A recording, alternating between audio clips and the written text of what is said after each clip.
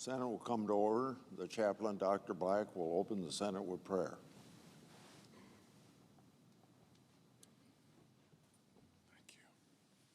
Thank you. Let us pray. God of mystery and clarity, open our eyes to see the unexpected ways you come to us. Lord, reveal to us your presence in the beauties of nature, in the promises of sacred scriptures, and in the challenges that deepen our dependence on you. Make clear your plans to our lawmakers and infuse them with confidence in your power. Inspire them to use their talents as instruments of liberation and healing. Lord, keep them purposeful and expectant, so they will experience a deeper friendship with you in the living of their days. We pray in your abiding name. Amen. Please join me in the recitation of the pledge. I pledge allegiance to the flag of the United States of America and to the republic thereof, one nation under God, indivisible, with liberty and justice for all.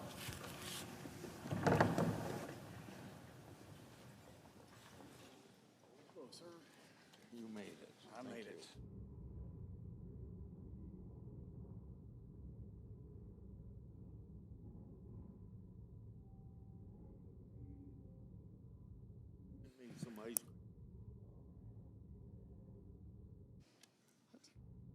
Under the previous order, the leadership time is reserved. Morning business is closed. Under the previous order, the Senate will proceed to executive session to resume consideration of the following nominations, which the clerk will report. Nomination, Office of the Director of National Intelligence, Tulsi Gabbard of Hawaii to be director. Mr. President, Senator from Iowa is recognized. for the third time, I come to the Senate floor to ask my Democrat colleagues if they'll respect the Democrats on the Senate Agriculture Committee. That committee voted unanimously to approve Mrs. Rollins to be Secretary of Agriculture, and there should be no reason to spend 30 hours of debate, and it would show disrespect for the Democrats on the Agriculture Committee not to approve her unless we did it by unanimous consent. On another point, the champions of the 59th Super Bowl will celebrate with a parade in Valentine's Day in Philadelphia. I can say with pride that the state of Iowa is celebrating this victory with Cooper DeJean, a hometown hero and former Iowa Hawkeye. On Super Bowl Sunday, he made history on his 22nd birthday in his rookie season with the Philadelphia Eagles. Cooper grew up in the Northeast Iowa farming northwest Iowa farming community of Odebolt, population 985. He was a four-star varsity athlete in high school, competing with the Odebolt Arthur Battle Creek Ida Grove Falcons. From Odebolt, he went to the University of Iowa, becoming a two-time All-American cornerback. Last year, Cooper was drafted by the Philadelphia Eagles.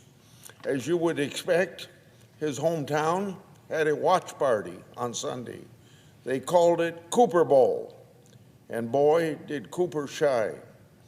He had a thrilling 38-yard pick six, the first player to intercept a pass or score a touchdown on his birthday. In New Orleans, you know what? Wearing his high school Letterman jacket.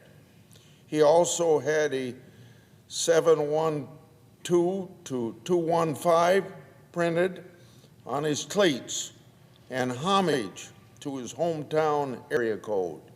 So, congratulations, Cooper. You're a role model for young athletes to dream big and put in the work.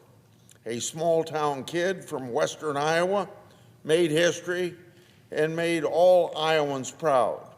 We look forward to watching you shine for many years to come. I yield the floor, suggest the absence of a quorum. The clerk will call the roll. Ms. Alsobrooks.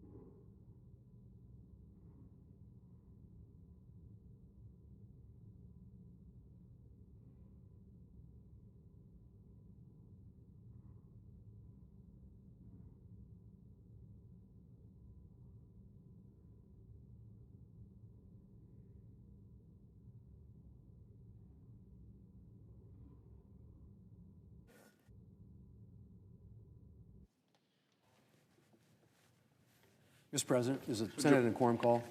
We are. I would ask unanimous consent the quorum call be lifted. Without objection. Mr. President, President Trump's border czar was at the Capitol yesterday to update Republican senators on the progress the administration's making on arresting and deporting criminals here illegally. And it's difficult to believe some of the individuals they've arrested were still in the country. Members of violent international gangs, individuals arrested for murder, for rape, for kidnapping, for drug trafficking, for sexual crimes involving children, and for human smuggling. Again, it is staggering to think that these criminals were out there on our nation's streets, and our communities will be safer places without these individuals. Mr. President, since day one of his administration, President Trump has been fulfilling his campaign promise to crack down on illegal immigration and secure our border. And it's good to see. Immigration is a key part of our country's story, and immigrants have made untold contributions to our country. But we need to ensure that immigration is done legally for both the safety of our country and to preserve respect for the rule of law. The chaos of the last 4 years was unsustainable, and it was dangerous. We had 10 million individuals flood across our southern border. We had millions of undocumented individuals take up residence in our country, more than the population of a number of U.S. states. Law enforcement officials were overwhelmed, and officers were pulled off of the essential work of guarding the border just to process the flood of migrants. Border cities and other cities across the United States struggled to deal with the influx. And all of this chaos was an invitation to terrorists, to smugglers, to drug cartels, and other dangerous individuals to enter our country. And so I am tremendously proud and grateful for the incredible amount of work the President has done so far to make it clear that illegal migration will no longer be tolerated. But, Mr. President, there's a lot more work to do. And some of that's going to require Congress's help. Mr. Holman, President Trump's border czar, made clear to senators yesterday that Border Patrol and Immigration and Customs Enforcement are going to need additional resources to continue the good work they've been doing to secure our border and to get criminals off of our streets. And we intend to deliver. Today, Senator Lindsey Graham, the chairman of the Senate Budget Committee, is kicking off a committee markup of a budget resolution that will lay the foundation for a transformational investment in border security and immigration enforcement and in our national defense. We will provide resources to increase the number of immigration and customs enforcement officers and Border Patrol agents, expand detention space, facilitate deportations of dangerous individuals, and obtain the barriers and technology that we need to secure the border. Mr. President, for too long, our country has tolerated rampant illegal immigration. That ends now. I'm grateful for everything the President is doing to protect our streets and uphold the law, and the Republican-led Congress will ensure that the administration has the resources needed to continue this important work. Mr. President, in a few minutes, we're going to be voting on a couple of nominees. The first one is Tulsi Gabbard to be the director of the DNI. The second one will be a cloture vote to proceed to the nomination of Bobby Kennedy to be the Secretary of Health and Human Services. Now, what I observe that's interesting about both of these nominees is that both are former Democrats. In fact, a year ago, they were Democrats. I would argue they've seen the light, they've become Republicans, and now they've been nominated by President Trump to fill important posts within his administration. But I make that observation only because there's a lot of talk these days about loyalty oaths and allegiance and saliva purity tests for people to be considered, good enough to be in the so-called MAGA movement, in other words, the Republican Party. And yet, when it comes to Democrats, a very different standard seems to be being applied here. Because both of these people were former Democrats. In fact, frankly, they probably agree with the Democrat Party here in the Senate on a lot of the positions that they hold.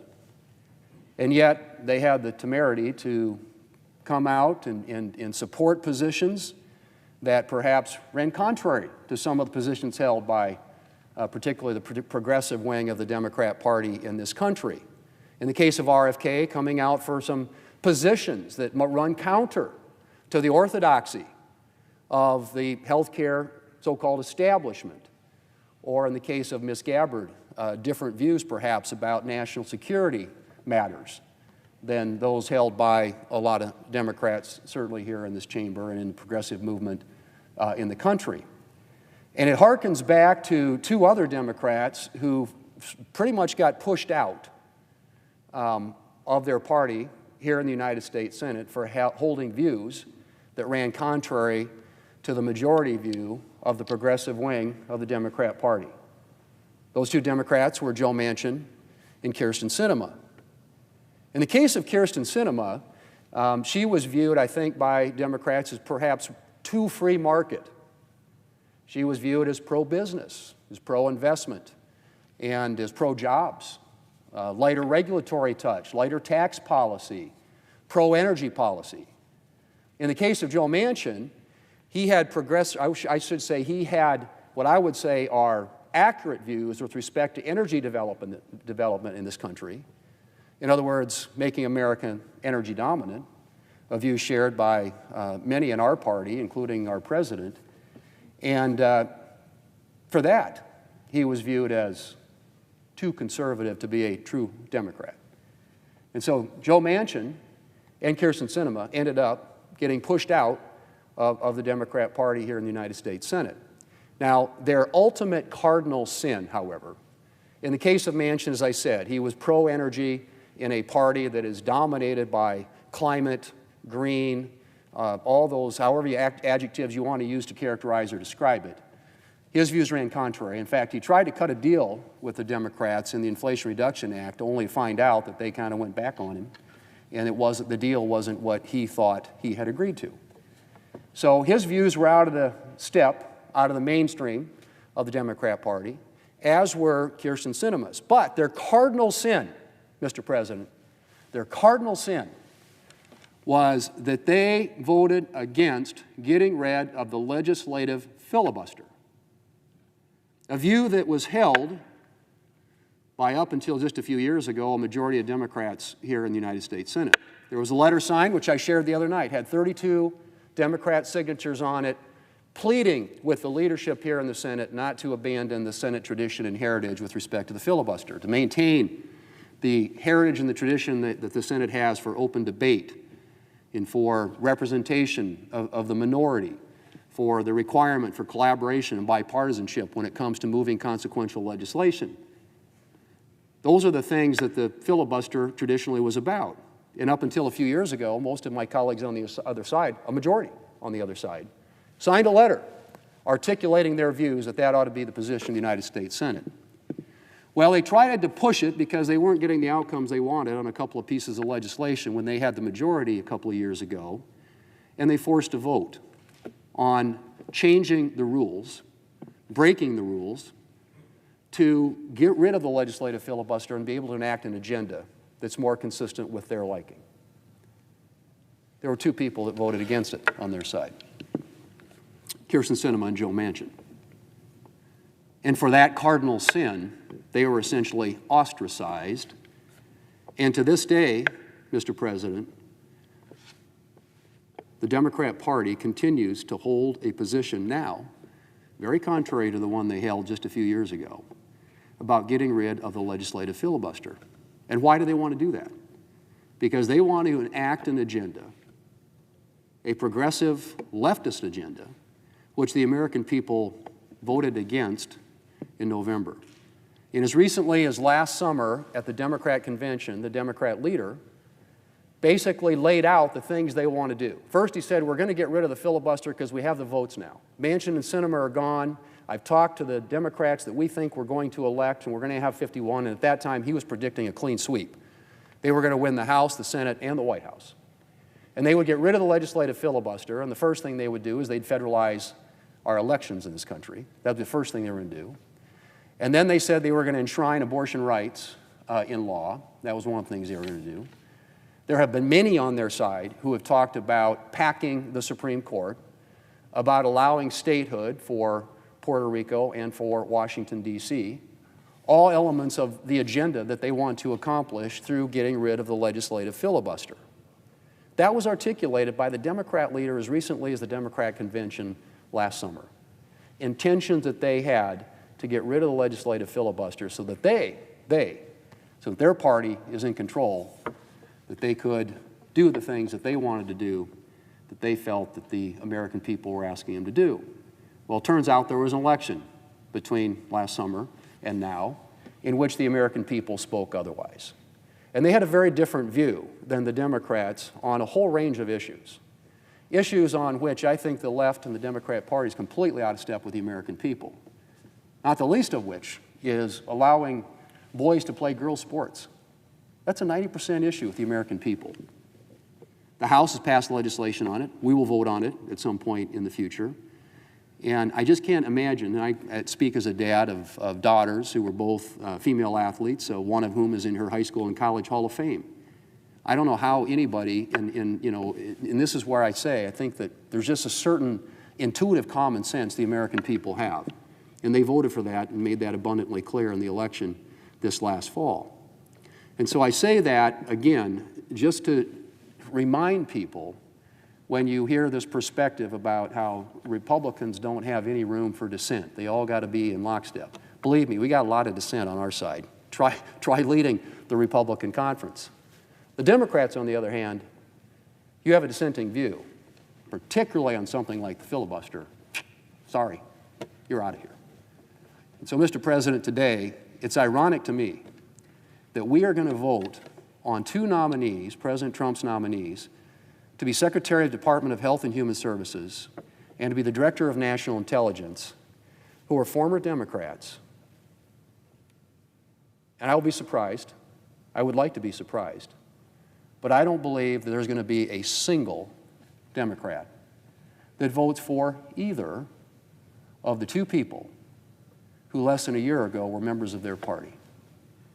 In some cases, members of their party that goes back decades. The Kennedy family,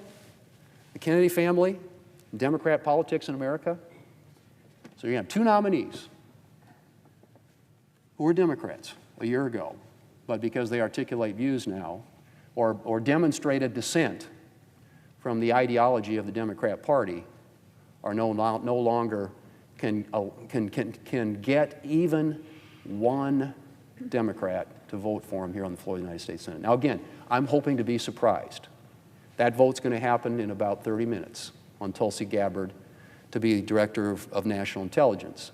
And then shortly after that, we'll have a cloture vote on Robert F. Kennedy to be Secretary of the Department of Health and Human Services. In each of those cases, you got Democrats in good standing, as recently as a year ago, who have been pushed out, come now, they're nominees by President Trump for positions within his administration, and you're not going to see a single Democrat vote for them. But we will confirm them, and we'll get these people into these positions as soon as possible. And answer, I think, the mandate that was given by the American people in November, and that is they want a different track in this country, a different direction. They have a different set of priorities than is being articulated here on the United States Senate. Mr. President, we also had just recently a vote on Laken Riley, and that was probably the most glaring example, again, of Democrats' willingness to filibuster, something they wanted to get rid of 2 years ago. They want to get rid of the legislative filibuster. We get the majority. First time we put a bill on the floor, what do? They filibuster it. And so here we are, slowing down these noms, full 30 hours on Tulsi Gabbard. I assume they'll do the same thing on RFK. But these are people that are going to be confirmed and going to begin working in this administration to implement the agenda that the President of the United States has articulated and the one that he carried to the voters in this last election, in an election in which the voters gave him a decisive majority at the polls. And so, Mr. President, I hope, again, that I'm wrong. I hope that we have a bipartisan vote today on either or both of these nominees. But I will tell you that based on my assessment of where the party is, the Democrat Party in this country, it will come as a great surprise to me if that's the case. Mr. President, I yield the floor.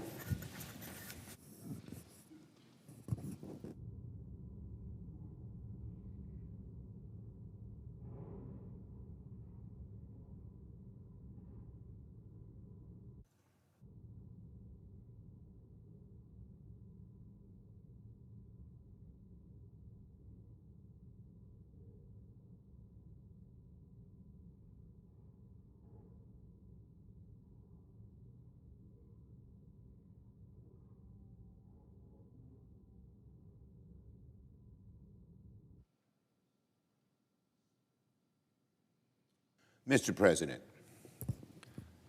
Democrat leader. Mr. President, let me begin with a quote from President Trump during his campaign for the presidency. He said, "When I win, I will immediately bring prices down starting on day one." Well, today is day 23, and prices are up 3%. Let me reiterate. Donald Trump said during his campaign prices would come down starting on day one. It's day 23, and prices are up 3%. Donald Trump is already breaking his promise to the American people. Inflation is the #1 concern of most Americans. And Donald Trump said he'd fight inflation, but he hasn't. Groceries are up 0.5%. Chicken, pork, steak are all more expensive. Egg prices are up 15% from last month. Gas prices are up 2% from last month. The price of used cars are up. The price of heating your home is up. Housing costs are through the roof, even though Republicans are racing to privatize Fannie and Freddie. Well, welcome to the age of Trumpflation. Donald Trump is breaking his promise to lower costs. This was the #1 issue in the campaign to most people. And Donald Trump said, starting on day one, prices are going to start coming down. Well, they're up 3%. It's day 20. Welcome again to the age of Trumpflation. Donald Trump knows that he doesn't have real solutions to bringing costs down despite his campaign promises. So what is he doing? He's distracting and diverting the American people, or trying to, with issues that have nothing to do with bringing prices down. He's distracting and diverting with issues like changing the name of the Gulf of Mexico, talking about changing the chairman of the board of the Kennedy Center, talking about building hotels in Gaza, talking about the Panama Canal, talking about annexing Canada. These are not the things Americans signed up for. No way. If there's one mandate Donald Trump had, it was to fight inflation on day one, like he promised to do. But he's not doing that. He's focused on everything else except what Americans want most. Meanwhile, Americans woke up this morning to bad news for their bank accounts. They woke up to a grim reality that Donald Trump is not going to keep his promise to lower costs. They woke up. Americans woke up to an era of Trumpflation, and unfortunately, this is only the beginning. On DOGE. We all agree, I've said it many times, that cutting waste in government and increasing efficiency is a good thing. But what DOGE is doing is something else entirely. DOGE is taking a meat axe and attacking vital programs indiscriminately. Of the programs that he cuts, some may be wasteful. Many clearly are not. Cut now, says DOGE, ask questions later. Meanwhile, of course, Trumpflation continues to get worse. If Donald Trump and DOGE want to focus on efficiency, they should do it as the Constitution maintains and the founders wisely prescribed, through Congress. The founders knew we needed debate. We needed sunlight. We needed transparency so we can see what programs can be improved or changed and what should be maintained. Instead, DOGE is taking a meat axe and cutting vital programs that virtually no one outside of DOGE would call wasteful. Cut now, ask questions later. I was in Albany and Syracuse on Monday visiting community health centers.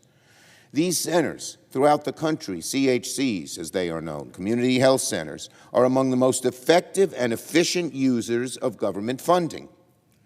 And they rely on federal dollars to provide high-quality, affordable health care for working people, far cheaper than when people would show up at a hospital. They're particularly important in rural areas where people have no options. But many of these community health centers have had their funding cut temporarily, and too many are still unable to access funding. Some have even had to close. That means many working people suddenly have no option for high-quality, affordable health care near them. Is this DOGE's idea of cutting wasteful spending, taking among the most effective, efficient parts of the health care system that deliver costs to people that deliver health care to people who need help with lower cost, cut it without asking a question, without examining what community health centers do? Meat axe. Meat axe, that's what they're doing. Or let's look at programs like PEPFAR in the AID program. Again, they want to cut the whole AID. But what about PEPFAR? Do people at DOGE even realize what PEPFAR does? It helps combat things like AIDS. It has saved 25 million lives. Other programs stop things like Ebola in Central Africa. If Ebola is left unchecked, it could one day spread to America, from Uganda to around the world today. There are flights from Kampala all over the world. So even if you oppose foreign aid on a policy ground, most people believe that PEPFAR and the programs fighting Ebola in Central Africa are effective and cost-effective and make us more secure. God forbid Ebola would spread to the United States. You want to see what government waste looks like? It doesn't look like those two programs. Thanks to DOGE, here's what government waste looks like that DOGE has created. Thanks to DOGE, $500 million in food assistance through USAID is sitting in ports and ships and warehouses unable to move. And so the bottom line is simple. If you want to make cuts, you have sunlight, transparency, debate in Congress, not lawlessness, not breaking the law because you feel, well, you know more than anybody else. Not by implementing cuts and asking questions later. It's a formula for disaster when you do things like that. These policies will hurt children, they'll hurt seniors, they'll hurt veterans, and so many other of our friends and neighbors. On reconciliation. Today, Senate Republicans' scheme to pass tax cuts for the ultra-rich takes the next important step. Later today, Chairman Graham of the Budget Committee will hold a markup of the Republicans' first reconciliation bill. Republicans claim that their bill will be fully paid for, but that means Republicans are laying the groundwork to gut things like nutrition assistance, funding for nursing homes, student debt support, and to kill clean energy jobs that employ Americans in red and blue states alike. There's been so much focus on how Republicans are going to pass their signature bills. Should it be one bill? Should it be two bills? At the end of the day, talking about process is a sideshow. This one bills, two bills, or 100 bills is meaningless. What they're trying to do is give tax cuts to the very wealthy, further tax cuts to the very wealthy, who are doing just fine. And they're hurting average Americans by cutting programs, again, meat axe, slashing across the board to do it. They could carve up their bill, they could carve up one bill, two bills, five bills, as I said, it doesn't matter. They could carve it up in their agenda however they want. They could change the order of policies they tackle first. but the end game does not change. This is all about clearing the path to cutting taxes for billionaires and making the American people foot the bill. The whole thing, the whole big enterprise is aimed with one goal in mind: tax cuts for the wealthiest Americans, large tax cuts for the wealthiest Americans, who, as I said, they're doing fine. Not as fine as the average American who just saw their inflation go up 3%. Plain and simple, again, what is their plan? Funnel more wealth to the ultra-wealthy while slashing everything else to the bone. Gutting Medicare and Medicaid, yanking school lunches from kids, blocking prescription drug reforms which make drugs cheaper for the average American, cutting funding for cancer research, one of the most popular things we do, cutting research for semiconductor manufacturing, letting China get ahead of us. No matter how they dress it up, no matter what spin they can put on it, Republicans' agenda boils down to this: tax cuts for the wealthy, deep, painful cuts for everybody else. And finally, on the nomination we're about to vote on in a little while, the Gabbard nomination. Every single Democrat, I am proud to say, will oppose the nomination of Tulsi Gabbard, because we simply cannot, in good conscience, trust our most classified secrets to someone who echoes Russian propaganda and falls for conspiracy theories.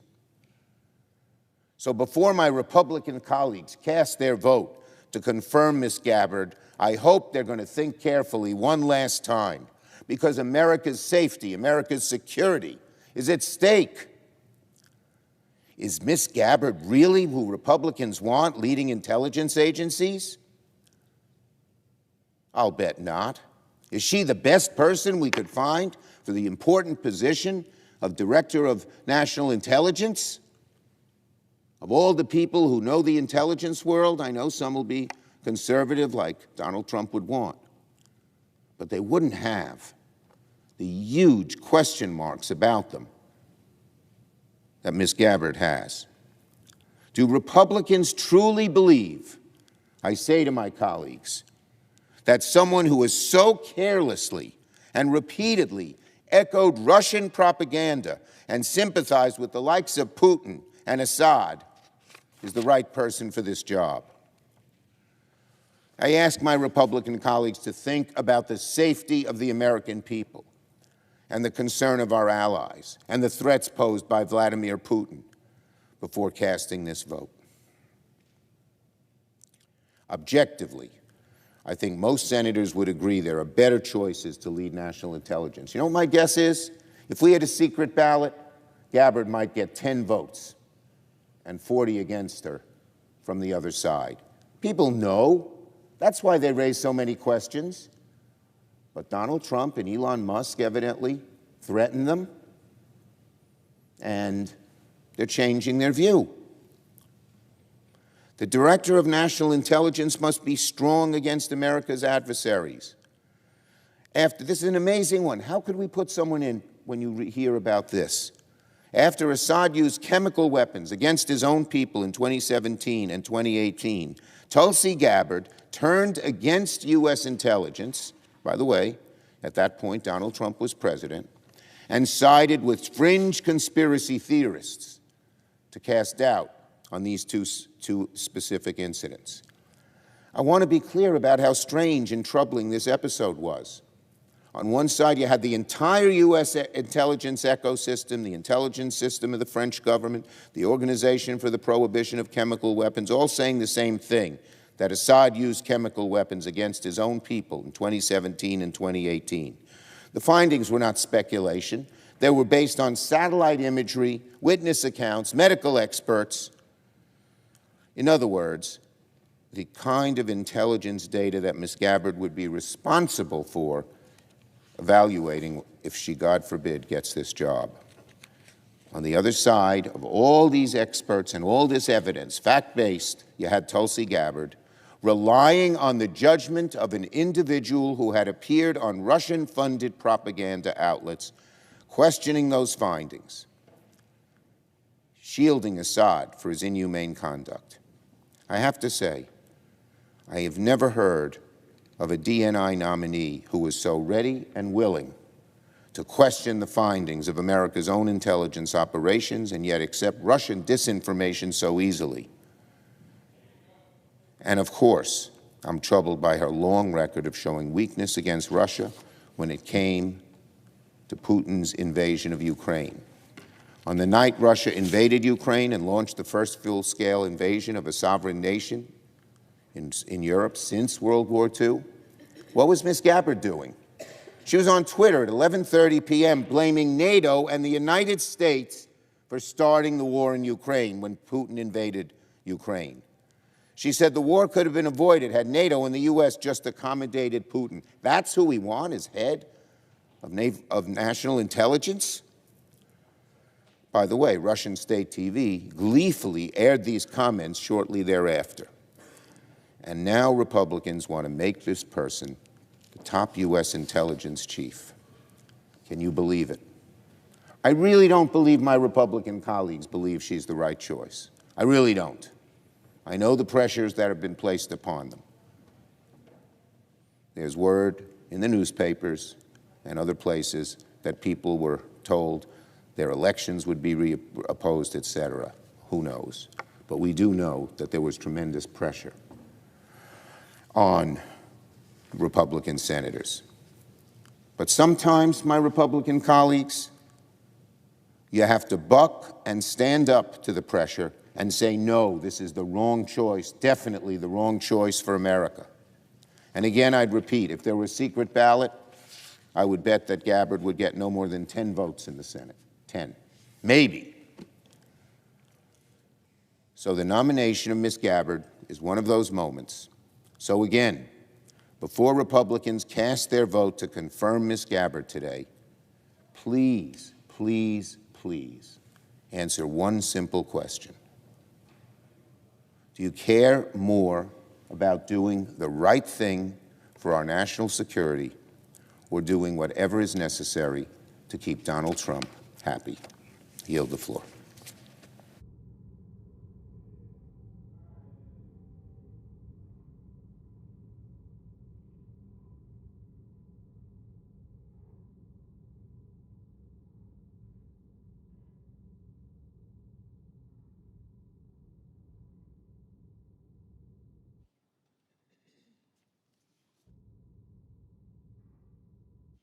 President. Majority Whip. Thank you, Mr. President. Mr. President, I just heard the minority leader, the senior senator from New York, Senator Schumer, on this floor talking about today's consumer price index data. And stunningly, he points to President Trump as the reason for it. Now, let me just correct the record, Mr. President. The price data that Senator Schumer is complaining about is from the final days of the Joe Biden administration. Those are the numbers that are out today. The final days of the Biden administration. And certainly everyone in Wyoming and everyone in your home state in Oklahoma knows that under the Biden administration, the Democrats, prices of goods and groceries, gasoline, the things that we need in our everyday life, prices rose more than 20% under Joe Biden. High prices are Joe Biden's parting gift and his lasting legacy. They were the party of open borders and high prices. That's why they lost the election. So here we have the Senate minority leader, now in the minority, used to be in the majority. The reason he's in the minority is because of the high prices brought on the people of this country as a result of that administration, and the numbers out today are reflective of the final days of that administration. Painfully high prices. They came from Democrats' reckless overspending and their policies. And we're from energy states that was anti-American energy policies. Those are the things that Senate Democrats voted for repeatedly and stood behind and supported. Republicans are focused on making life more affordable for families all across this country, hardworking families. And we have a plan to unleash American energy. And that way, we can keep lowering prices for American families. I just can never forget when Joe Biden said he wanted to prioritize climate over energy that was available, affordable, and reliable. It was a disaster for the country and resulted in defeat of the Democrats. Today, Mr. President, I come to the floor also to talk about confirmation votes. And the Senate will soon vote on the confirmation of Robert F. Kennedy, Jr. to be the Secretary of the Department of Health and Human Services. America needs to be healthy. I'm a doctor, worked with patients for over 20 years, as a surgeon in Wyoming. The problem is our nation faces a chronic disease epidemic. Chronic diseases, including diabetes, cancer, obesity, heart disease, high blood pressure, chronic diseases. They are so widespread that managing them accounts for almost 90% of the federal health care spending in this country. And we spend a lot of our gross national product on health care.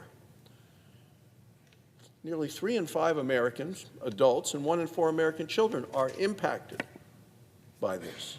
Our health care system tries to address the problem, but yet by incentivizing procedures over prevention and paying for that, well, it often fails to address what we need to do effectively as well as economically.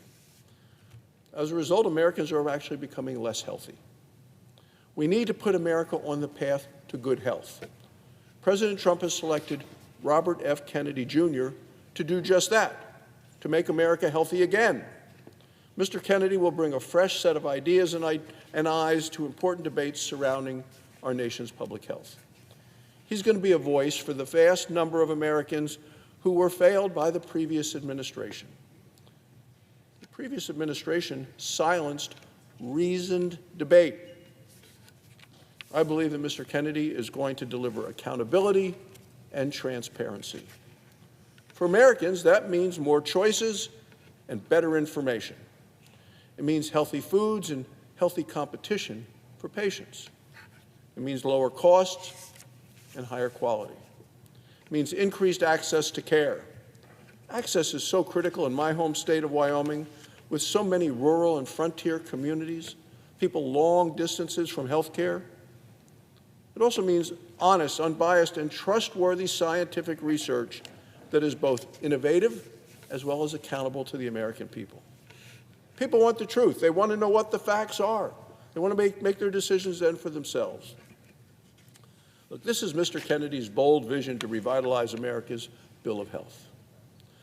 He's very clear about his mission, has been throughout. His mission, as he told the Finance Committee, is to end the chronic disease epidemic and make America healthy again. Apparently, that's not enough for the Senate Democrats. Senator Catherine Cortez Masto of Nevada, she was actually dismissive of him at the Senate Finance Committee. I heard her say to Mr. Kennedy, "So that's the only reason why you're at HHS, to address this one issue?"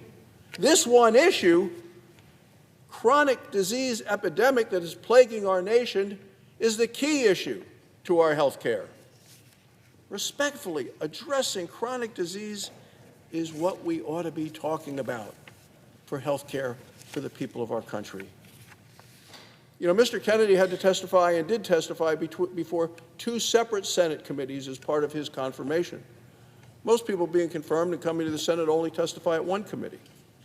He responded to rigorous questions from both Republicans and Democrats, and he answered those questions with candor and with clarity. He told the Senate Help Committee that his leadership approach was collaborative. He pledged to empower the scientists to do their jobs, not to impose, as he said, preordained opinions on anybody at HHS. He was also clear that he supports vaccines. He told the Finance Committee, "I support the measles vaccine. I support the polio vaccine. I will do nothing as HHS Secretary," he said, "that makes it difficult or discourages people from taking those vaccines." The Senate has every reason to take him at his word. Mr. Kennedy is a bold choice. He is pro-health, pro-vaccine, and pro-transparency. He's the right choice to make America healthy again. I look forward to voting to confirm him. Thank you, Mr. President. I yield the floor.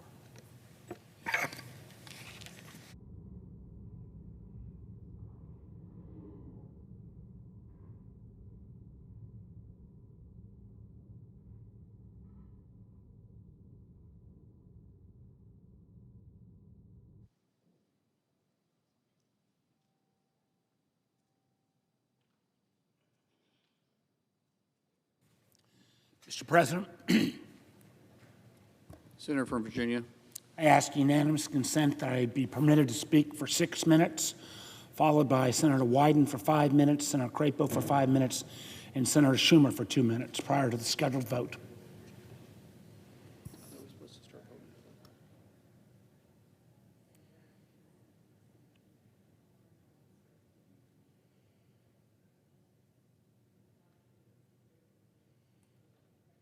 Without objection. Thank you. Mr. President, I rise once more to oppose the nomination of Tulsi Gabbard to be the Director of National Intelligence. As I've said repeatedly, I have great respect for Ms. Gabbard's over 20 years of service to our nation, both in and out of uniform. I am, however, profoundly worried that she lacks the qualifications or judgments to be DNI. The job of the Director of National Intelligence is not a duty to be taken lightly. The incumbent serves as the principal intelligence advisor to the President and also bears the weight of responsibility to prevent another 9/11. The DNI must also represent the tens of thousands of intelligence professionals who around the world often toil in anonymity. They serve as America's first line of defense against terrorists, transnational criminals, and adversarial nations who wish to do us harm. And she must also represent America to our allies as a trustworthy partner. Unfortunately, through her own words and actions, Ms. Gabbard has demonstrated she is not up to the task. She took the word of Syrian dictator Bashar al-Assad against the assessments of our own Department of Defense, State Department, and intelligence community when she claimed that, and when she denied that Assad used chemical weapons against his own people.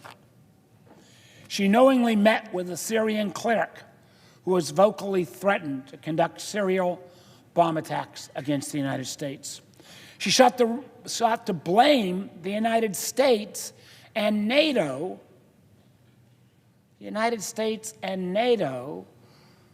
for Putin's illegal invasion of Ukraine.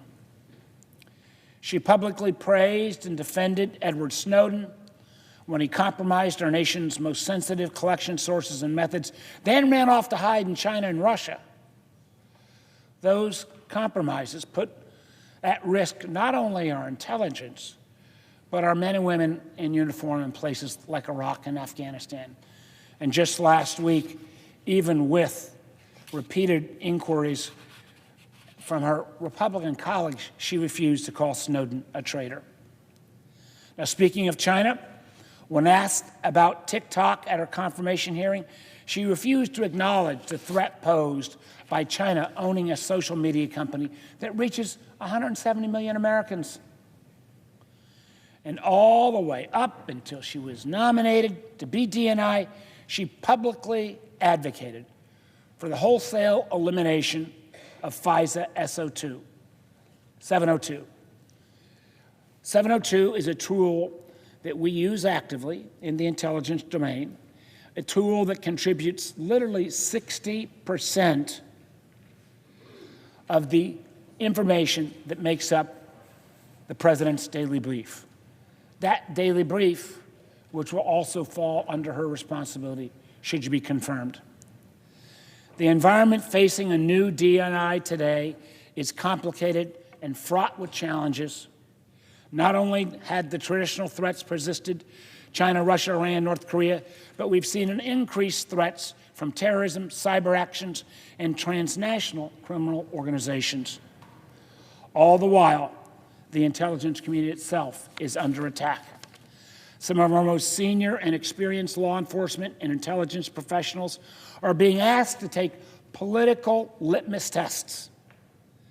And those who are seen as insignificantly loyal are being fired or forced to resign.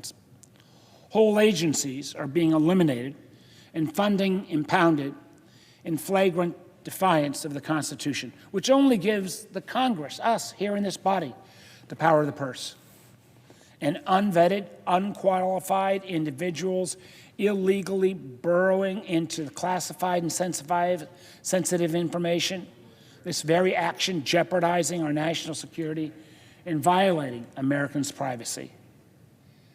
These Doge Bros seem to have no restriction on them at all, and I've seen no evidence that Ms. Gabbard is prepared to deal with this onslaught.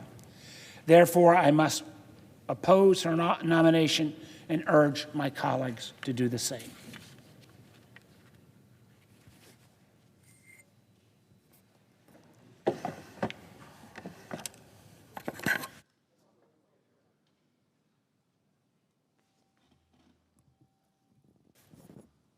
Mr. President. Senator from Idaho. Thank you, Mr. President.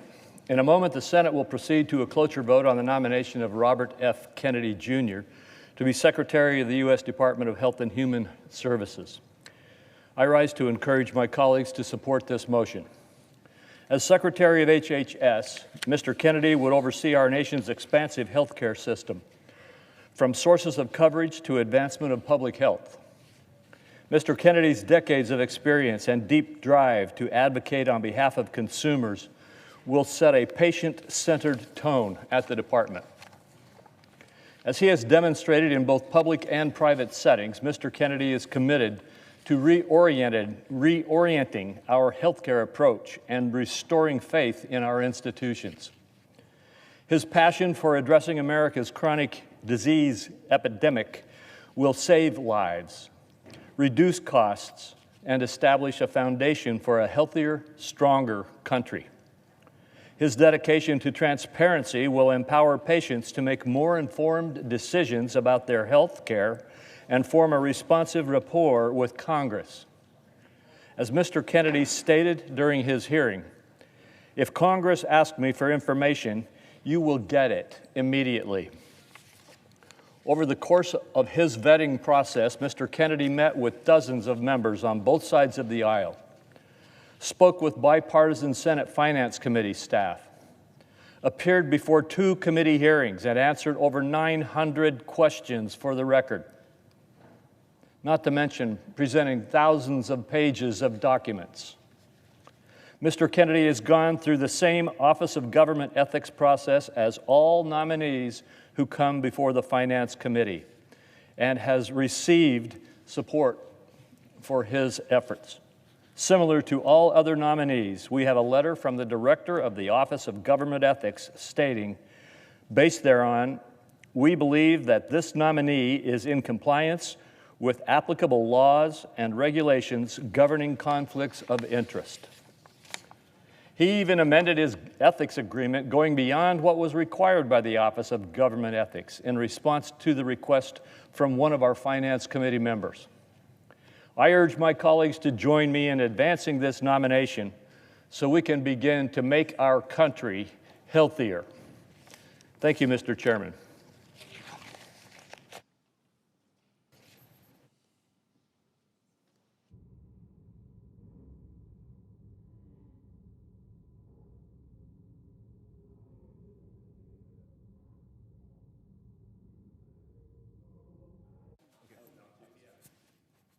Should I do it or not?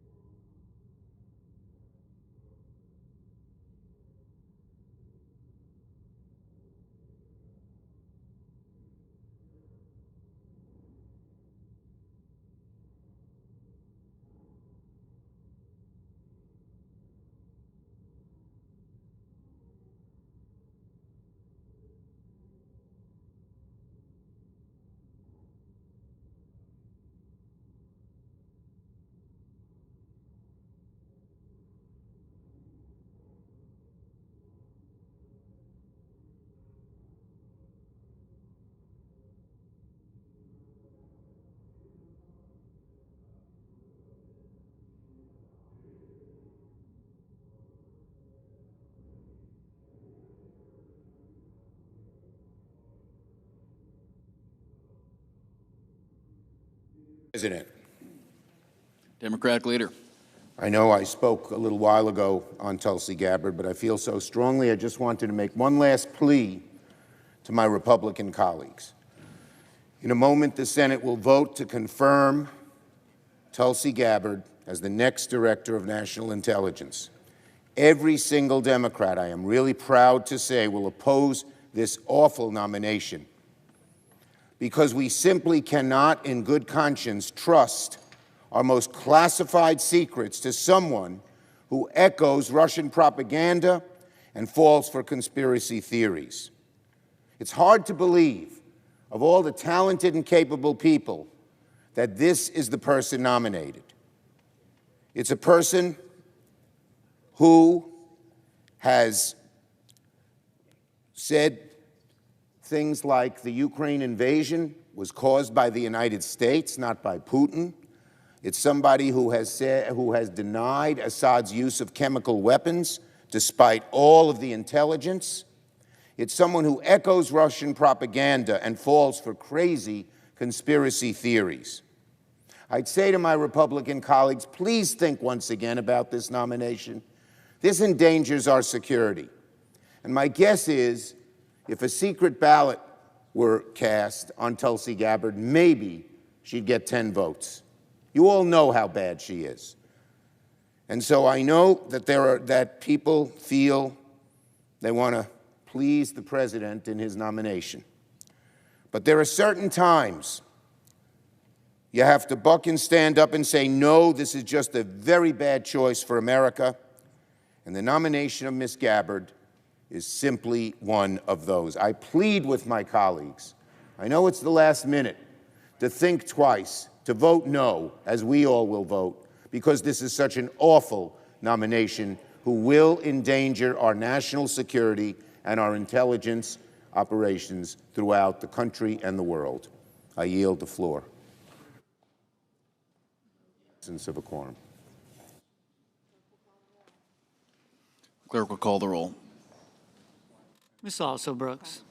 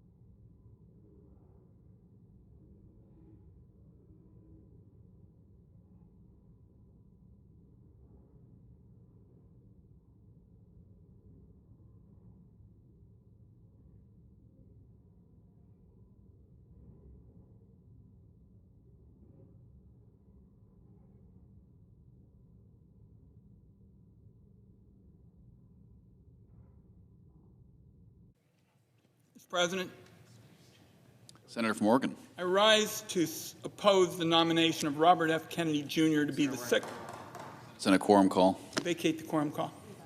Without objection. Mr. President, I rise today to oppose the nomination of Robert F. Kennedy, Jr. to be the Secretary of the Department of Health and Human Services. And let me put it very bluntly to my colleagues. A vote for Robert Kennedy for this position is a vote for a sicker America. And there's irony in that judgment, considering Mr. Kennedy is the figurehead of a mass movement known as Make America Healthy Again. But on issue after issue, Mr. Kennedy refused to stand up for policies that will keep Americans healthy and out of the hospital. From vaccines to affordable health insurance to lower drug prices to women's reproductive health care, Mr. Kennedy, through several hearings, ducked and dodged and weaved instead of answering the basic questions that came from senators of both parties.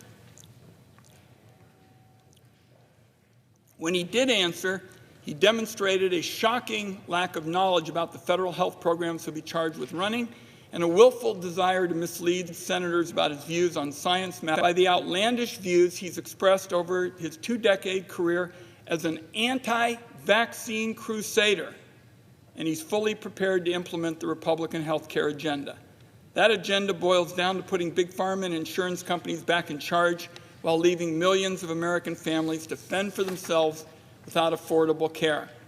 And I want to be clear about this. Going back to my days as director of the Gray Panthers, which is what I did before I went into public service, I can just tell you, Mr. President, this is the least qualified nominee to ever be nominated for a position of this importance. So for the next day and night, Senate Democrats are going to be out on this floor telling the American people why. Our colleagues on the other side of the aisle still have an opportunity to turn away from a dangerous path. If they do not, my view is their legacy will be tarnished by setbacks in science that will echo in America for decades. As I mentioned, I spent countless hours as a young man working with seniors to navigate the newly created Medicare program and help them avoid predatory insurance company tactics that remain all too common today. To me and many other Americans, healthcare colleagues is the most important issue, because if you and your loved ones don't have their health, everything else goes by the board. And the reality is, we need to make sure that Americans have the best and most affordable health care possible, rather than having a handful of health care companies being gobbled up in the entire market for health insurance, pharmaceuticals, hospitals, and even doctors. The results have been great for shareholder profits and disastrous for Americans. It seems to have become an Olympic sport in much of America. The system delays and denies care and rakes in profits while patients are left wondering how they're going to get the care they need. So the question before the Senate now is whether we want America's chief health officer to be somebody who's going to take on those corporate interests, somebody who's going to fight tooth and nail to lower costs and improve care, somebody who's going to work to protect and improve the federal health care programs that tens of millions of Americans rely on them, and not gut.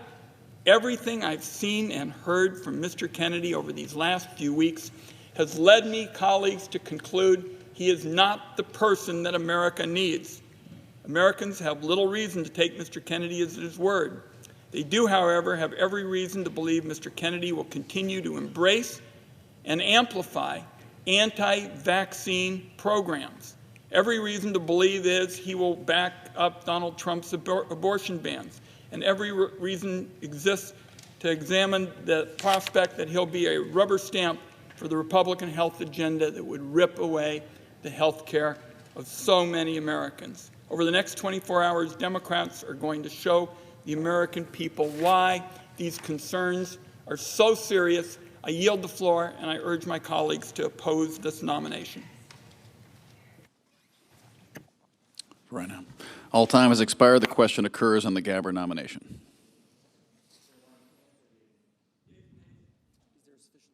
Is there a sufficient second? There appears to be. Clerk will call the roll. Ms. Also Brooks, Ms. Baldwin, Mr. Banks, Mr. Barrasso.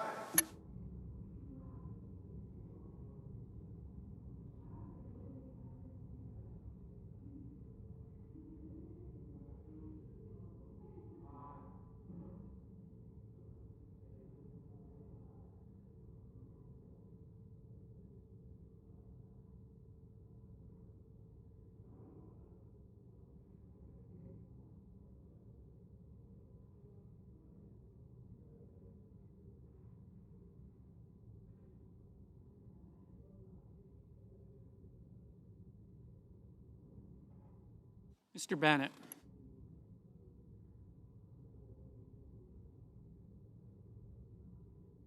Mrs. Blackburn.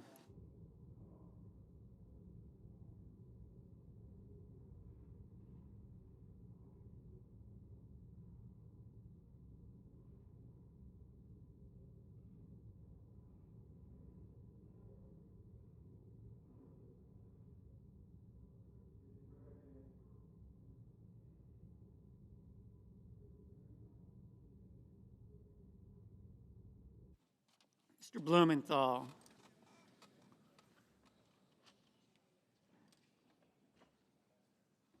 Ms. Blunt Rochester, Mr. Booker, Mr. Bozeman,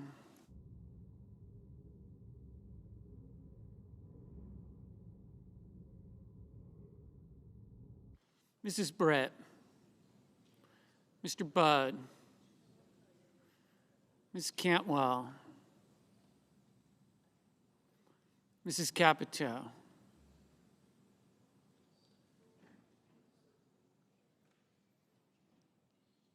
Mr. Cassidy, Ms. Collins,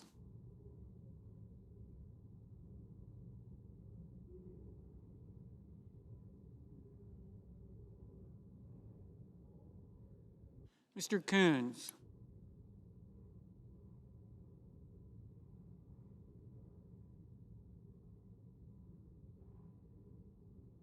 Mr. Cornyn,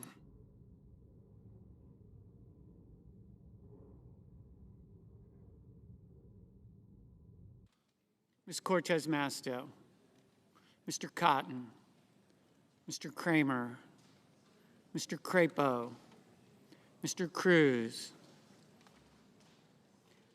Mr. Curtis, Mr. Daines, Ms. Duckworth, Mr. Durbin, Ms. Ernst, Mr. Fetterman, Mrs. Fisher, Mr. Gallego, Mrs. Gillibrand, Mr. Graham, Mr. Grassley, Mr. Haggerty, Ms. Hassan, Mr. Hawley, Mr. Heinrich, Mr. Hickenlooper, Ms. Hirono, Mr. Hoven, Mr. Husted, Mrs. Hyde-Smith, Mr. Johnson, Mr. Justice,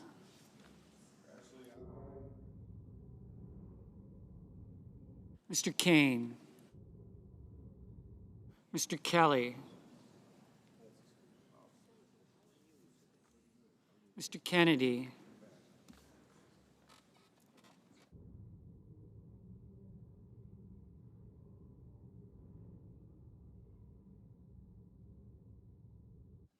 Mr. Kim, Mr. King, Ms. Klobuchar, Mr. Langford, Mr. Lee, Mr. Lujan,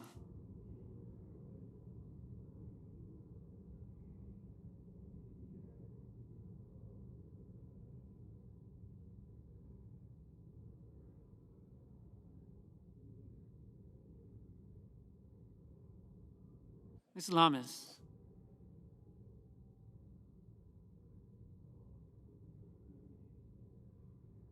Mr. Markey, Mr. Marshall, Mr. McConnell, Mr. McCormick, Mr. Merkley,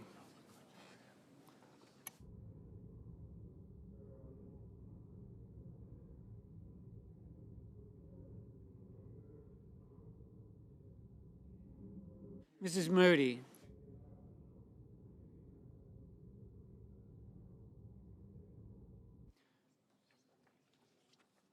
Mr. Moran,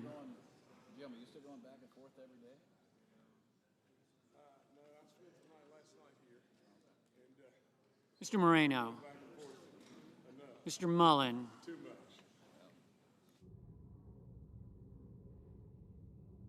Ms. Markowski, Mr. Murphy, Mrs. Murray, Mr. Ossoff, Mr. Padilla, Mr. Paul, Mr. Peters, Mr. Reed,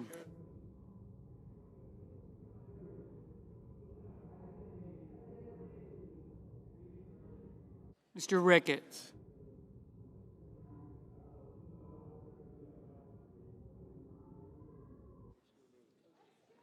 Mr. Risch. Ms. Rosen. Mr. Rounds. Mr. Sanders.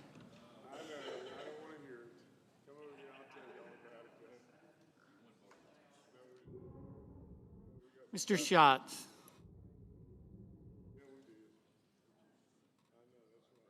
Mr. Schiff. Mr. Schmidt. Mr. Schumer. Mr. Scott of Florida. Mr. Scott of South Carolina. Mrs. Shaheen.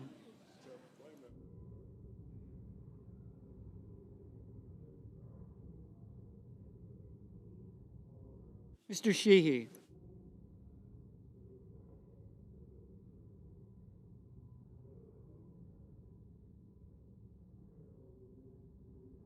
Ms. Slotkin. Ms. Smith.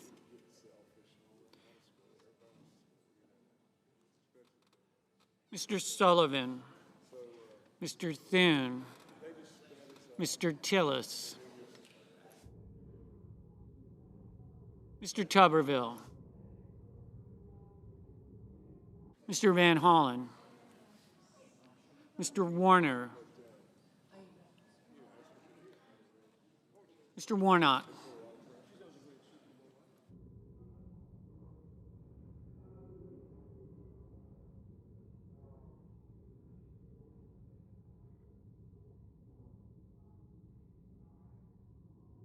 Ms. Warren. Mr. Welch. Mr. Whitehouse. Mr. Wicker. Mr. Wyden. Mr. Young.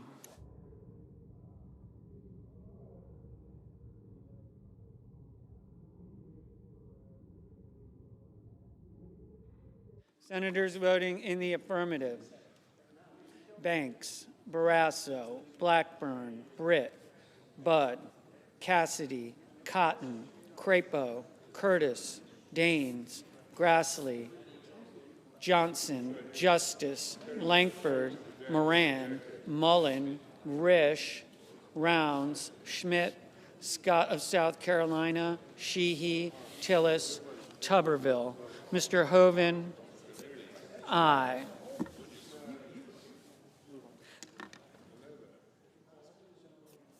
Senators voting in the negative: Also Brooks, Coons, Hassan, Heinrich, Kim, Klobuchar, Lujan, Murray, Peters, Schumer, Shaheen, Van Hollen, Wyden. Mr. McCormick, aye. Mr. Ricketts, aye. Mrs. Hyde-Smith, aye. Mrs. Fisher, aye.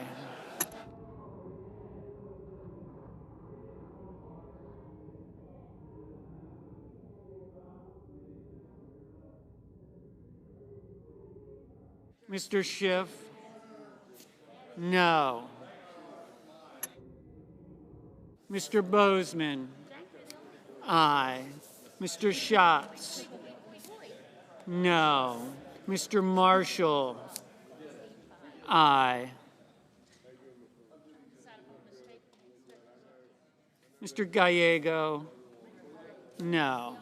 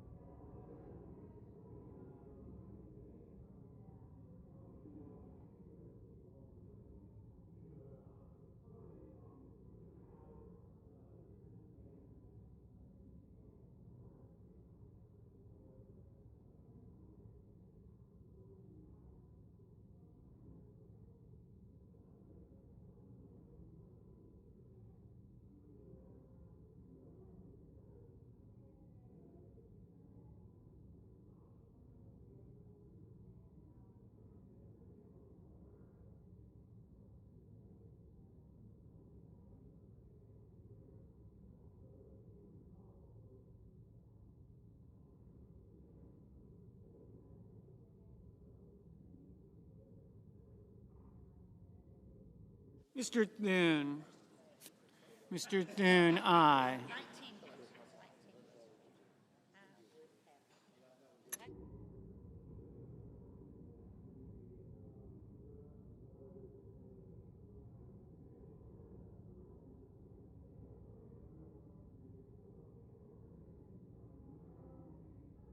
Ms. Duckworth. Ms. Duckworth, no. Ms. Ernst. Ms. Ernst, aye. Ms. Collins. Ms. Collins, aye.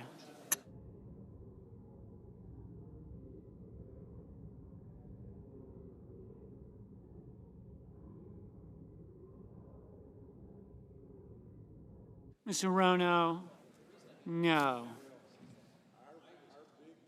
Mr. Merkley, no. Ms. Cortez Masto, no.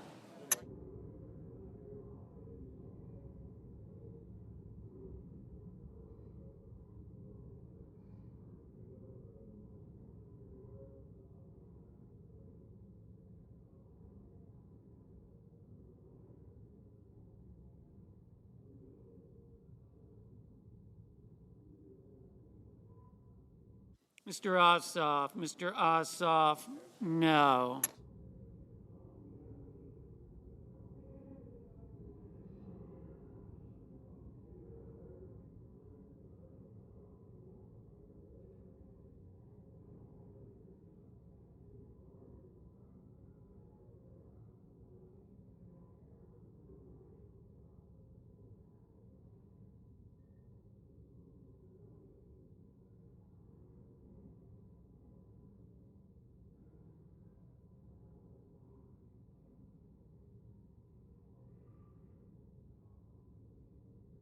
Mr. Welch. Mr. Welch, no.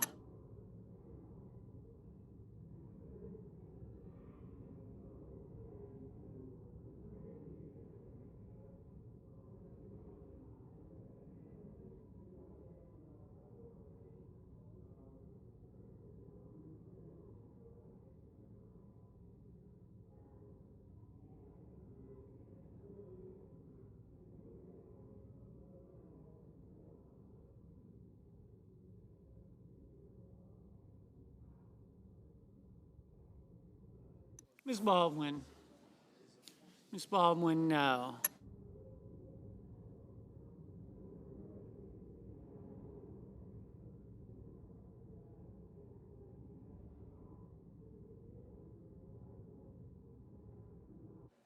Ms. Cantwell. Ms. Cantwell, no.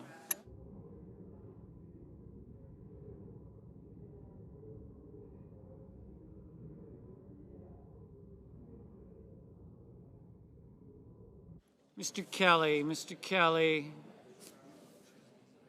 no.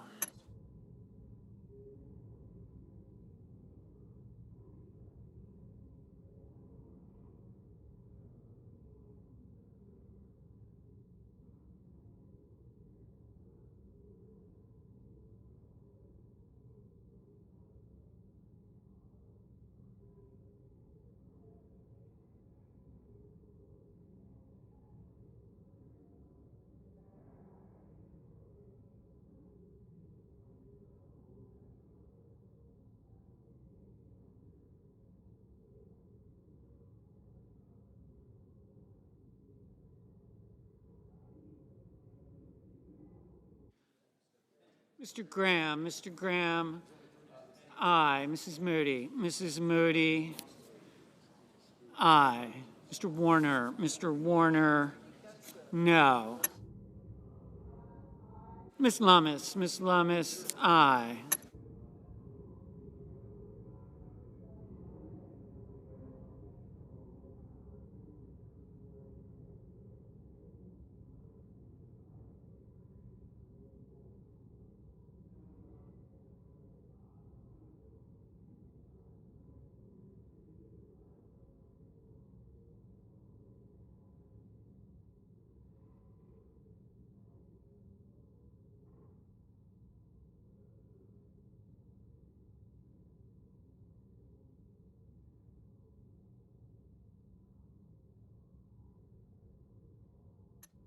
Ms. Blunt Rochester. Ms. Blunt Rochester, no. Mr. Husted. Mr. Husted, aye.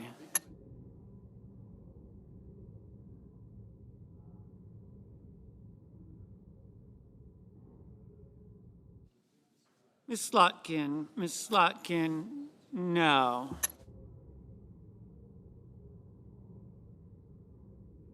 Mrs. Capito. Mrs. Capito, aye.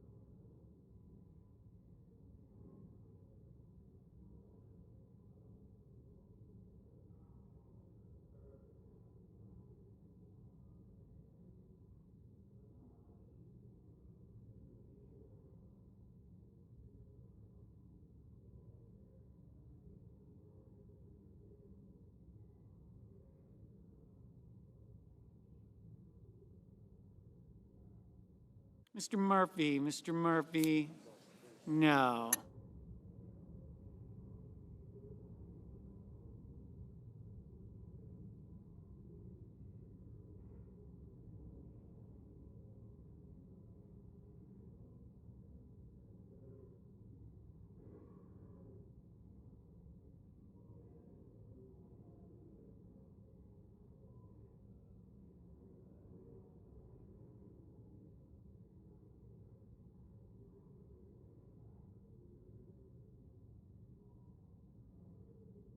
Mr. Blumenthal.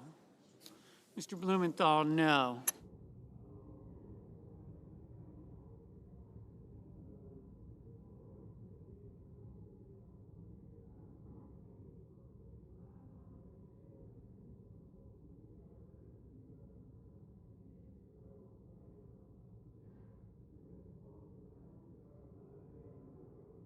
Mr. Scott of Florida, aye. Mr. Sullivan, aye. Mr. Hickenlooper, no.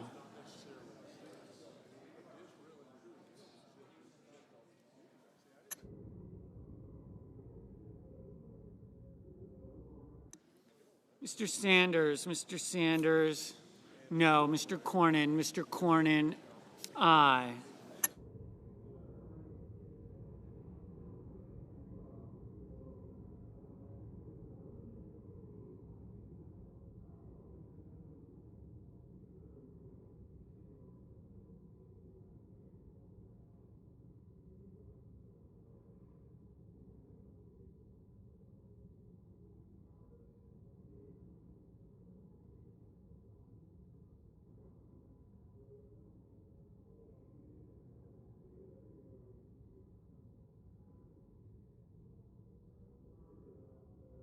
Mr. King,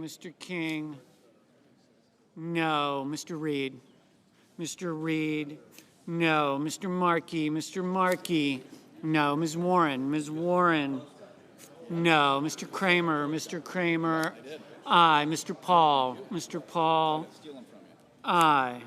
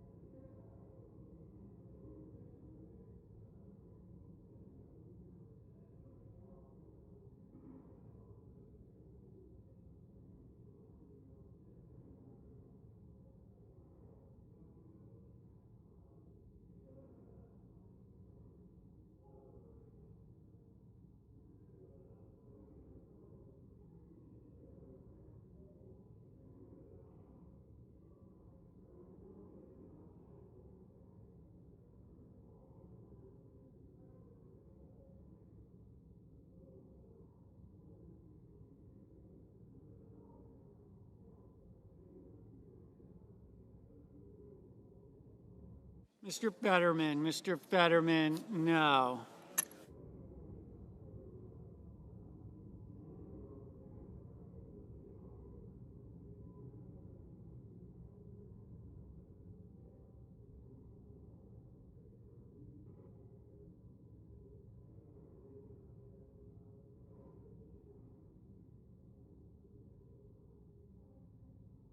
Mr. Wicker, aye.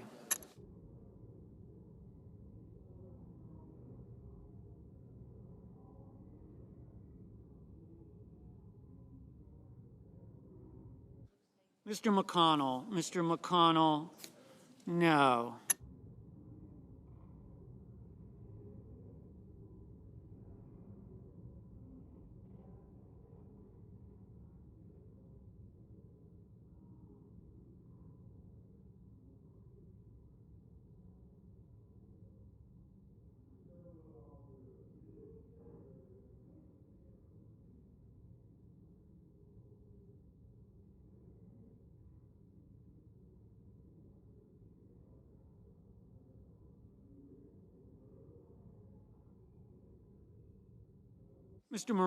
Mr. Moreno, aye.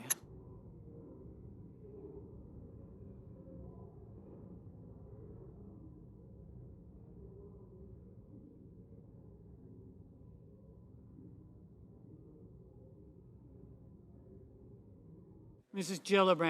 Gillibrand, no.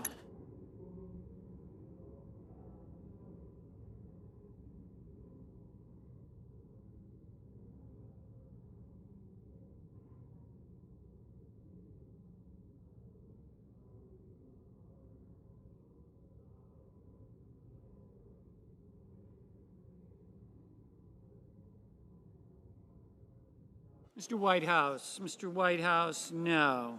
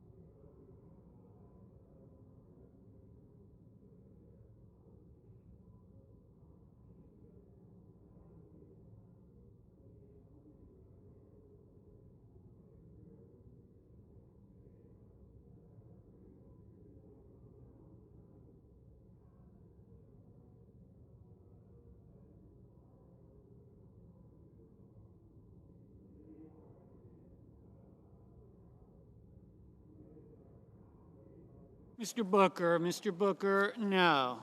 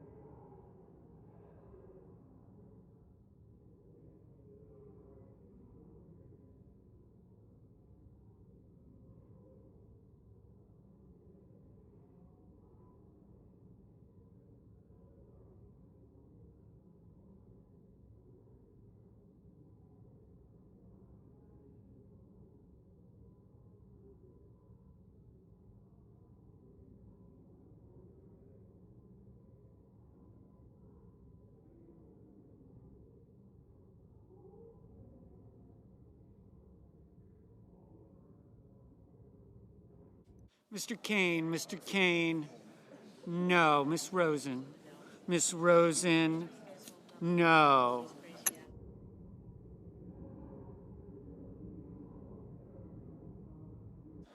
Mr. Durbin, no. Mr. Warnock, no.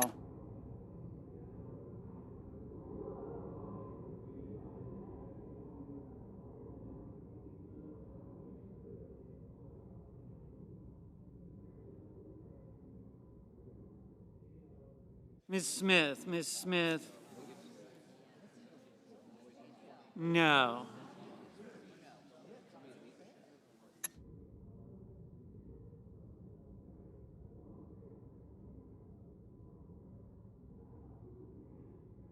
Mr. Kennedy, aye.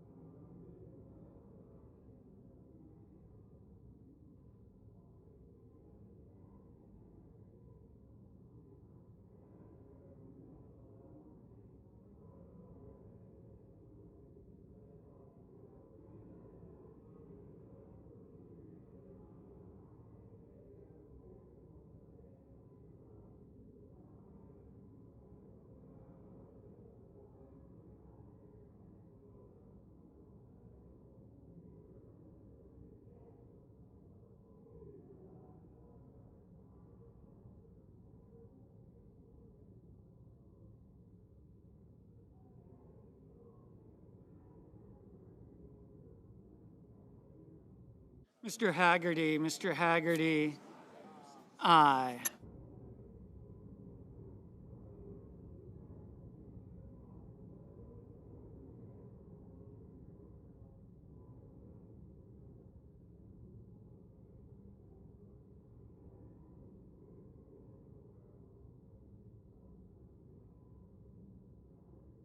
Mr. Lee, aye.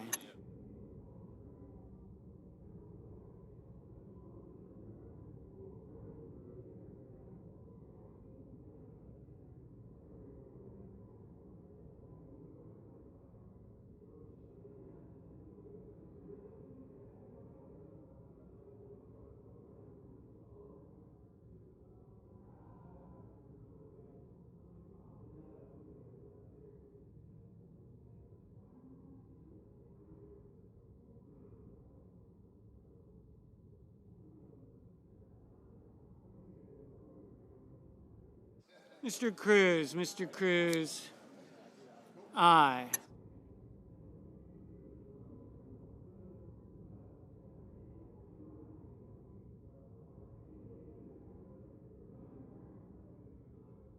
Mr. Padilla, no.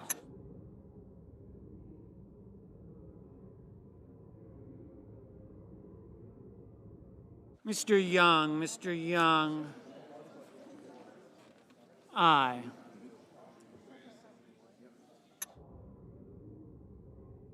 Ms. Markowski, Aye.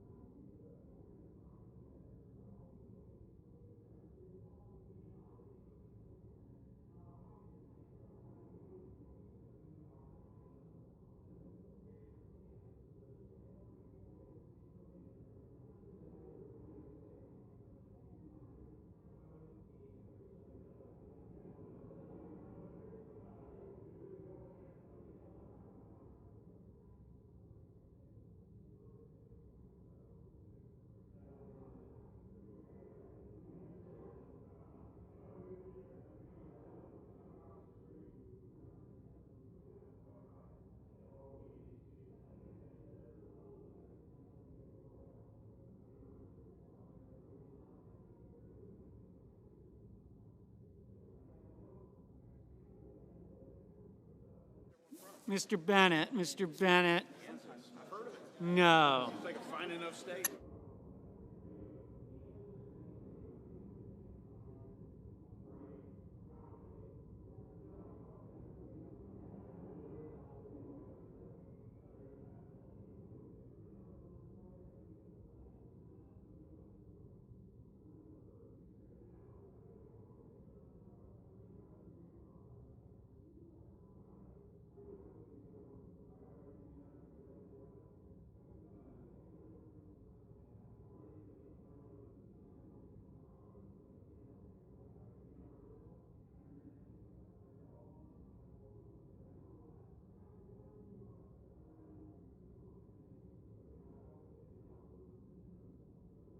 Mr. Hawley, Mr. Hawley.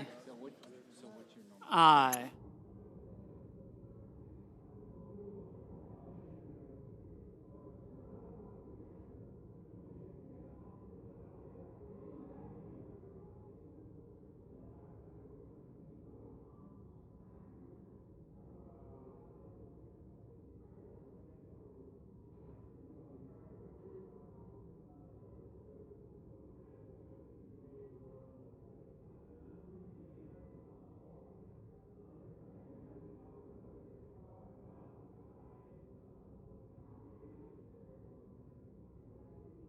Okay.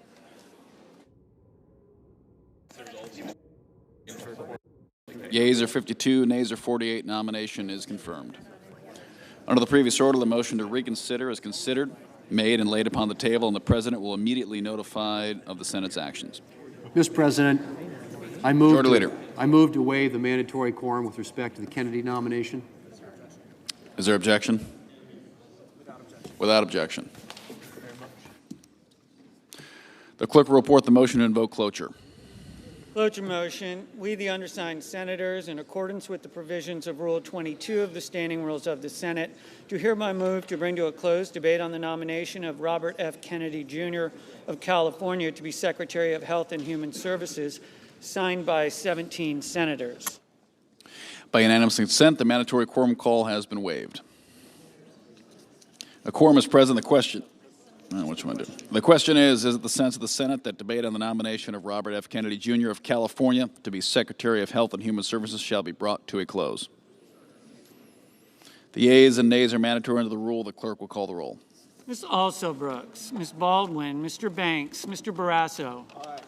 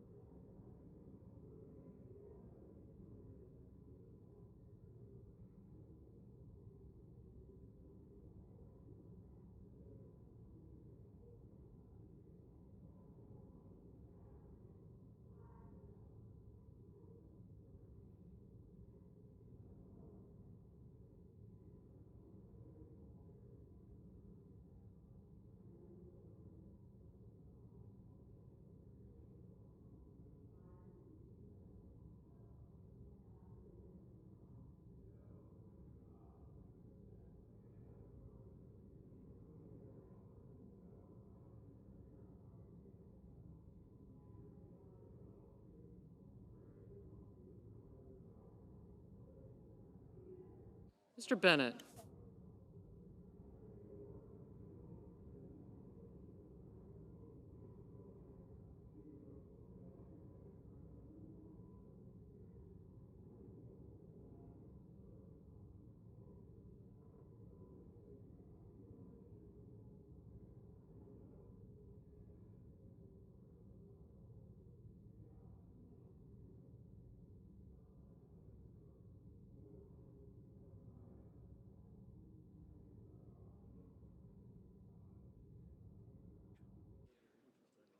Mrs. Blackburn.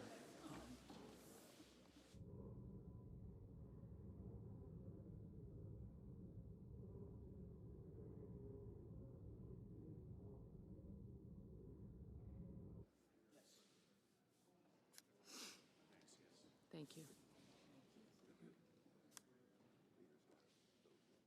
Mr. Blumenthal, Ms. Blunt Rochester.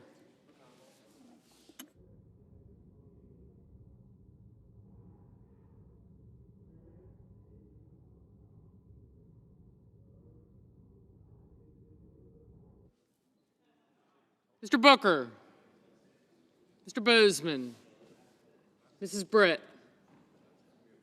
Mr. Budd. Ms. Cantwell. Mrs. Capito. Mr. Cassidy. Ms. Collins. Mr. Coons.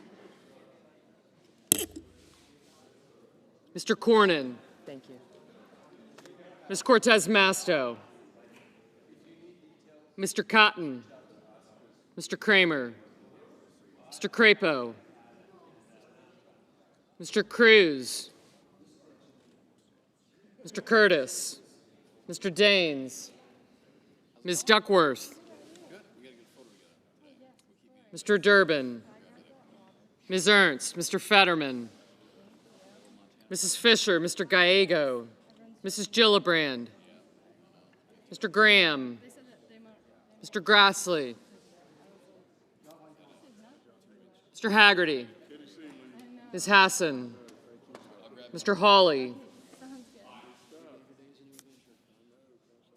Mr. Heinrich. Mr. Hickenlooper. Mr. Ono. Mr. Hoven. Mr. Husted. Mrs. Hyde-Smith. I did not, thank you. Mr. Johnson. Mr. Justice. Mr. Kane. No, yes.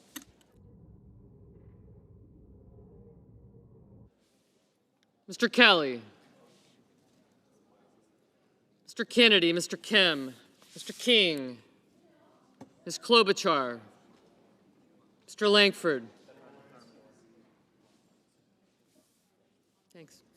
Mr. Lee, Mr. Lujan, Ms. Lummis, Mr. Markey, Mr. Marshall, Mr. McConnell, Mr. McCormick, Mr. Merkley, Mrs. Moody, Mr. Moran, Mr. Moreno, Mr. Mullen, Ms. Murkowski, Mr. Murphy, Mrs. Murray, Mr. Ossoff, Mr. Padilla, Mr. Paul, Mr. Peters, Mr. Reed, Mr. Ricketts, Mr. Risch, Ms. Rosen, Mr. Rounds, Mr. Sanders, Mr. Schatz, Mr. Schiff, Mr. Schmidt,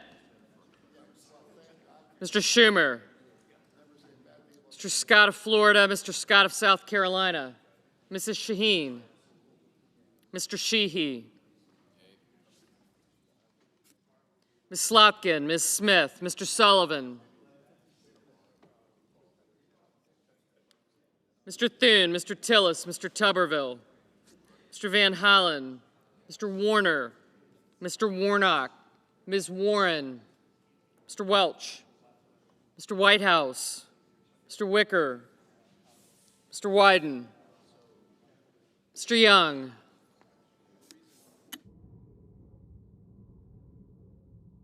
Senators voting in the affirmative: Banks, Barrasso, Capito, Kramer, Curtis, Fisher, Haggerty, Hawley, Husted, Justice, Kennedy, Lee, McConnell, McCormick, Moran, Moreno, Mullen, Murkowski, Paul, Ricketts, Scott of Florida, Sheehy, Thune, Tillis, and Tuberville. Ms. Collins, aye. Senators voting in the negative. Thank you. Also Brooks, Bennett, Blunt Rochester, Booker, Coons, Durbin, Fetterman, Gallego, Hassan, Heinrich, Kane, Kim, Lujan,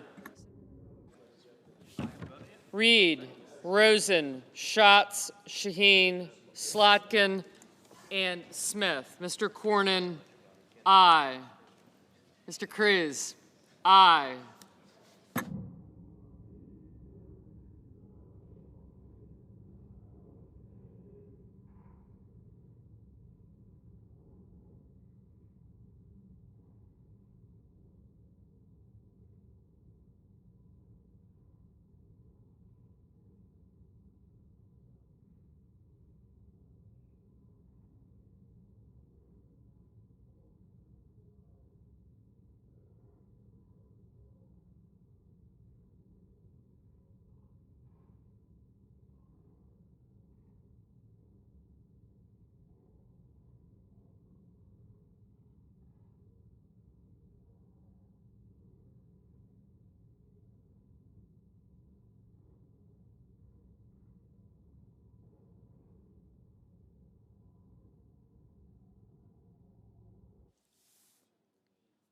Ms. Duckworth, no.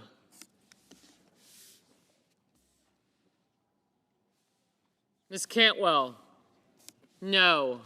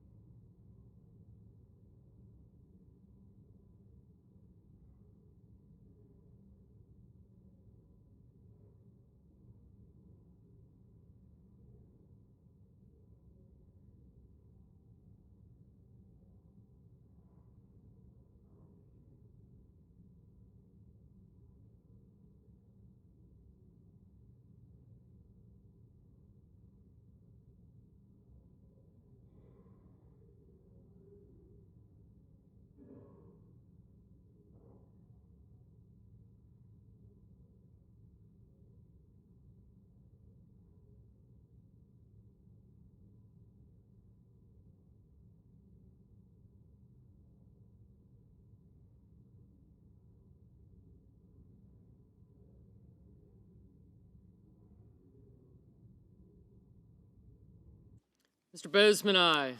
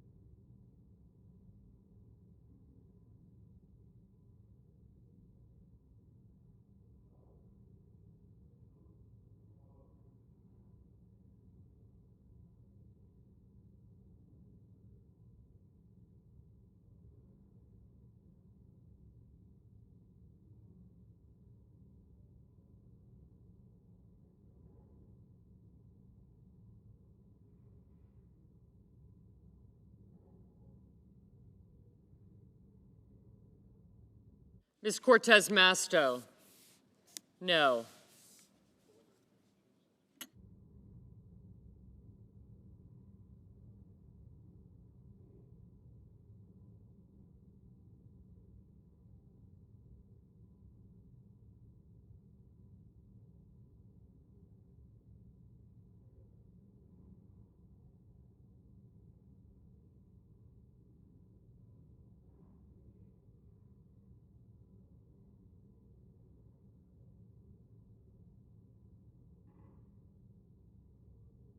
Mr. Peters, no.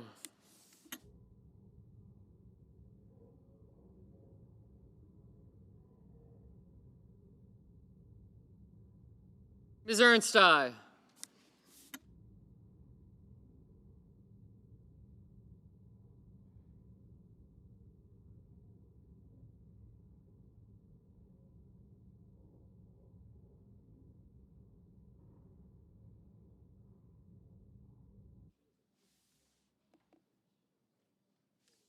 Mr. Johnson, aye.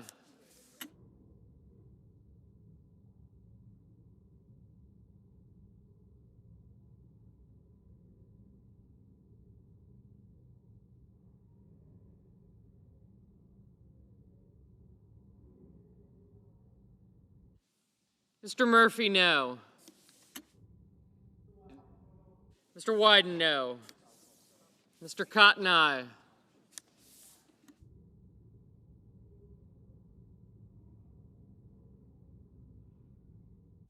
Mr. Crapo, aye.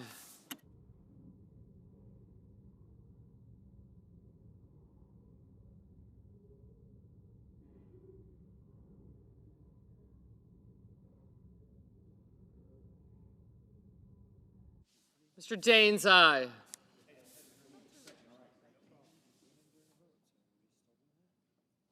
Mr. King, no.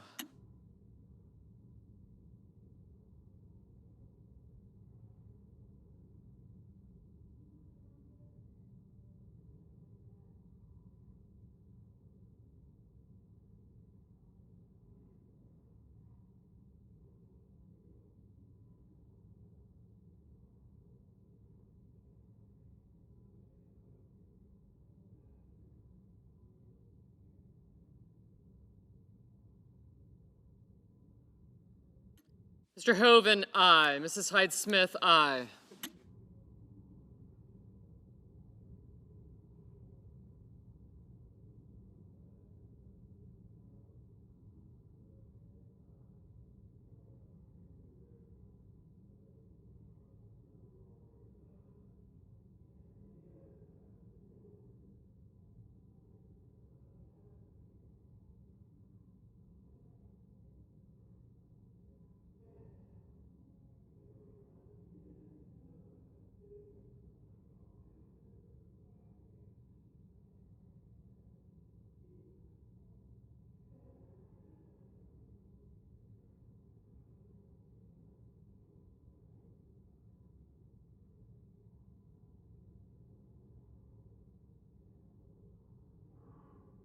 Mrs. Blackburn, aye.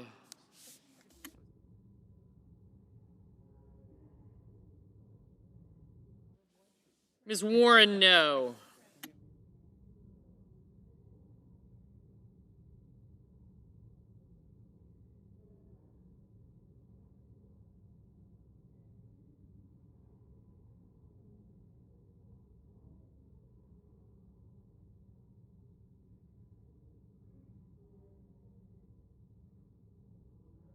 Mrs. Britt, aye.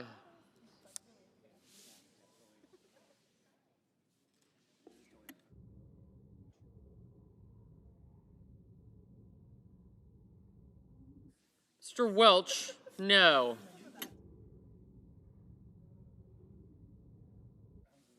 Mr. Rounds, aye.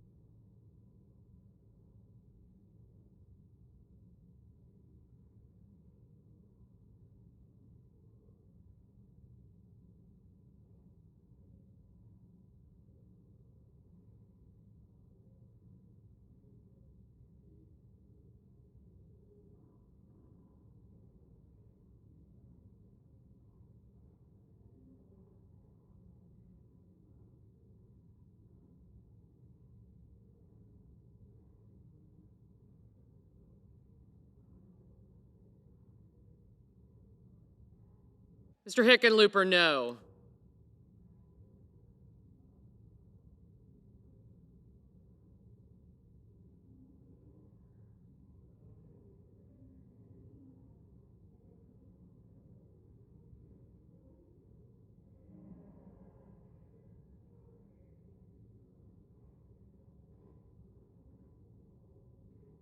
Mr. Kelly, no.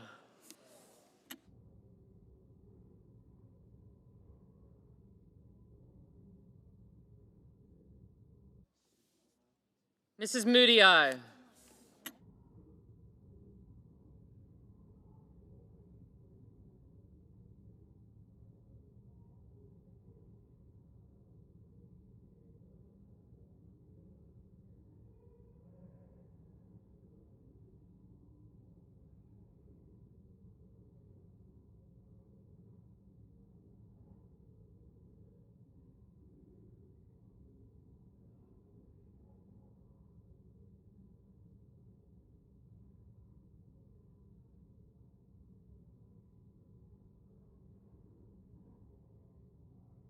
Mr. Langford, aye.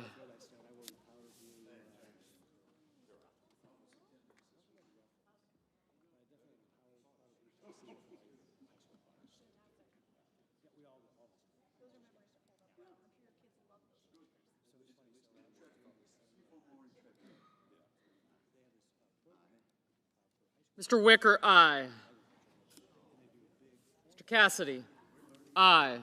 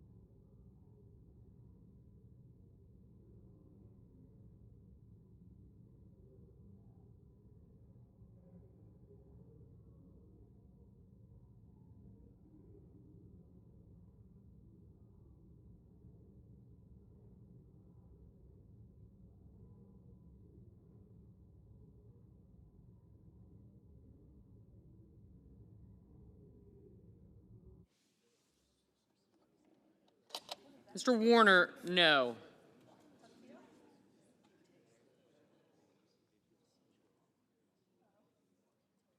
Mr. Sanders, no.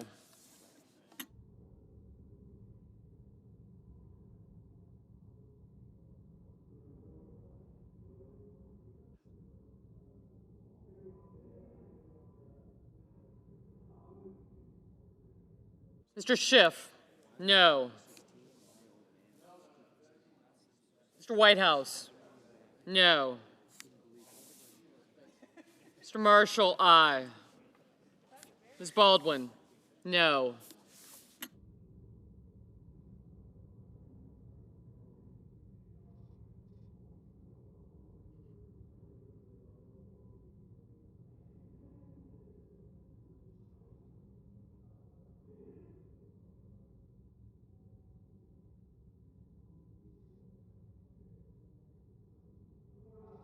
Mr. Warnock, no. Thank you.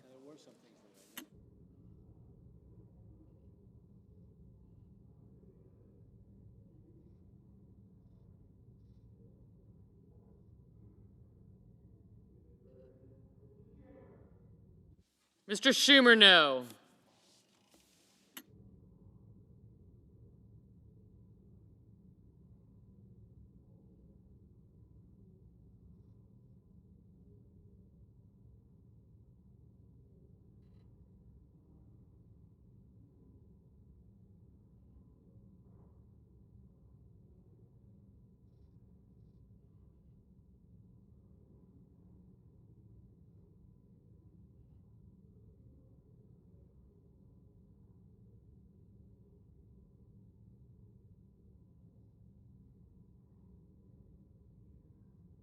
Mrs. Murray, no.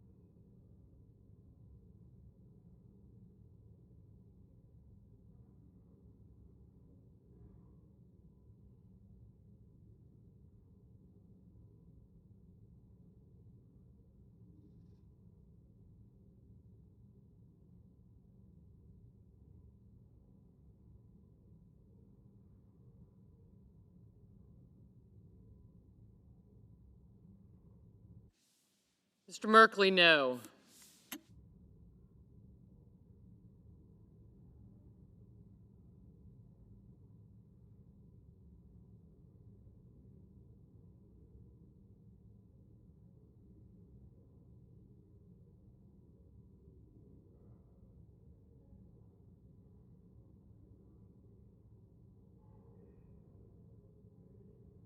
Mr. Graham, aye.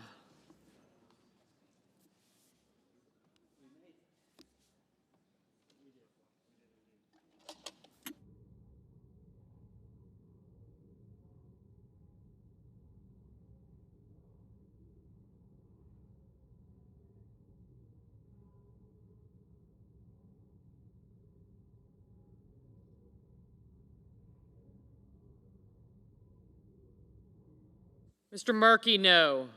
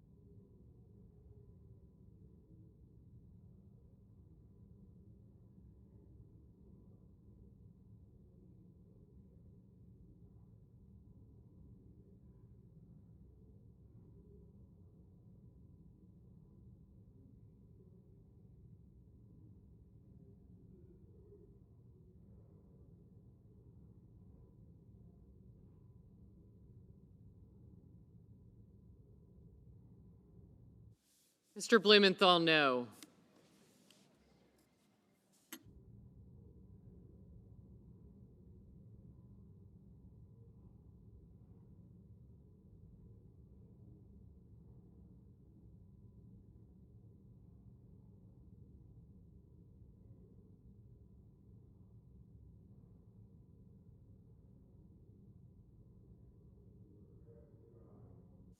Mr. Grassley, aye.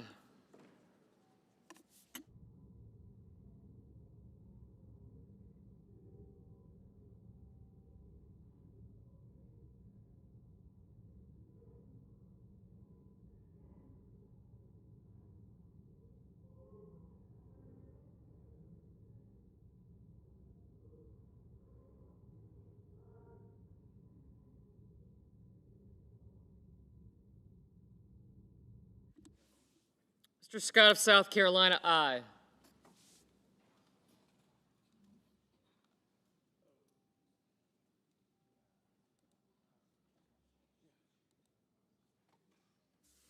Mr. Ossoff, no.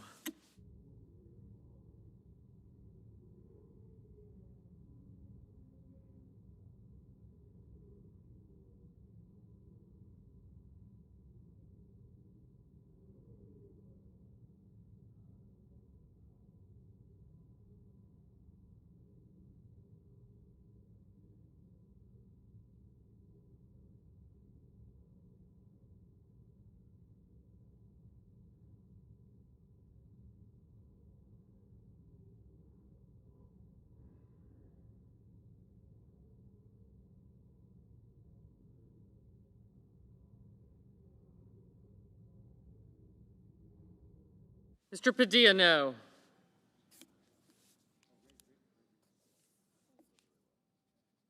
Ms. Klobuchar, no.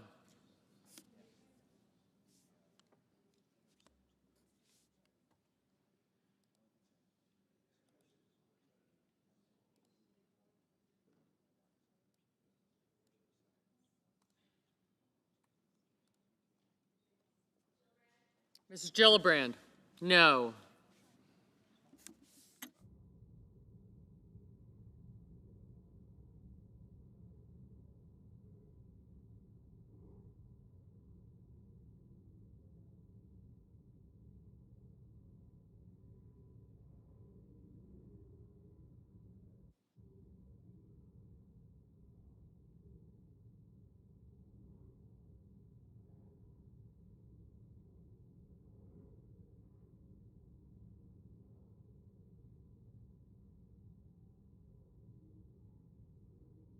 Mr. Risch, aye.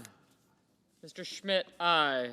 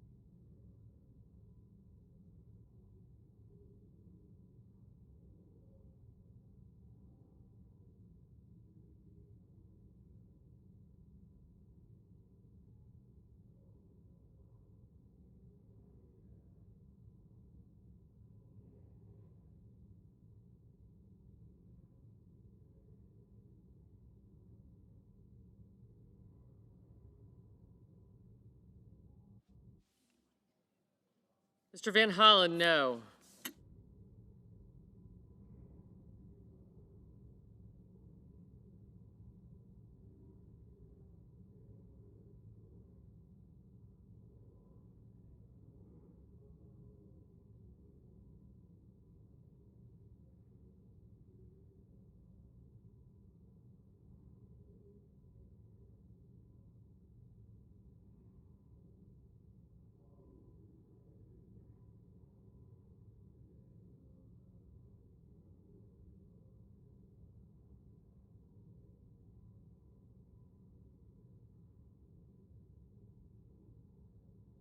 Mr. Budd, aye.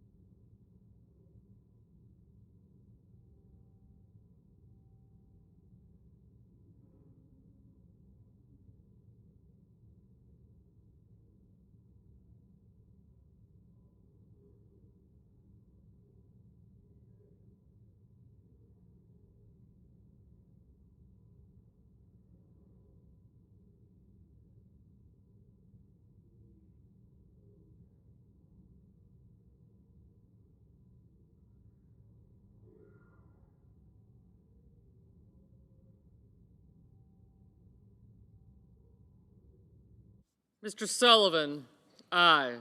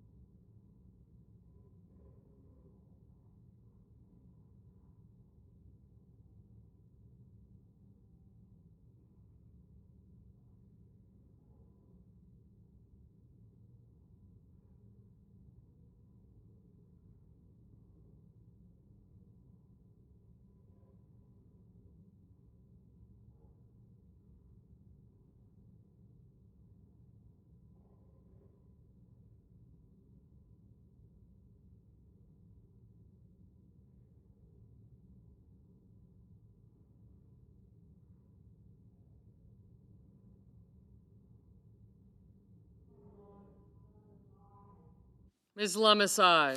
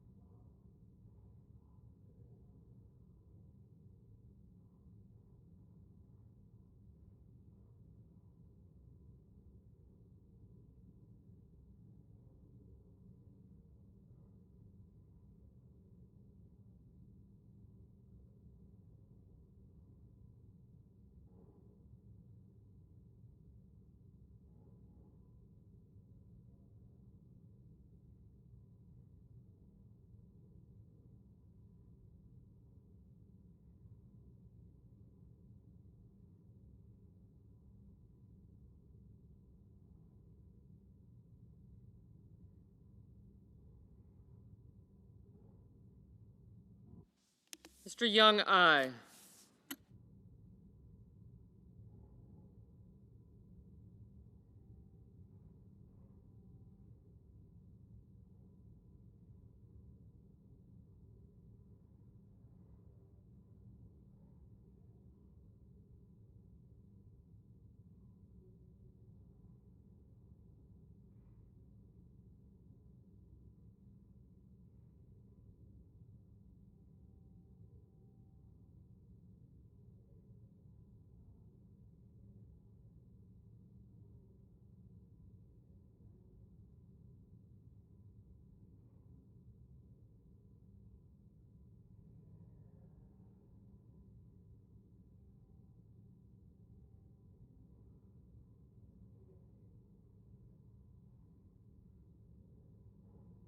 Ms. Hirono, no.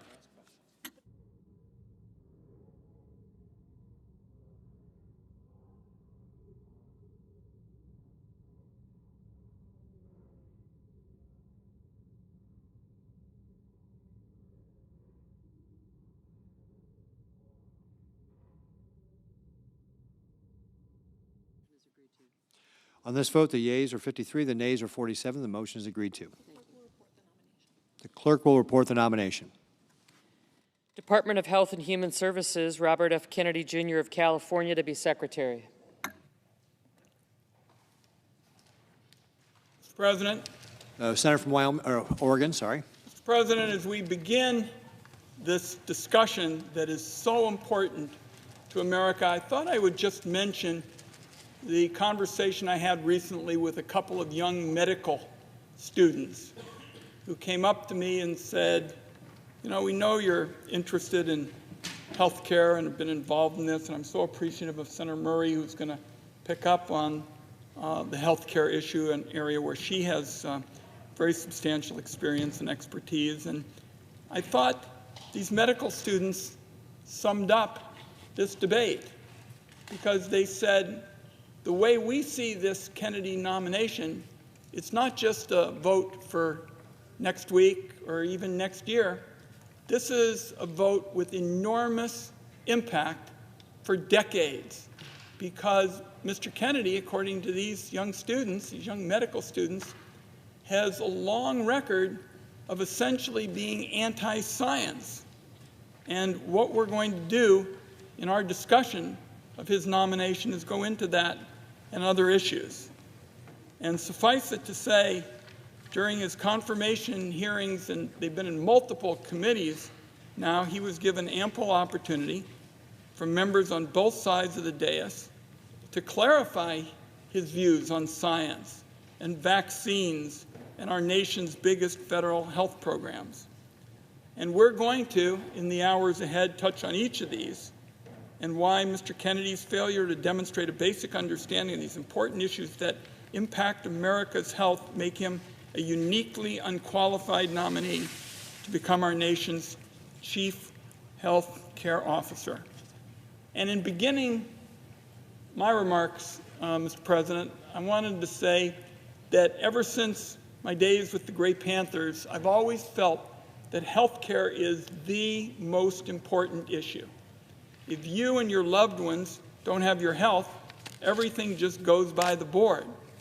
So that just reinforces what these young medical students were saying about the decision we're going to make in future hours with respect to Mr. Kennedy.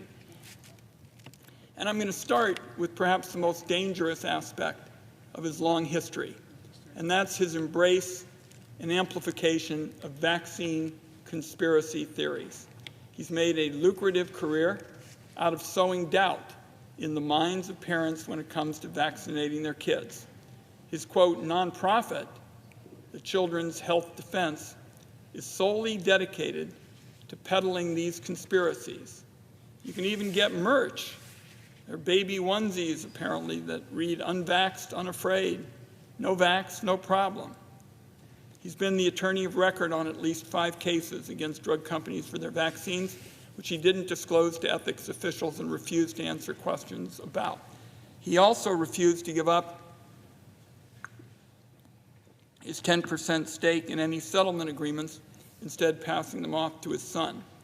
And he refused to recuse himself from taking any actions that might affect his family's financial interest. A vaccine that has become routine for young people about 20 years ago was involved here, and since then, it's successfully cut cervical cancer rates into just a fraction of what they were before the drug came to market. All of this adds up to a future HHS secretary who stands to profit off undermining this vaccine and, as a result, raise cervical cancer rates. To quote my Republican colleague, Senator Cassidy, a physician, Mr. Kennedy is financially vested in finding fault with vaccines. He also played a big role in one of the most deadly measles outbreaks in recent history. In 2019, he traveled to Samoa and used his platform to promote his anti-vax agenda, taking aim at the measles vaccine. The vaccine rate in Samoa plummeted. By 2019, measles had torn through the entire population, making more than 5,700 people sick, and 80 people were killed, most of them young kids. During his confirmation hearing at the Senate Finance Committee, Mr. Kennedy told me, and I quote, "We don't know what was killing them," speaking about those 83 deaths. But just last week, the Director General of the Health of Samoa called this claim by Mr. Kennedy, and I quote here, "a total fabrication." So, Mr. President and colleagues, just put that in your thinking about this consideration. Mr. Kennedy saying that he didn't know what was killing these young people in Samoa, and the Director General of the Health of Samoa called Mr. Kennedy's claim a total fabrication. A recent analysis showed that Mr. Kennedy has made 114 separate appearances in the last 4 years where he took anti-vaccine views or spread misinformation about the efficacy of the vaccines. In 36 of these instances, Mr. Kennedy directly linked vaccines to autism. Instead of providing the committee with clarity or reassurances about his decades-long career peddling of vaccine conspiracies, what did Mr. Kennedy do? He dodged, he weaved, he bobbed, and gave no indication that as Health and Human Services Secretary, he would stand by settled science that surrounds vaccines. As HHS Secretary, Mr. Kennedy would have a huge amount of control over how vaccines are promoted and administered in our country. He could issue orders that discourage doctors from sharing information with parents and patients about life-saving vaccines. He could issue an order that discourages schools from talking about or even requiring vaccines.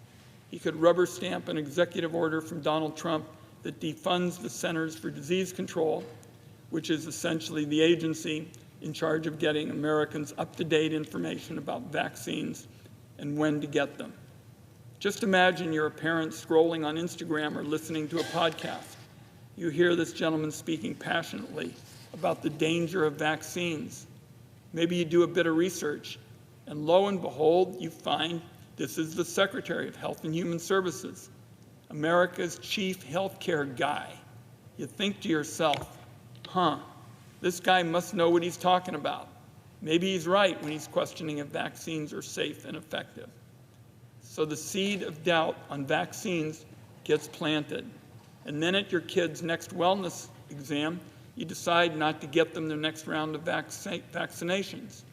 A few months later, you're taking them on a trip to Disneyland, say for spring break, where countless other parents like you have heard the same medical advice from the same person, and you too decided against vaccinating your kids. It only takes one of those kids carrying a deadly disease like measles for an outbreak to begin. And pretty soon, after what was supposed to be the spring break trip of your dreams, your kid, sadly, is showing symptoms. What follows then is a slew of doctor's appointments, maybe even a stay in the hospital, sleepless nights, missed days of work and school, not to mention dread and fear for your child's very well-being. Meanwhile, countless other parents around the country that went on the same trip to Disneyland are now experiencing the same exact nightmare you are.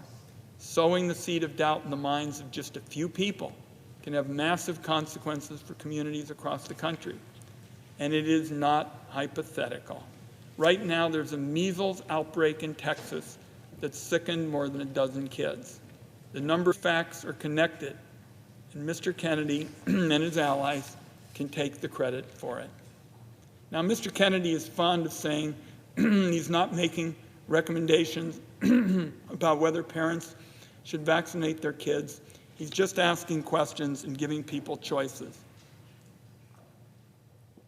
That's a slippery tactic used by conspiracy theorists to dodge any real responsibility for their words and actions, and it's absurd about making recommendations.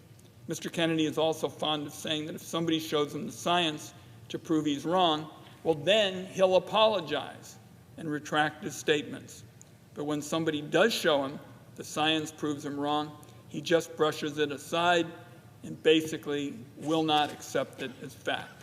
Once again, to quote my Republican colleague Bill Cassidy directly, to improve the health of Americans or undermine it, always asking for more evidence and never accepting the evidence that's there. That's why Bill Cassidy told Mr. Kennedy he was struggling with his nomination.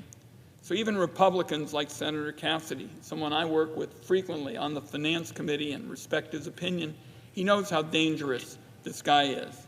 And it is not hyperbole to say that when Mr. Kennedy becomes Health and Human Services Secretary, if he does, and has control over how our government rolls out vaccines or make them available, I believe kids in America will die.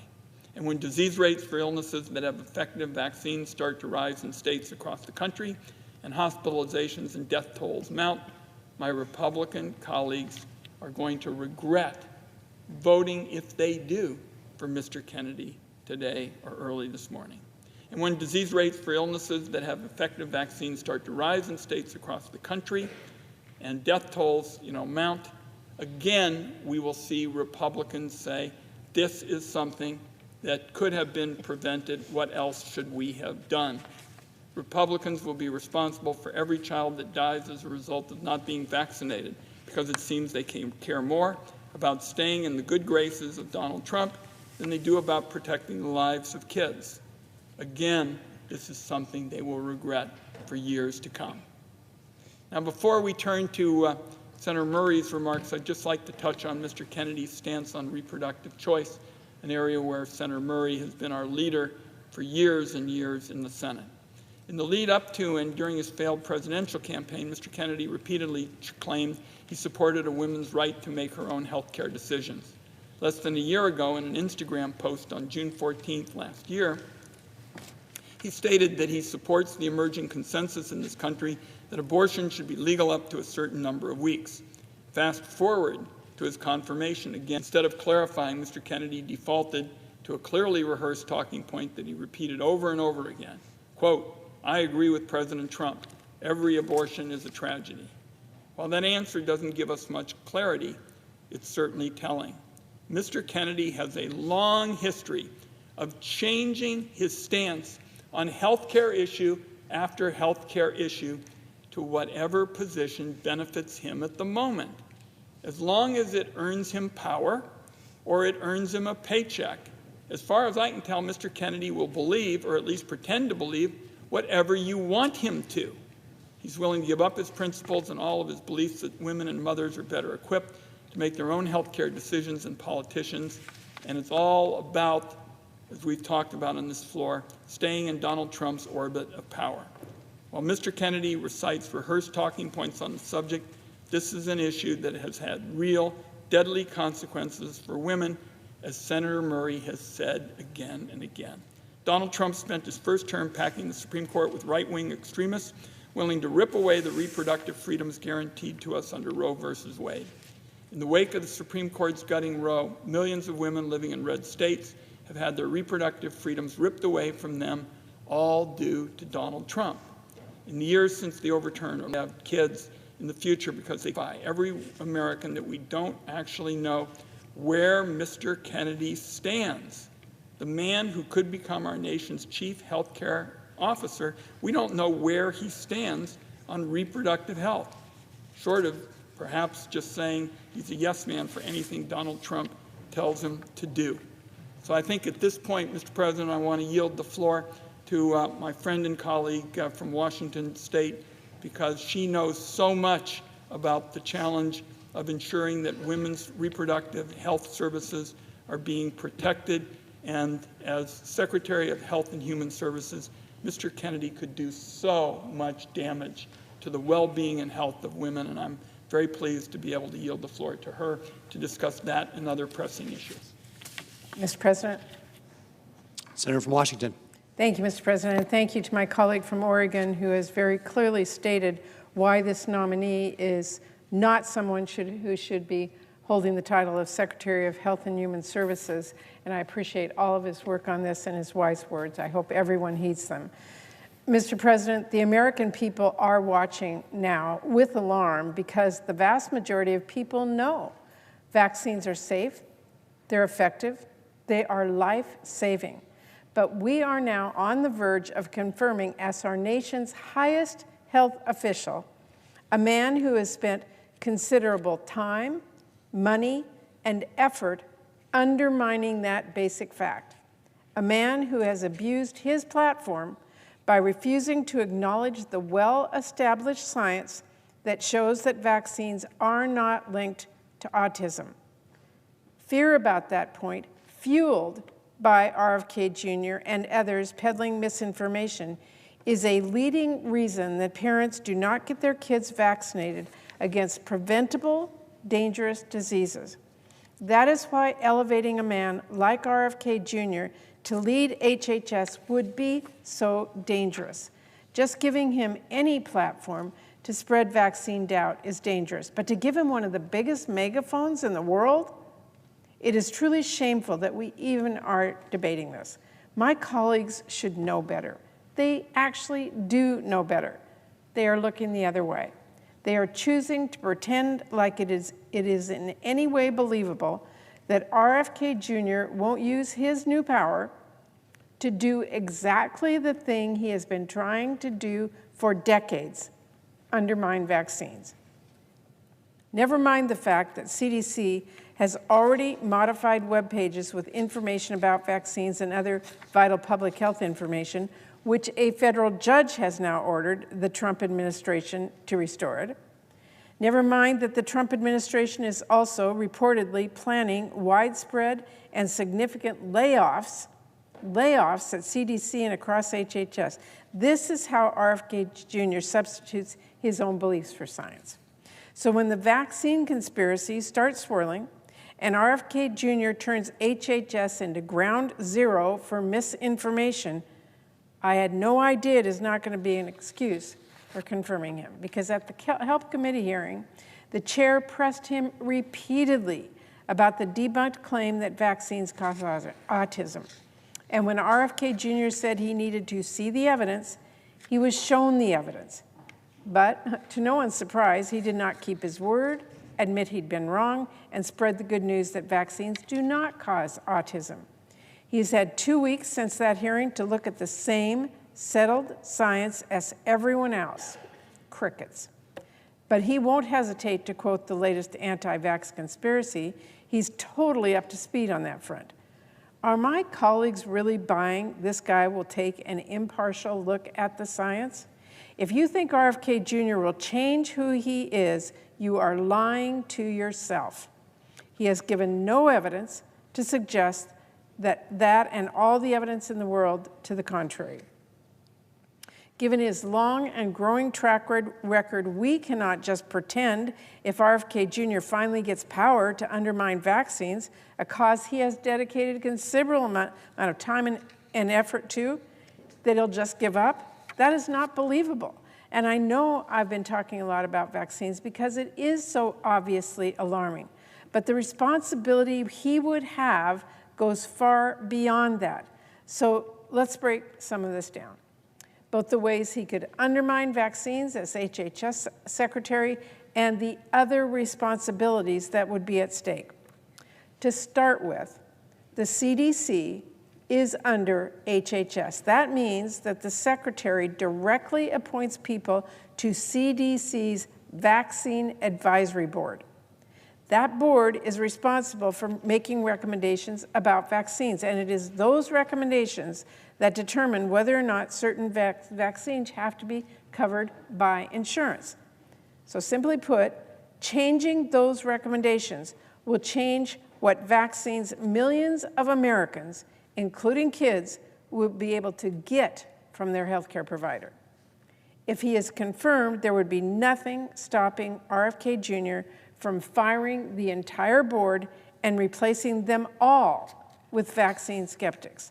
After all, he has said many times and in many ways, he thinks CDC is corrupt and bought by pharma, as usual, by the way, without any evidence. RFK Jr. would also oversee the Food and Drug Administration. That is another agency he has repeatedly tried to discredit and attack, where he says he plans to fire hundreds of scientists on day one, and an agency that plays the crucial role of making sure our drugs and our treatments, including vaccines, are safe and effective when we purchase them. Not only would Mr. Kennedy have a key perch from which he would undermine vaccines on a scale like never seen before, he could also use that platform to peddle quack treatments, no basis in science. RFK Jr. would also have jurisdiction over NIH. That alone means influence over billions of dollars in medical research, research that is responsible for a significant portion of our economy, and more importantly, research that patients are desperately hoping will help them find cures. But RFK Jr. could redirect those funds to promote his favorite pet conspiracies instead of promising cures. Or he could make good on his plan to fire hundreds of researchers and pause infectious disease research for 8 years. It should go without saying, viruses aren't going to take a break. And here's the thing, the attacks on medical research are now already happening under Trump. From his day one executive orders, President Trump has already been threatening medical research. Suddenly, all of our grants are at risk because they are looking at addressing barriers to care, or understanding why Black and Native American women have higher maternal death rates. And now President Trump also is trying to illegally, arbitrarily, and suddenly change NIH guidelines to set an unrealistic low cap on indirect cost rates. That will mean researchers laid off, studies canceled, including life-saving clinical trials, and kids not able to get the treatment they need. All because President Trump and Elon Musk don't seem to understand how we actually fund important research and couldn't even be bothered to find out before taking an axe to our medical research labs. At a time when life-saving research like this is already under attack from President and the richest man in the world, no one who truly values medical research should vote to install one of the biggest attackers of medical science as the Secretary of Health and Human Services. Mr. President, insurance is another huge portfolio for HHS. Last time Trump was in office, we saw millions of people lose their health care coverage. The uninsured rate went up, after years of hard-won progress. And we all know he still wants to rip up the Affordable Care Act, which will drive up costs and kick people off their coverage. There's no reason to think Mr. Kennedy will stand up to that effort. Indeed, there is no reason to think he has the experience and understanding of the system to actually do so.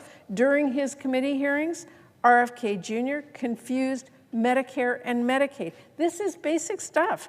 He failed to describe the components of Medicare. And yes, Mr. President, I do absolutely have to talk about abortion care. This is of grave importance right now. In his hearings, not only did RFK Jr. confess to having no real understanding of EMTALA, that is a law which requires patients have access to life-saving emergency care, including, in some cases, abortion care. He also showed that he will be totally open to Republicans' fact-free efforts to rip away access to medication abortion. Like so many other issues that RFK Jr. is simply wrong about, the science on that has been settled for many years now. Mr. Kennedy made clear, though, he's very open to revisiting access to the abortion pill based on a Republican argument against the science that basically boils down to nah. Putting up barriers to accessing the abortion pill or ripping it off the market completely, as Republicans have made very clear they want to do, would be absolutely devastating. And let's not forget about pandemic threats. The lies that RFK Jr. spread during the last pandemic already make clear he is not the man to do this job. But if that weren't enough, when there was a pandemic threat response planning session for this new administration, he skipped it. He didn't go. It would be almost comical if this wasn't so serious. Mr. President, everywhere you look, everything about this nominee is so concerning. We cannot take this man at his word, something he has changed and gone back and forth on time and time again, but we can take him on his record, which is that he has consistently undermined vaccine confidence. And by the way, note, he profited from that. And we can take the threat of what he might do seriously, especially given the alarming things that are already happening. If RFK Jr. gives you his word of honor that he won't freeze research, guess what?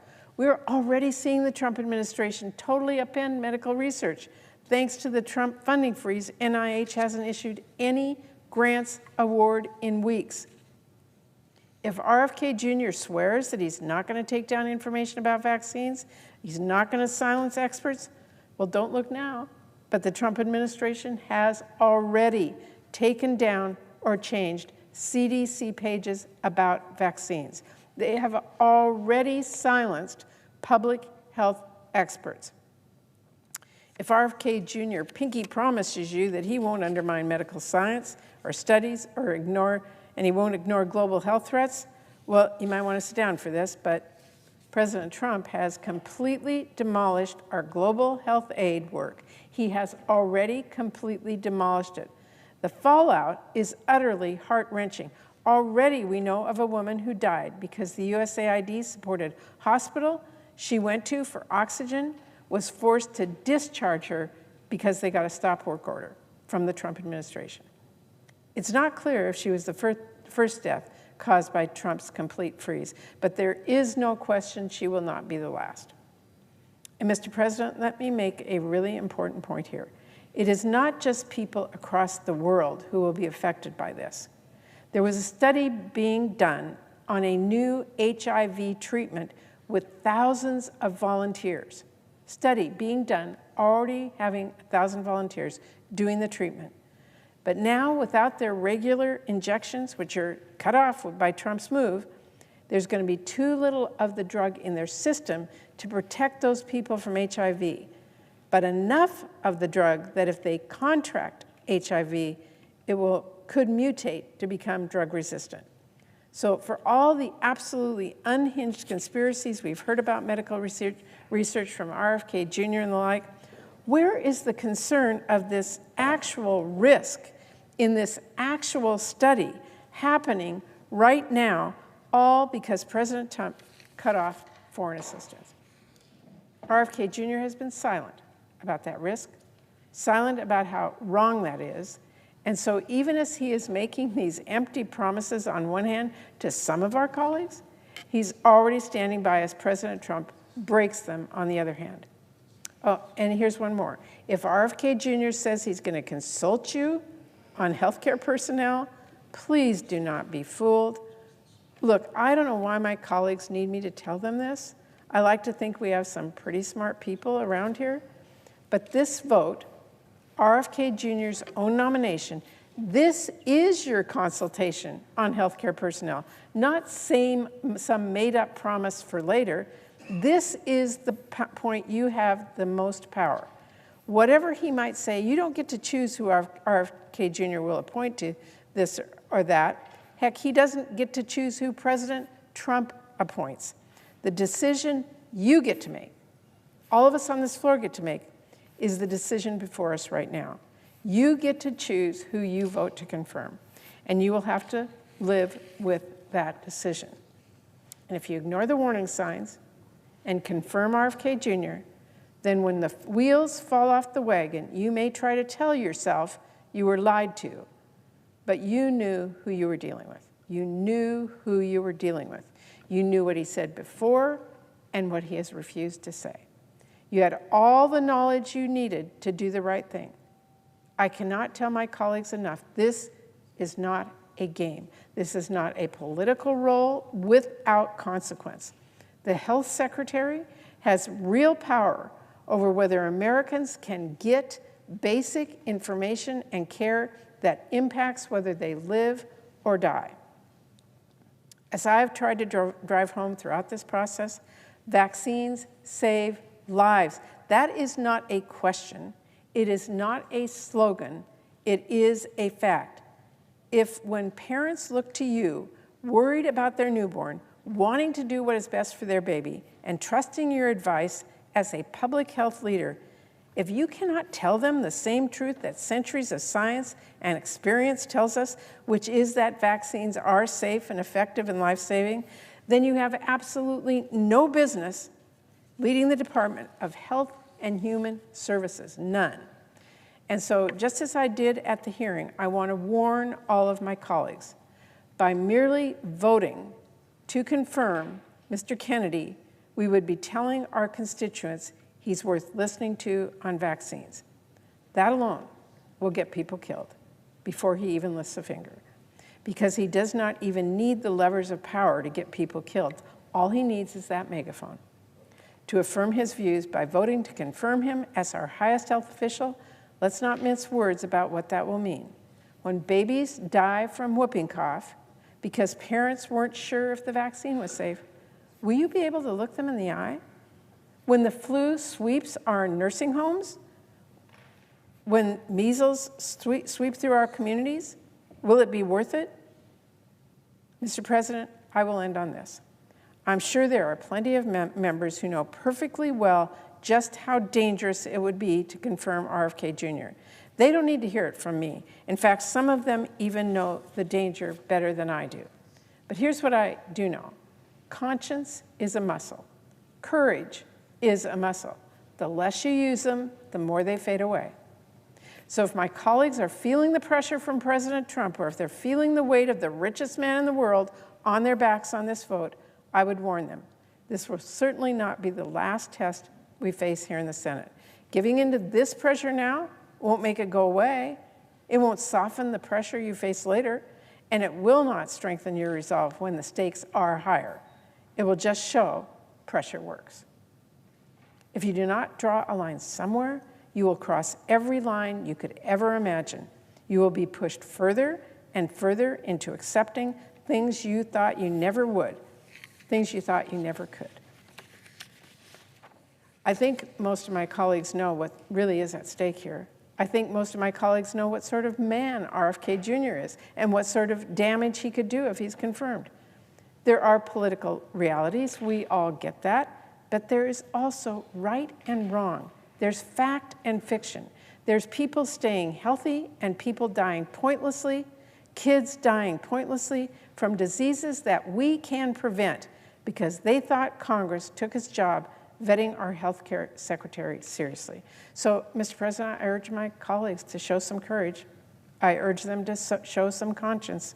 I urge them to vote no on RFK Jr.'s nomination.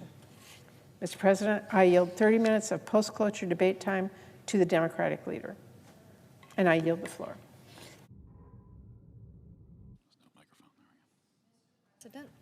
Senator from Tennessee. Thank you, Mr. President. I find it so interesting how people are watching so closely to see what this administration does.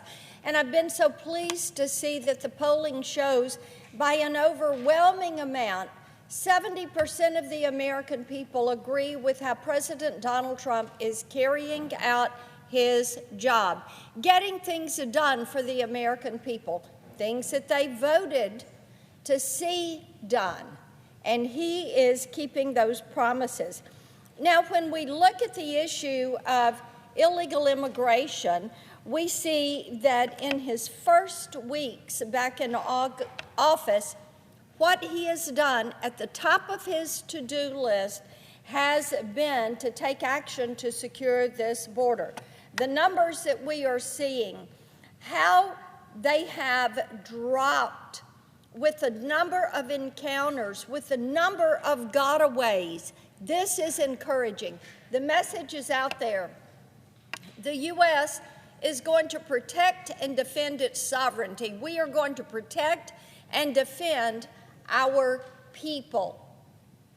That is important, and we are seeing it. Now, the president has taken some executive actions that have yielded results. By executive order, he restored the Remain in Mexico policy. He restarted the border wall construction, which, by the way, Mr. President, this is something the Border Patrol has told us not for just a few years, but for decades. We need a border wall. That's where the phrase, build the wall, came from. It came from people that are down there every day protecting this country from harm.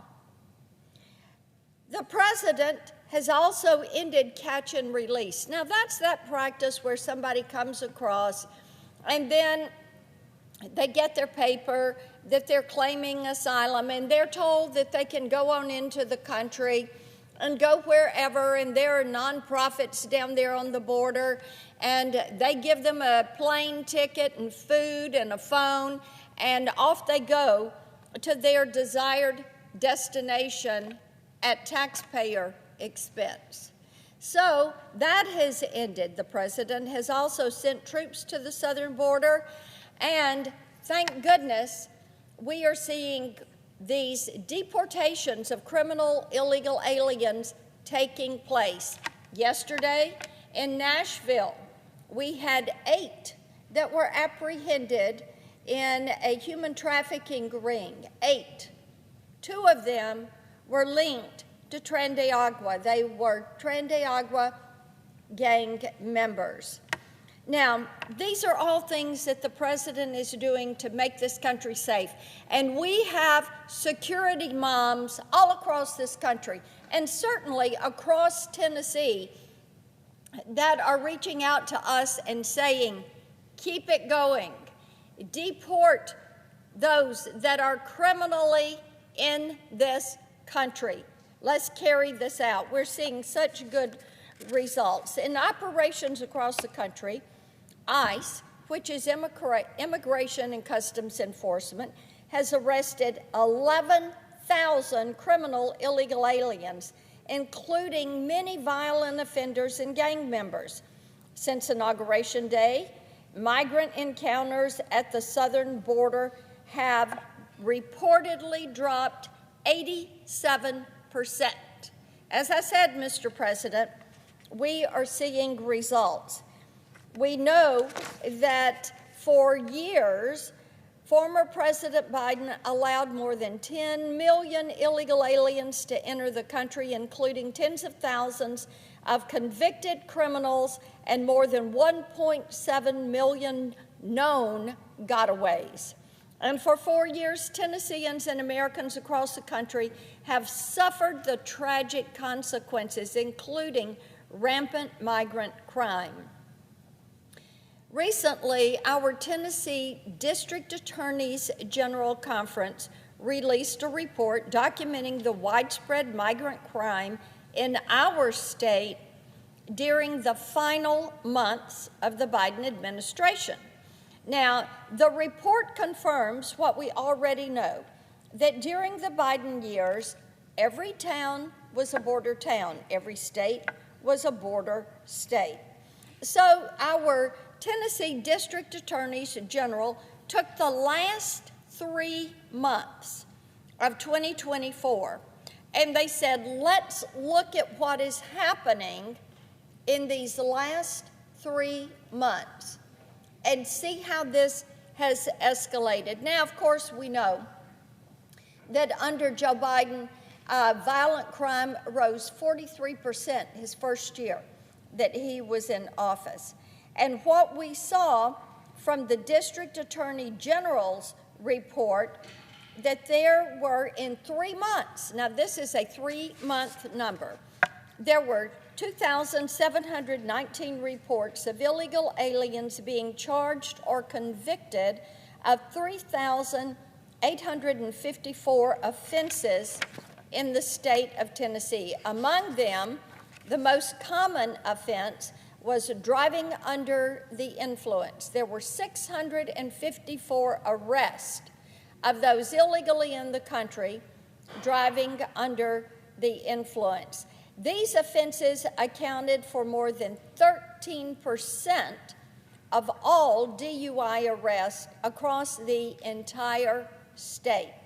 And this problem is a big reason why last year my Republican colleagues and I introduced the Protect Our Communities from DUIs Act. This bill would automatically deport any illegal alien who is charged with driving under the influence. Mr. President, as I have gone across our state, in each of our 95 counties, which I visit every year, into each of these counties, I have heard from law enforcement, from police chiefs, from sheriffs, that these DUIs are such an incredible problem, and the number that are committed by those illegally in the country. Now, over this same 3-month period, illegal aliens committed hundreds of violent, heinous crimes, 154 instances of domestic assault, 80 of aggravated assault, 21 convicted of child abuse, 9 of statutory rape, 8 of sexual exploitation of a minor, 7 of vehicular homicide, 4 of murder, 3 of rape of a child, and the list goes on and on. As I said, over 2,700 illegally in the country that were convicted of more than 3,800 crimes. Disturbingly, these numbers are likely an undercount. Only 73 of Tennessee's 95 counties reported data to the District Attorneys General Conference. Under Biden, national data showed that illegal aliens were pouring in from countries all over the world, and the Tennessee Migrant Crime Report also reflects this. There were 92 unique countries of origin from Mexico and Guatemala, Jamaica, Romania. Here's the bottom line. Because of Joe Biden's open border policy that was supported by far too many of my Democratic colleagues, thousands of crimes were committed by thousands of criminal illegal aliens in the state of Tennessee over just a 3-month span. And this, my colleagues, is just one state. This is my state. But we know this is happening in communities all across this country. More than anything, the report underscores the importance of President Trump's mass deportations, which are underway, There are many ways that Congress can support these efforts. My CLEAR Act, which I've talked about many times on the floor, would ensure state and local law enforcement officials have the tools to help the federal government deport criminal illegal aliens. This is crucial, especially when you've got far-left leaders like the Chicago mayor refusing to turn over criminal illegal aliens to federal custody. Now, General Bondi is suing these sanctuary cities for allowing criminal illegal aliens who have no right to be in our great nation to harm Americans. And thank goodness she is being tough on crime. I've also introduced the Preventing Violence Against Women by Illegal Aliens Act, which would allow the deportation of illegal aliens convicted of sexual offenses or domestic violence. Any illegal alien who commits these heinous crimes should be removed from the country immediately, and I encourage all of my colleagues on each side of the aisle, support this. And my Container Act would ensure that border states like Texas have the legal authority to place temporary barriers on federal land to help stop the flow of traffickers, drugs, and criminals coming across the border. There are thousands of criminal illegal aliens residing in Tennessee and across the country. We should be using every resource at our disposal to remove them from our country. In many ways, the bills that I've mentioned would help President Trump to get the job done. I yield the floor.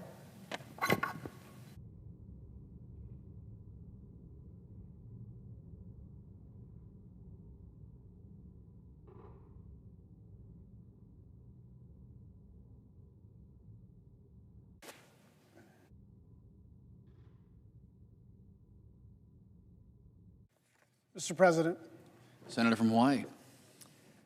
it is not often that the stakes of a vote to confirm a cabinet nominee are this high.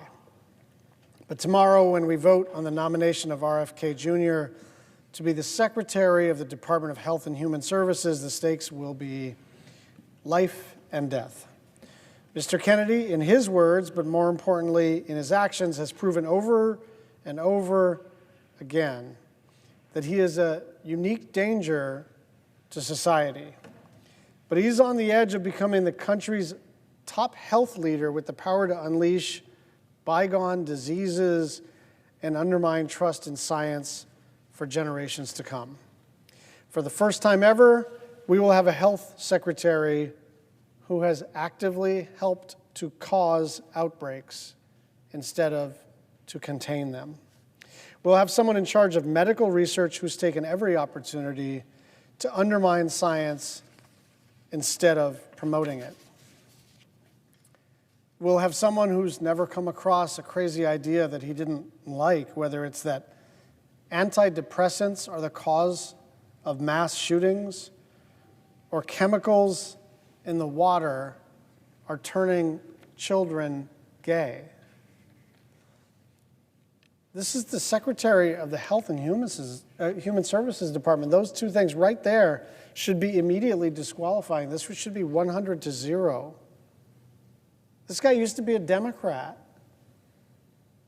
This guy was pro-choice. This guy was for clean energy. This shouldn't be a partisan issue except to say, for HHS, you need somebody who has devoted their life and hopefully has some expertise in the area of public health. And it's not just that we didn't get someone who has expertise in public health. We have someone who has caused disease and death. And I say those words with precision. I understand that both sides of the aisle are prone to exaggerating their case and being apocalyptic when we describe a pending vote. I've been here for a while, and everything is always the most important vote that we will ever cast. And I don't know if this is the most important vote we'll ever cast. I do think, gosh, I hope I'm wrong. I really do hope I'm wrong. But I do think this is likely the cabinet secretary vote that is likely to age the most poorly, because this person has the potential to actually cause diseases like rubella, like mumps, like measles, like polio, that have been gone for many generations because we have a vaccine regime. And I want to tell you what he did in Samoa. In 2019, he flew to Samoa to discourage people from taking the measles vaccine. And the reason was that he wanted to run a, quote, natural experiment to see how people would fare against the disease without protections. Now, some of you may know this. My father was the first whistleblower against the Tuskegee experiments, in which the United States Public Health Service did a similar thing. They knew that penicillin cured syphilis, and they knew that for the most part, untreated syphilis caused death. But the U.S. Public Health Service decided to divide a cohort of African American men into two parts. One would receive the medicine and be safe and be cured, and another cohort would receive a placebo and not get the life-saving cure for syphilis. And why did they do that? To, quote, observe the disease process. To observe the disease process. So when you investigate whether or not a medicine works, there's a whole process to it, right? The FDA, double-blind studies, all the rest of it. But the basic idea is you're trying to get to some level of reliability and statistical significance so that you can project out into the population what's going to work and what's not. Now, the sick in the head way to do this is to say you can't achieve statistical significance until you just let a bunch of people get sick and figure out what happens. The United States Congress, led by someone with whom I served for a couple of years, Tom Harkin, when they found out about the Tuskegee experiments, made a law against the U.S. Public Health Service ever doing that again because it's immoral. It's bad science, sure. But more than that, it treated these African American men as if they were worth experimenting on, as if this category of human beings in the United States were expendable for scientific research purposes. And that's exactly what happened in Samoa. That is exactly what happened in Samoa. 6,000 people got the measles. 83 people died. 79 of them were kids. It is so chilling to contemplate the idea that someone as recognizable as a Kennedy would fly across an ocean to a small developing country and basically tell everybody, be afraid of this life-saving medicine. And it's not like he did that once and said, I'm sorry, I misunderstood, or I'm being misunderstood. This dude actually sells onesies on his website saying, I think it's like unvaxxed and unafraid, for a little baby.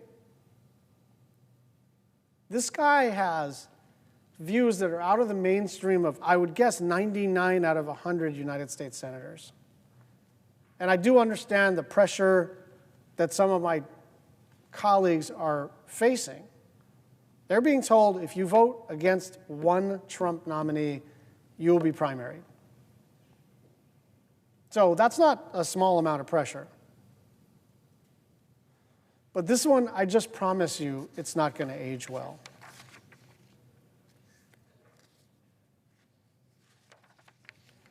Some of my colleagues are expressing reservations in private.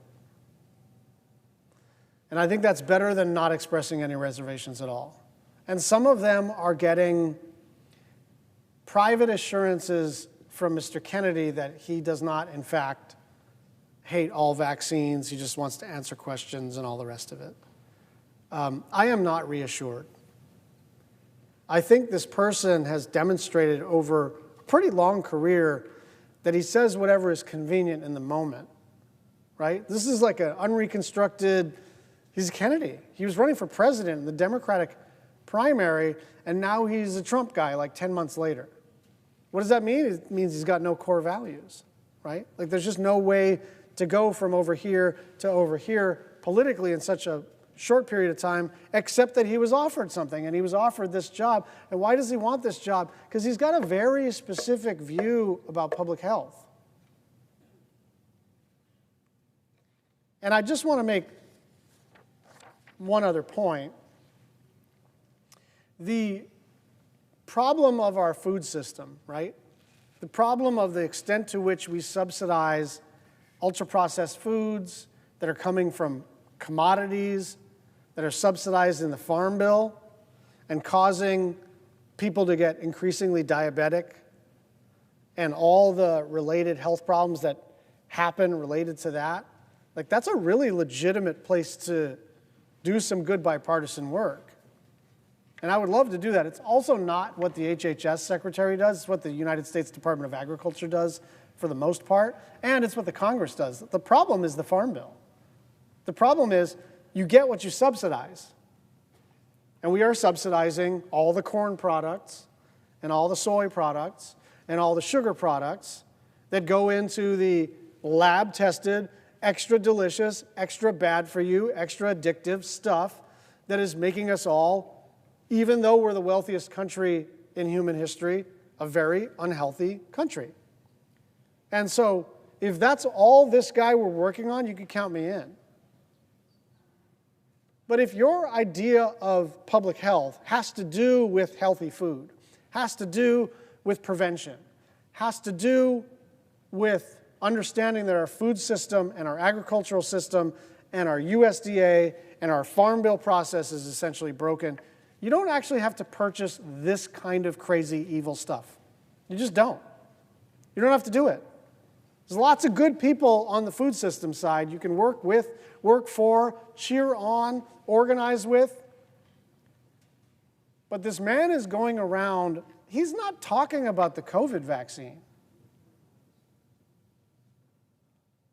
He's not talking about whether or not it's appropriate to require masks in public, where Democrats and Republicans are like still arguing about stuff like that. He's talking about stuff that, like, if you're a parent and now you don't know whether when your kid goes to school, they've reached herd immunity for stuff that is like way, way, way generations back in the rearview mirror. And so I don't know if this is going to mark one of the most important public health moments in American history, but I can't think of another time where we actually have the technology, we have the medicine, we have the science, we have the distribution system, we have the public infrastructure to keep people safe. And we just decide by a vote of 53 to 47 to make people unsafe. So Secretary of Defense, DNI, all these are important. Treasury, every cabinet position is important. It's going to be a little more challenging to know whether your vote is vindicated in the sweep of history. I think this guy is going to age very poorly in the job because I think we are going to see bad public health outcomes very, very shortly. This really is a matter of life and death. And I understand. What I have learned over the last 10 days is if Republicans are going to display courage, it's not going to be on the cabinet. There are a few that have voted, not with their party. But for the most part, like, they're in line and Trump is going to get his cabinet. But let this be a marker for everybody. Let today be a marker for everybody. Even if you voted for Trump, if you didn't vote for Trump, if you're not a voter, it doesn't matter. If you think it's a good idea to leave all of these diseases in the rearview mirror, then this is a very, very bad person to have running the Department of Health and Human Services. I yield the floor.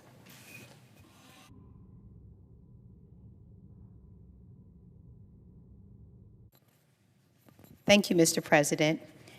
2 weeks ago, I had the Senator from opportunity. Maryland. 2 weeks ago, I had the opportunity to question Robert F. Kennedy Jr., the president's nominee to serve as the Health and Human Services, to serve as the Secretary of Health and Human Service. I asked Mr. Kennedy, Jr., a simple question. What different vaccine schedule would you say I should have received? I asked this question because just 3 years ago, Kennedy said, and I quote, "We should not be giving black people the same vaccine schedule that's given to whites because their immune system is better than ours." When I asked him this question, Mr. Kennedy referenced a study by Poland, a study he assured me, and not just me, but also my colleagues on both sides of the aisle and the American people watching, that this study asserted that indeed certain races required a different vaccine schedule. That was a lie. In fact, the study's own authors stated the data doesn't support a change in vaccine schedule based on race. Mr. Kennedy's response was damning, and his response was dangerous. And so I followed up following the hearing with a letter and with questions I wrote to Mr. Kennedy. During your testimony, you cited a series of Poland studies that underlie your claims that black people and white people should have different vaccine schedules. You ended by saying, in that hearing, you don't believe the science, the peer-reviewed studies? Well, Mr. Kennedy, I do believe in science, and I did some digging into the studies you referenced. NPR interviewed the authors of the studies you cited, medical experts with years of experience, and they universally disagreed with your assertions. In fact, Dr. Richard Kennedy of the Mayo Clinic, who was involved in a study you mentioned, made clear that the data doesn't support a change in vaccine schedule based on race. Dr. Kennedy also stated that your suggestion would be, quote, twisting the data far beyond what the studies actually demonstrate. Dr. Gregory Poland, who you mentioned by name during the hearing as doing research supportive of your claim, told NPR that his team, quote, found no evidence of increased vaccine side effects, and that any claim of increased vulnerability among African Americans who received the rubella vaccine is, quote, simply not supported by either this study or the science. NPR quoted Dr. Carlos Del Rio of Emory University as saying that your conclusion was, quote, taking it to a very unsafe place because black children already have lower vaccination rates than their peers. That is why I said your claims on this issue were dangerous. I have to ask you, Mr. Kennedy, do you still believe that black and white individuals should have different vaccination schedules? Now, you should think that the man who wants to serve as the Secretary of Health and Human Services, the man who wants to be tasked with the mission of HHS, which is improving the health, safety, and well-being of America, would provide a thoughtful and nuanced response. It was anything but. Because let's be clear, Mr. Kennedy is not a doctor, he is not a scientist. In fact, his only tangential connection to the world of health and science is decades-long activism questioning the efficacy and safety of vaccines. Maybe I shouldn't have been surprised at his curt and dismissive response. Mr. Kennedy wrote, "If confirmed, I will do nothing as HHS Secretary that makes it difficult or discourages people from taking the vaccines, but instead seek transparency in these products." Yet another lie. Mr. Kennedy's life story is one riddled with quackery and laden with conspiracy theories. I quote him when he said, "There's no vaccine that is safe and effective." I quote, "None of the childhood vaccines have ever been studied." He also said, I quote, "They get the shot, that night they have a fever of 103, they go to sleep, and 3 months later their brain is gone." This is a Holocaust, what this country is doing. I quote, "Autism comes from vaccines. The polio vaccine given to his generation caused cancer that," I quote, "that killed many, many, many, many more people than polio ever did. The COVID vaccine was," and he said, quote, "the deadliest ever made." He also said, I quote, "COVID-19 is targeted to attack Caucasians and black people. The people who are most immune are Ashkenazi Jews and Chinese. He also said there's no vaccine that is, safe and effective. All statements made by a man who is asking to be held responsible for a singular mission. The mission of the United States Department of Health and Human Services is to enhance the health and well-being of all Americans by providing for effective health and human services and by fostering sound, sustained advances in the sciences underlying medicine, public health, and social services. It is a task of epic responsibility, a serious job that, when done well, can save hundreds of thousands of lives. A job that, when done poorly, will most certainly cost American lives.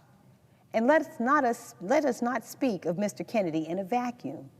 We have now held the floor multiple times over the past week over a string of nominees that are dangerous to the American people. Not because, and I cannot stress this enough, we disagree with their politics or their worldview. We can have robust policy debate. We can have robust scientific debate. In fact, robust debate has the potential to move us forward as a country. Respectful debate is the hallmark of this body. It is a crucial component of free speech. I went to law school, and I spent years in the courtroom trying cases, making my arguments before a jury of my peers, grounding my arguments were a basic set of evidentiary facts. But what we are dealing with here isn't a debate. It's a popularity contest and a test of loyalty. Mr. Kennedy is not in this position today as the nominee for Secretary of Health and Human Services because of his vast experience in medicine. Mr. Kennedy is not in this position today because of his deep scientific knowledge. Mr. Kennedy is not in this position today because he has respect for the scientific method. Mr. Kennedy is not in this position today because he respects medicine. Mr. Kennedy, like many of his fellow nominees, is in this position today because of his deep loyalty to the President of the United States. What makes our job increasingly difficult as members of the U.S. Senate is that we have the duty to advise and consent, and it isn't just a privilege of this chamber, it's a responsibility to speak for the people of our state as well as the American people as we evaluate the qualifications, the experience, and the temperament of a president's cabinet nominees. What is happening on the part of my Republican colleagues is not advice and consent. The sole qualification being assessed is loyalty. Not loyalty to country, not loyalty to the American people, not loyalty to the duties and responsibilities we have been entrusted with by the voters in each of our states. The sole qualification up for assessment is loyalty to the president. And Mr. Kennedy has that in spades. But loyalty to this president comes at a cost. Not a cost to the billionaires, not a cost to the people in this body, a cost to the American people. Democratic Americans, Republican Americans, independent Americans, Americans who voted for this president, Americans who did not, and Americans who did not vote at all. The president has been consistent that he believes the American people delivered him a mandate to carry out his agenda. With respect to the health, safety, and well-being of America, the purview of Health and Human Services, the president believes that cutting funds for medical research into things like cures for cancer is apparently a part of that mandate. Just this weekend, the president announced massive cuts to NIH, an agency which I'm proud to say has its home in Maryland. The mission of the National Institutes of Health is to seek fundamental knowledge about the nature and behavior of living systems and the application of that knowledge to enhance health, lengthen life, and reduce illness and disability. It falls under the very agency Mr. Kennedy is seeking to run. Here are what some scientists, people I implore Mr. Kennedy to listen to despite his apparent distaste for the profession, had to say about these massive cuts. Dr. Richard Huganier, professor and chairman of the Department of Neuroscience at Johns Hopkins University School of Medicine in my state of Maryland, said, and I quote, "We were all just dumbstruck. I'm calling it the apocalypse of American science. This will basically change science as we know it in the United States. The bottom line is that we are going to have a lot less resources, which obviously means we are going to have to lay people off and research will be slowed down." Dr. Otis Brawley, professor of oncology and epidemiology at the Johns Hopkins School of Medicine and the Bloomberg School of Public Policy said, and I quote, "We're going to see health research kneecapped." Dr. Brawley has actually overseen grants at the National Cancer Institute, which is a part of the NIH, as well as received them from his cancer research. He went on to say, and I quote, "People who are getting treated in clinical trials now for cancer will find many of those trials will close down." Dr. David J. Skorton, president of the Association of American Medical Colleges, said, and I quote, "These are real consequences: longer waits for cures and for diagnosis, slower scientific progress, losing out to competitors around the world, and fewer jobs. Those who are facing any health challenges will suffer from less biomedical research."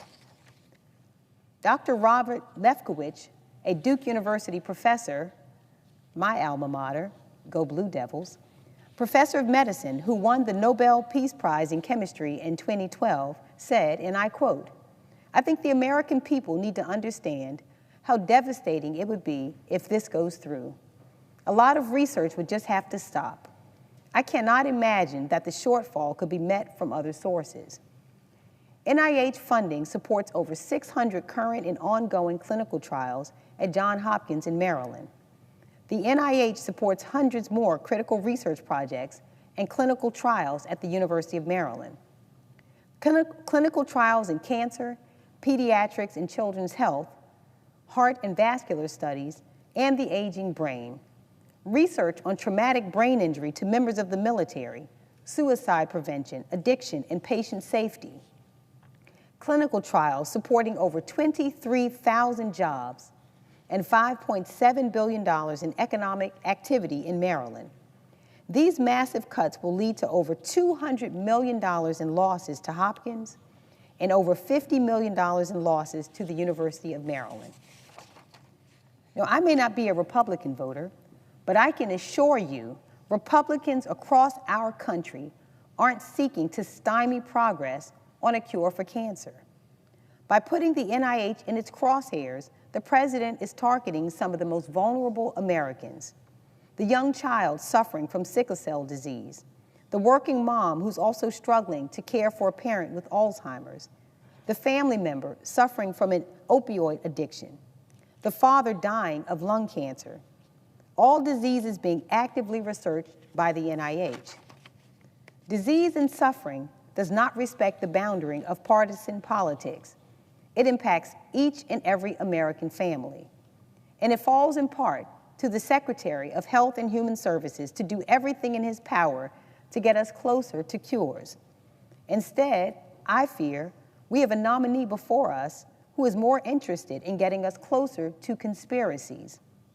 And with loyalty to the man in the White House, as opposed to the health and well-being of the American public, Mr. Kennedy is likely to follow his boss in supporting a tax on Medicaid. This administration and my Republican colleagues are seeking to upend federal Medicaid financing and are considering per capita caps and repealing Medicaid expansion funding. Let me make this simple. The Republican framework to cut Medicaid puts nearly 435,000 Marylanders at risk of losing coverage. It will lead to major gaps in health care coverage and undermine family economic security. It will put quality care out of reach for more families. And at the risk of sounding like a broken record, these are Democratic families. These are Republican families. That shouldn't matter to the president or the nominee for the Department of Health and Human Services. All that should matter is that these are proud American families. The administration's attacks on Medicaid would kick millions of people off their health coverage and forced states to make deep cuts to benefits, eligibility, and reimbursement rates. My state can't afford these cuts. Maryland's families can't afford these cuts. 96% of eligible children in Maryland are supported by Medicaid and/or CHIP. Cuts would disproportionately hurt children with the lowest incomes and the highest health care needs. At a time when Americans are struggling under the weight of inflation, scraping to pay for food, gas, and housing, we cannot strip away or cut their health coverage. That's a cruel move that will certainly bankrupt many individuals and families. Many Americans are one catastrophe away from financial ruin. And if you take away their coverage and access to affordable care, it will be realized. Don't just take it from me. Marylanders have been calling and writing in, demanding that Congress do everything it can to fight against attacks to Medicaid. Jacqueline from Baltimore shared this with us. One day I was at work and passed out in the bathroom. Had to be cut out of the restroom by the firemen. After being in a coma for 12 days, it was determined that I was diabetic. Having Medicaid saved my life. If I did not have Medicaid or any insurance, I would have been sent home and who knows what would have happened. Another constituent from Ellicott City shared this. My 22-year-old son has autism and a significant cognitive disability. He is a happy, affectionate person who loves being around people and being physically active. Due to behavioral challenges at home, he lives in a group home. This environment is one in which he can be safe and thrive. He also attends a program licensed by the state's Developmental Disability Administration Monday through Fridays, 9 to 3. This program provides meaningful day services. Both his group home and day program services are funded through DDA's Medicaid waiver. Given the cost of my son's services and the services of many other individuals with developmental disabilities, a limit on federal Medicaid dollars would no doubt force Maryland to reduce services. If my son was not able to continue living in his group home, he would have become homeless. Another impact of Medicaid cuts could be his health care, as he is fully reliant upon Medicaid for his health insurance. He will never be able to work enough hours to draw health insurance benefits due to his disability. Such an anecdote should stir all of us to action. It should stir the members of this body to take more seriously our duty to advise and consent, to push back against the nominee who sees his role as a loyal foot soldier to one American who sits in the White House and not the millions of Americans whose health and health care are on the line. Last week, I looked Mr. Kennedy in the eye and said I would not be supporting his nomination. I said that his views are so dangerous to our state and to our country that his voice would be a voice that parents would listen to. I honored my constitutional duty of advice and consent. On behalf of every single Marylander who's lost a loved one to disease, every single Marylander who works at NIH or is actively researching cures, every single Marylander who has been led astray by a snake oil salesman peddling quackery instead of science, I will be voting no on Mr. Kennedy for them. And to my colleagues on the other side of the aisle, I urge you to think long and hard about the phrase that you believe encapsulates your mandate, America First. If we are not putting the people of this country first, then we are most certainly not putting this country first. America First cannot exist if the people in this country are too sick to be strong. And when you have someone like Mr. Kennedy responsible for the health of our citizenry, I fear that it is where we are headed, dead last, literally and figuratively. I may not be able to stop this nominee from being confirmed, but I want every Marylander to know that I will never stop fighting for your health and for the health of your loved ones. Thank you, Mr. President. I yield the floor.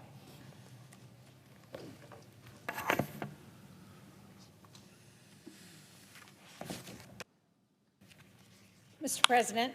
Senator from New Hampshire. Mr. President, I come to the floor to join my colleagues with a great deal of concern to discuss the Trump administration's nomination of Robert F. Kennedy, Jr. to be the next Secretary of the Department of Health and Human Services.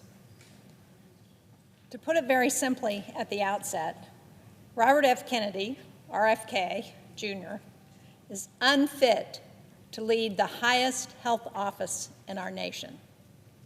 First of all, RFK has no, let me repeat, no health or medical experience. That in and of itself should be a red flag on this nominee, who is supposed to be tasked with leading our nation's health agency. But sadly, that's not where the red flags end. From his radical and dangerous opinions on vaccines and other public health, to his promises to cut medical research, to his ever-changing position on women's rights to access reproductive health care, he has proven that he lacks the credibility, the knowledge, and the capability to be the Secretary of Health and Human Services. So let's take a step back. When President Trump ran his campaign, he ran a campaign on lowering costs for working Americans. Well, where has that promise gone? We saw today that inflation has gone up in the last quarter. It's over 3% now. And we've seen nothing from President Trump's first weeks in office that addresses the high costs of health care, of food, of housing, of child care. 2 weeks ago, this administration, including the Health and Human Services Agency, halted funding across the board for programs like our community health centers and substance use treatment programs. These centers are often the main source of health care for their communities. They serve the people across the states of this country. In our office, I heard from programs like Coos County Family Health, a community health center that provides life-saving care to rural patients across the northern part of New Hampshire, what we call the North Country. Their programs for training new doctors and providing services for victims of domestic violence were and still are at risk, thanks to Trump's executive orders and funding freeze. And I heard from Navigating Recovery in Laconia. That's a substance use treatment service that depends on federal funding for more than 50% of its budget. They're worried about keeping their doors open. And this is an organization with providers who will literally sit with a patient by their hospital bed following an overdose to make sure they're getting the best guidance, the best treatment, and the follow-on services like housing and child care that allows them to start their recovery. And this is a real issue for us in New Hampshire, where we've been hit very hard by the opioid epidemic. The Trump executive orders and funding cuts will force Navigating Recovery to lay off staff and to curtail services should those funding cuts continue. These are actions on the part of the White House that don't lower costs for families. They do just the opposite. They put people out of work, and they weaken our ability to care for our most vulnerable populations. But when he was asked if he would reverse this policy of cutting funding for programs like substance use recovery, RFK refused. The thing is, we should be taking steps right now to lower costs for families and children. Half of the uninsured Granite Staters cite cost as their reason for not being able to purchase health insurance. More than 2/3 of people in New Hampshire have delayed care, and another 25% have delayed buying needed prescriptions or said they have to ration their meds. We could help these people right now we could pass the Health Care Affordability Act, which would make permanent premium tax credits in the Affordable Care Act that have cut health care costs for 24 million Americans, nearly 70,000 from New Hampshire. Passing that bill would directly help constituents like the man in Newmarket who contacted our office. He's 55 years old. He's a patient at Lamprey Health Care, which is a community health center. He had been uninsured and avoided going to a doctor his whole life. But sadly, he was recently hospitalized for 10 days because of complications from untreated diabetes. He had sepsis and he had an infection in his foot. Unfortunately, he didn't have insurance when he was hospitalized. But luckily, Lamprey Healthcare sat with him, helped him purchase insurance on healthcare.gov, helped him avoid potentially devastating medical debt. These tax credits are vital to his and to millions of Americans' ability to afford health care. But again, when asked about these tax credits, RFK refused to say that he would support extending them. So much for any concern about lowering costs for families. Now, if this administration is not trying to lower costs, what are they doing to help the people they swore an oath to serve? Last Friday, our research institutions got a notification almost overnight that their funding through the National Institutes of Health would be gutted. This decision threatens our ability to find cures for diseases, to get ahead of public health crises, and to hire and retain talent. I think it was made rashly and irresponsibly without really understanding what the impact would be. Slashing those funds won't make research more efficient. Instead, it's going to cripple our ability to treat and cure horrific diseases. Dartmouth College, which is in Hanover, New Hampshire, is one of our preeminent research institutions in the country. Last year, Dartmouth received nearly $100 million in NIH funding to help with its cutting-edge research to treat diseases like diabetes, cystic fibrosis, and Alzheimer's. This NIH decision, this decision by the Trump administration, will cut Dartmouth's funding by $38 million. And we don't know what the future impact of that would be. Will we miss the next cure for a pediatric cancer? Will we fail to advance treatments in Alzheimer's? What we do know is that this has an immediate impact on the people living in the Upper Valley of New Hampshire. More than 1,300 employees are supported by federal grants at Dartmouth, and the vast majority of these are supported by the National Institutes of Health. The job loss, the economic impact that will result from this decision will be devastating. And sadly, once these jobs are gone and the researchers leave, there's no going back, because they're going someplace else. They're going overseas.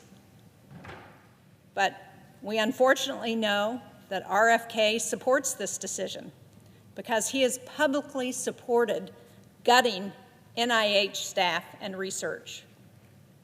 And if Robert Kennedy is confirmed, I fear he will do nothing to push back or to reverse these reckless decisions. The Secretary of HHS also holds immense power over ensuring that women in our country have the ability to access reproductive health services, including abortion. Interestingly, I thought this was something that RFK and I agreed on. But now I'm not clear what he supports. He used to proudly say that he was pro-choice, but since being nominated, that belief seems to have disappeared overnight. The only thing I think he truly believes is in his desire to do whatever Trump wants, even if it means compromising his own values. Women in this country need to know that the Secretary of Health and Human Services will defend our rights to access all the health care we need. But at every turn, Republicans and the Trump administration have pushed forward dangerous policies intended to threaten access to full reproductive care. They put on the Supreme Court the justices who overturned Roe v. Wade. And at the state level, they have instituted draconian abortion bans that threaten the lives of mothers. Women are literally dying from a lack of care because of these bans on our health. This is 2025. How did we get here? I remember before Roe v. Wade. I remember when hundreds of thousands of women died from back alley abortions. And are we back to that point? Everyone knows that banning abortion and making women seek dangerous options does not stop abortions. It makes them more deadly. But with RFK at the helm, that's the grim reality we face. He's not someone I trust to defend a woman's right to access reproductive health care. He is not someone I want leading Health and Human Services. Now, one of the few issues that we have some actual insight into are his views on public health. His dangerous, radical, and wrong beliefs about vaccines are well documented. Every child that gets sick or dies from a disease that could be prevented by a vaccine is a tragedy. RFK will not only undermine public confidence in vaccines, he indicated that he intends to continue to profit from anti-vaccine lawsuits. It's shameful and it's corrupt. Now, we've also heard reports that the Trump administration plans to cut as much as 50% of Health and Human Services staff and decimate the work of the Centers for Disease Control and Prevention. The CDC is our first line of defense for public health. Most important, tracking and responding to outbreaks of diseases, not only domestically, but abroad as well. The Trump administration has already taken steps to gut our global health and aid efforts, from withdrawing from the World Health Organization to cutting the CDC and U.S. Agency for International Development. They argue that these efforts are wasteful and unnecessary. But just last Friday, we were notified in New Hampshire that we had only the third confirmed case ever in the U.S. of Clade 1 monkeypox, or Mpox. The case is travel-related, meaning the patient caught the disease abroad and brought it home. Sadly, these diseases don't just stop at countries' borders. They don't just happen overseas. They affect us here at home. The Trump administration's efforts to eliminate our public health infrastructure doesn't make America safer. It doesn't make America stronger, and it doesn't make America more prosperous. It does the exact opposite. And Robert F. Kennedy Jr. is complicit. He's complicit in these efforts, and he will only continue them should he be confirmed. America deserves a leader at HHS who values science, who protects public health, who defends women's rights to reproductive care, to the full range of reproductive care, and who upholds the integrity of our country's core health systems. RFK Jr. has shown time and again that he is not that leader.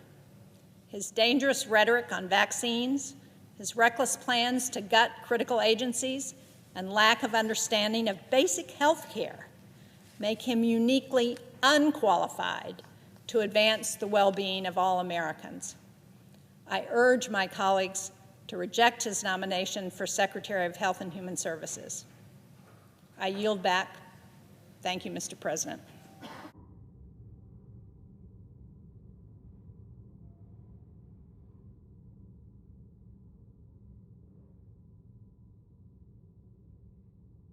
President. The senator from New Hampshire. I yield 30 minutes of post-cloture debate time to the Democratic leader. The senator has that right.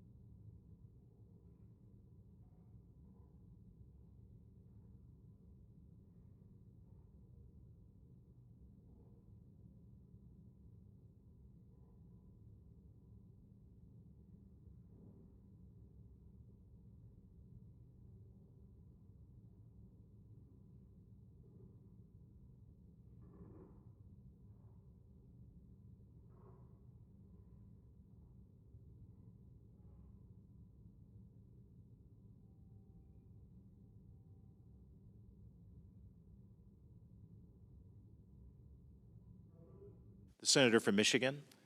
Mr. President, I rise today in opposition to Robert F. Kennedy Jr.'s nomination to serve as Secretary of the Department of Health and Human Services, also known as HHS.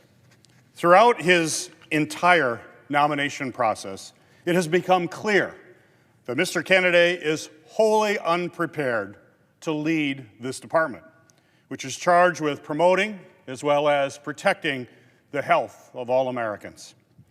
If confirmed as Secretary, he would be tasked with managing programs that millions of Americans depend on each and every day, including Medicaid and Medicare, the Centers for Disease Control, or CDC, the Food and Drug Administration, or FDA, the National Institutes of Health, or NIH, as well as a number of other initiatives aimed at preparing for and responding to public health and medical emergencies.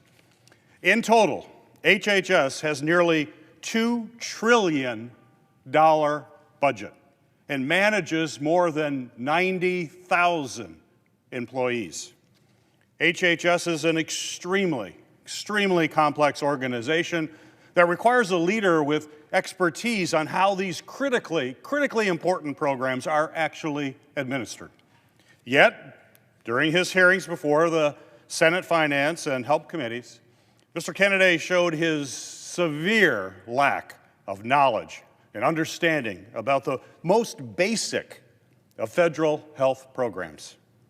Mr. Kennedy could not answer the most basic questions about how the Medicaid program works or how it benefits more than 70 million Americans who depend on health insurance. At a time when Republicans are proposing drastic cuts to the Medicaid program to pay for their tax cuts to billionaires, we need a secretary who will not only knows how the program works, but will protect the access to health care services it provides for children and some of the most vulnerable people in our country. It's very clear Robert Kennedy Jr. is not that secretary. During his nomination process, Mr. Kennedy also made it clear he does not understand the differences between the various components of Medicare, a program that keeps our seniors cared for well into their golden years and often plays a key role in a person's decision about whether or not they can retire with dignity. Amid ongoing threats from Republicans to privatize Medicare, we need a secretary who will protect this program that generations of seniors have counted on to get care and generations to come that are paying into that fund for their future. Mr. Kennedy's lack of experience and basic understanding of our nation's healthcare system is, to say the least, extremely alarming. We cannot confirm a nominee who doesn't even know the most basic answers about programs that he's actually in charge of administering.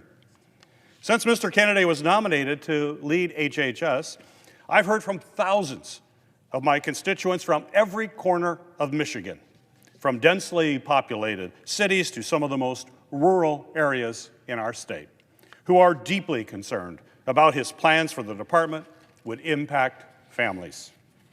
For example, I've heard from countless folks about the rising cost of health care that is squeezing Michigan families' budgets. Health care prices are rising faster than inflation, making it even harder for people to get the care that they need. I've heard from a constituent who has operated a food pantry in her community for 13 years. She worries about what will happen to the people that she serves if they do not have access to the food security programs made possible by HHS. In her letter, she shared that most of her people in her pantry services are literally one ER visit or one car breakdown away from being able to feed themselves or their families. Public health initiatives are a lifeline for so many in Michigan as well as across our country. When our neighbors have access to basic health resources, it allows them to focus on improving their lives, whether that's gaining meaningful employment or getting an education. So we need an HHS secretary who is focused on improving access to Medicaid and expanding the premium tax credits for the Affordable Care Act that allows millions of Americans to access affordable health care. That clearly is not Robert Kennedy. He would not be that secretary.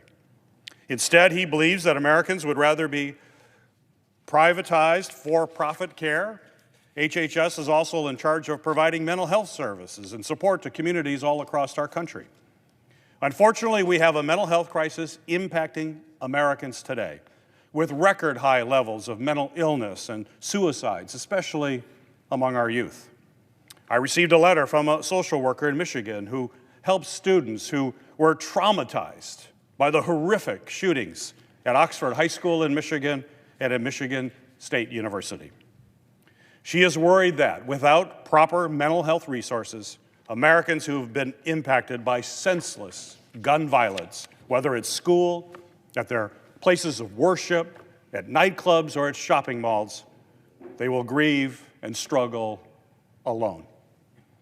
Unfortunately, Mr. Kennedy has only further stigmatized these important resources, even making comments during his confirmation hearing linking an increase in school shootings to an increased use of antidepressants.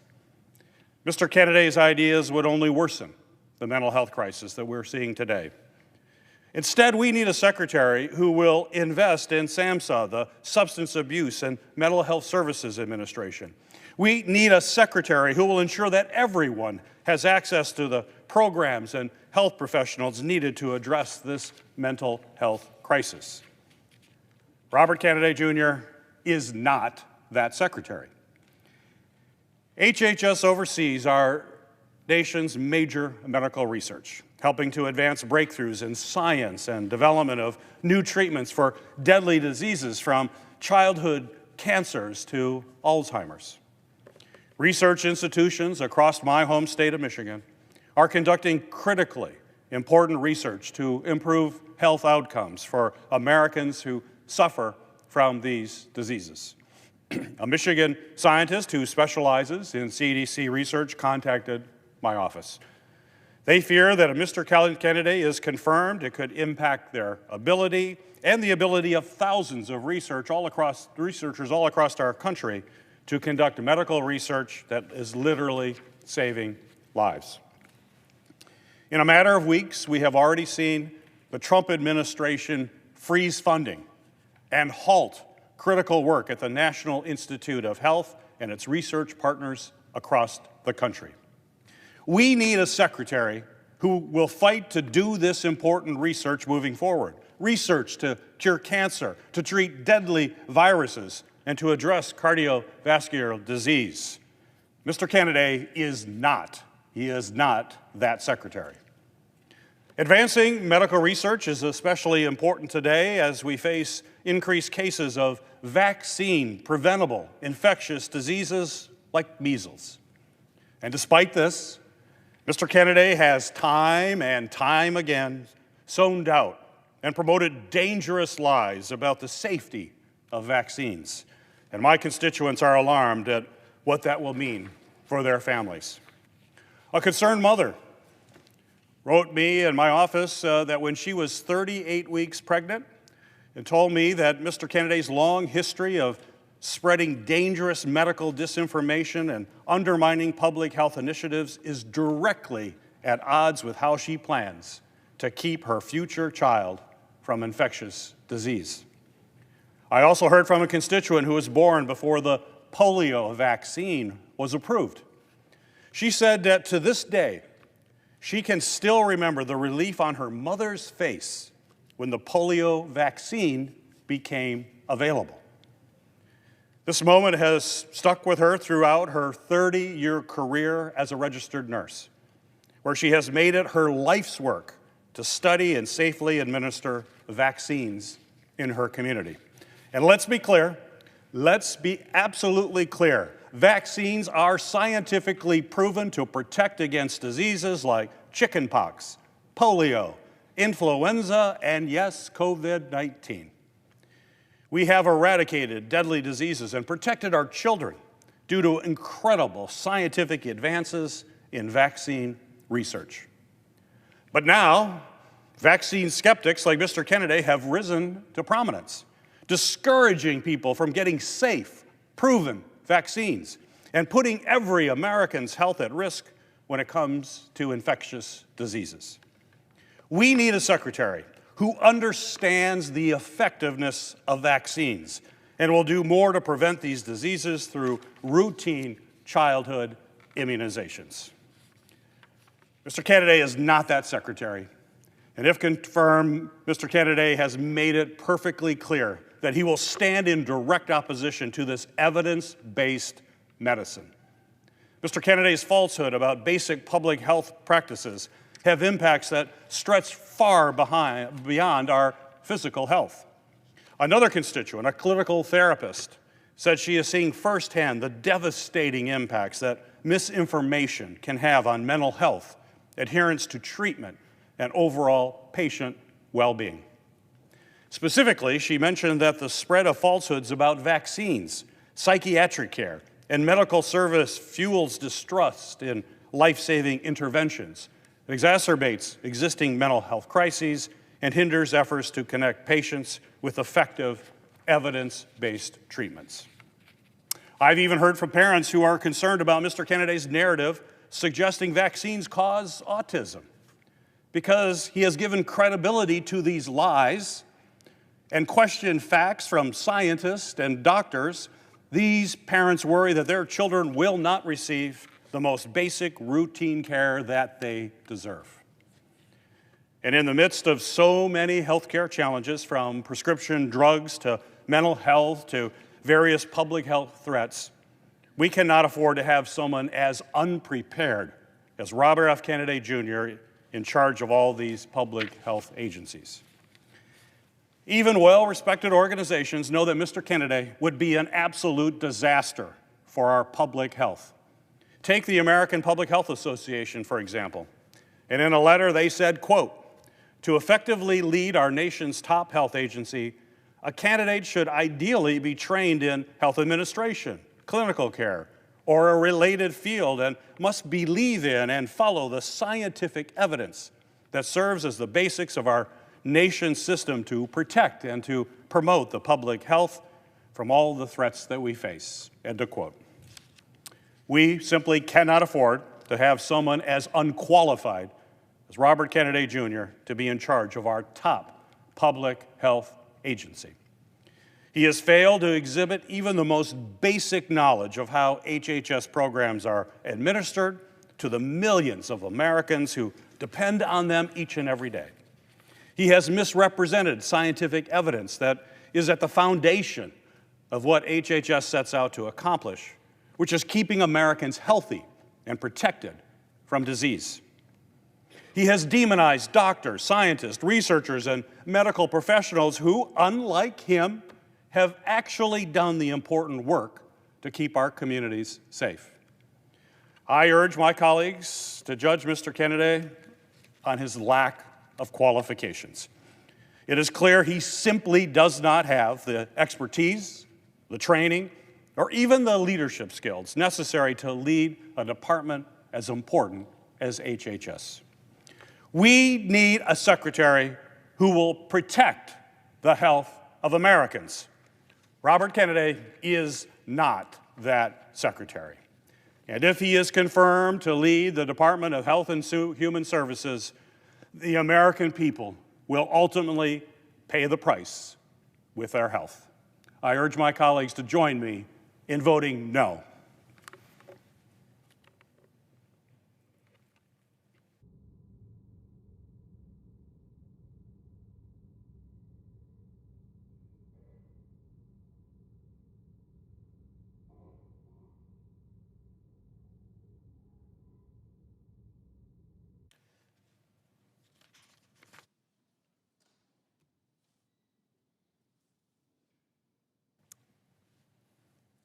Mr. President. The senator from New Mexico. Mr. President, just over 5 years ago, Robert F. Kennedy Jr. traveled to the Pacific island of Samoa. Mr. Kennedy was on a mission to spread baseless and debunked conspiracy theories about the safety and efficacy of children's vaccines.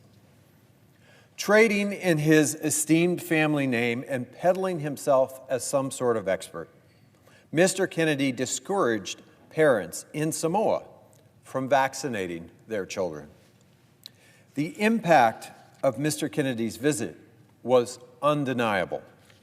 Health providers in Samoa reported that anti-vaccine voices got louder after his visit, and the rate of measles vaccinations for eligible one-year-olds in Samoa fell to under 33%, well below herd immunity.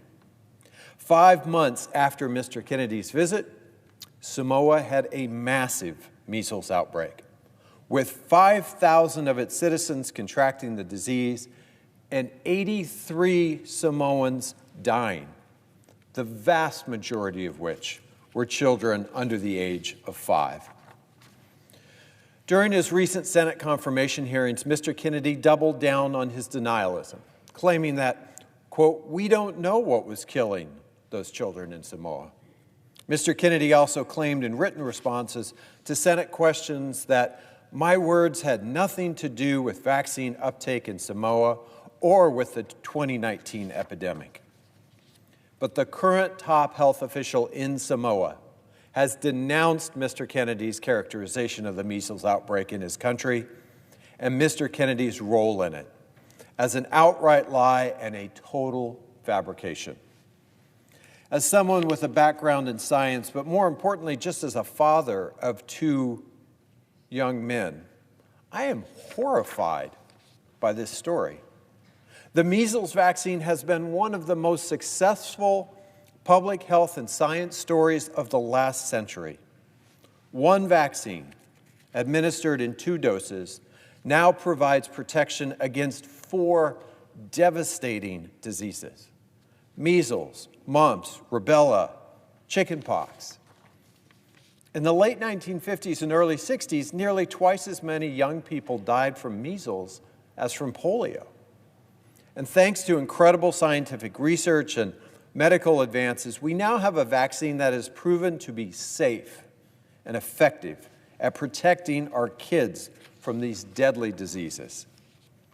This vaccine has largely eradicated the measles outbreaks that used to result in the devastating loss of babies and young children. That is, until anti-vaccine crusaders like Mr. Kennedy started promoting phony science and conspiracy theories in places like Samoa. Over the last 2 decades, thanks in large part to Mr. Kennedy, this anti-science movement has moved from the darkest corners of the internet into the mainstream. And the Samoan story provides us a heartbreaking example of just what is at stake if we give this movement's leader a national platform to spread his junk science. I hope all of my colleagues take seriously what it would mean to confirm this anti-vaccine, anti-science, snake oil salesman as our next Secretary of Health and Human Services. As the leader of the largest anti-vaccine organization in the country, the so-called Children's Defense Fund, and I use air quotes for a reason, Mr. Kennedy has repeatedly pushed junk science studies to spread fear and skepticism of vaccines. And it's not limited to the measles. Mr. Kennedy has repeatedly and falsely alleged that safe and effective vaccines for tetanus, for the flu, for COVID, for HPV are dangerous to human health. Mr. Kennedy has even promoted the completely discredited conspiracy theory that vaccines lead to autism. And I want to be real clear that decades of extensive peer-reviewed scientific studies have found no connection, zero connection between vaccines and autism. When he was pressed about this during his confirmation hearings, Mr. Kennedy continued to promote junk science studies rather than walk back his misinformation. In response to Mr. Kennedy's words in his confirmation hearing, Christopher Banks, the president and CEO of the Autism Society of America, said, "The autism community deserves leadership that prioritizes evidence-based policies and respects the lived experiences of autistic individuals and their families. The continued promotion of debunked vaccine theories only serves as a distraction from the critical research needed to better understand autism and provide support for the autism community today." I completely agree with Mr. Banks. Financial disclosures from his confirmation process have also revealed that Mr. Kennedy has made millions of dollars in referral fees from law firms suing vaccine manufacturers based on baseless conspiracy theories. If confirmed, his own personal financial interests could still be tied to these anti-vaccine lawsuits. At the height of the COVID-19 pandemic that led to more than 1 million deaths in the United States alone, Mr. Kennedy campaigned to end the nationwide vaccination effort that helped us save millions more lives. He continued his well-worn and again completely evidence-free message that no vaccine is safe and effective. And just like with all vaccines, the COVID vaccines went through independent review and extensive trials to ensure that they were safe and effective. If Mr. Kennedy had had his way, we might still be losing thousands and thousands of our family members and neighbors to that virus. Mr. Kennedy has, again, without any sound evidence, also pushed conspiracy theories claiming that antidepressant medications cause mass shootings and chemicals in our water make children gay. And if those claims sound nuts, it's because they are. Mr. Kennedy has said that he is opposed to promoting prescription medications to treat chronic diseases, including anti-obesity medications like Ozempic that are currently used by millions of Americans. Mr. Kennedy has said that he would eliminate the entire nutrition department at the Food and Drug Administration, jeopardizing the safety of our nation's food supplies. Mr. Kennedy has said that he supports gutting the National Institutes of Health, which supports the development of medicines to treat diseases and delivers untold resources to healthcare institutions in New Mexico and every other state in this country. During his confirmation process, Mr. Kennedy also repeatedly made commitments to my Republican colleagues to support restrictions on mifepristone, a medication abortion and miscarriage management drug.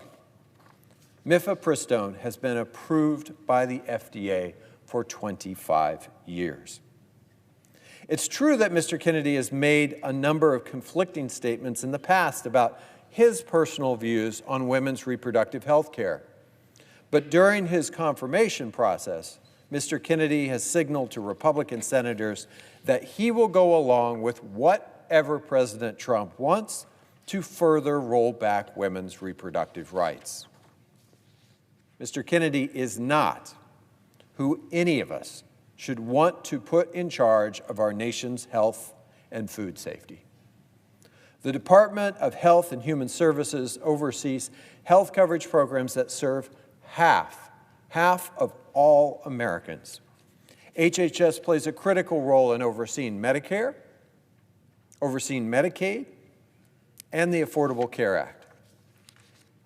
HHS also supports the medical research that helps us to develop the next vaccines, prevent the next pandemic, and find cures to cancer and chronic diseases like diabetes.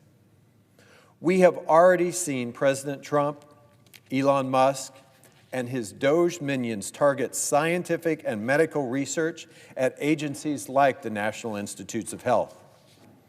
Just last week, we saw them announce an estimated $4 billion cut for health research at universities across the nation, including an estimated $17 million impact at the University of New Mexico alone. And just like many of the unilateral and illegal actions of this emboldened Trump administration, this one received a temporary halt from a federal judge 2 days ago. But whether this particular attack holds up in court or not, the Trump administration's intention is clear. Dramatic cuts to medical research, into treatments and cures that countless Americans are depending on to save their lives. Mr. Kennedy plans to lead this effort and even to expand on it. Mr. Kennedy is not who my constituents in New Mexico want to see leading our nation's health agency. In fact, New Mexicans have raised their concerns in letters and emails and phone calls day in and day out. I'm going to take a few minutes to read to you from some of these New Mexicans who are terrified about the danger that Mr. Kennedy would pose as our nation's health care agency leader. Melissa from Albuquerque is concerned that Mr. Kennedy's past of promoting misinformation about vaccines and his lack of experience will endanger Americans. Melissa said, "This role demands a leader who relies on evidence-based decision-making, upholds public trust, prioritizes the health and safety of all Americans. RFK Jr.'s history of promoting conspiracy theories makes him fundamentally unfit for this critical position. If RFK Jr. were confirmed to head HHS, millions of Americans' lives would be put at risk. His policies would jeopardize public health and undermine efforts to protect our communities from preventable diseases and health crises." William from Albuquerque, a retired University of New Mexico health communications professor and longtime NIH principal investigator, knows that Mr. Kennedy's harmful rhetoric and lies will hurt public health efforts and lead to unnecessary deaths. Williams said, "My research team and I have had to continually battle anti-vax misinformation. Robert F. Kennedy Jr. is often at the center of that misinformation. I urge you in the strongest possible terms to oppose his nomination as Secretary of HHS. The damage he would do will take decades to undo and will lead undoubtedly to U.S. morbidity and mortality increasing due to infectious diseases." Jane from Albuquerque is concerned that Mr. Kennedy's lack of experience will negatively impact the health of New Mexicans. She said, "The administration has nominated manifestly unqualified individuals and those openly hostile to evidence to head the Department of Health and Human Services and the individual agencies that are charged with protecting the health of everyone in the United States. This abdication of responsibility will undoubtedly impact vulnerable populations most profoundly, including those living in New Mexico." Mark from Albuquerque, a survivor of polio, knows that the polio vaccine effectively eradicated this relentless and deadly disease, and he is worried that Mr. Kennedy's confirmation could stifle future vaccinations like the one that saved his life. Mark said, "I am a polio survivor. I know that I was very fortunate in my recovery, and I also know that the vaccines effectively eradicated this relentless and deadly disease. So I ask that you do whatever you can to prevent RFK Jr. from overseeing the health care of all Americans."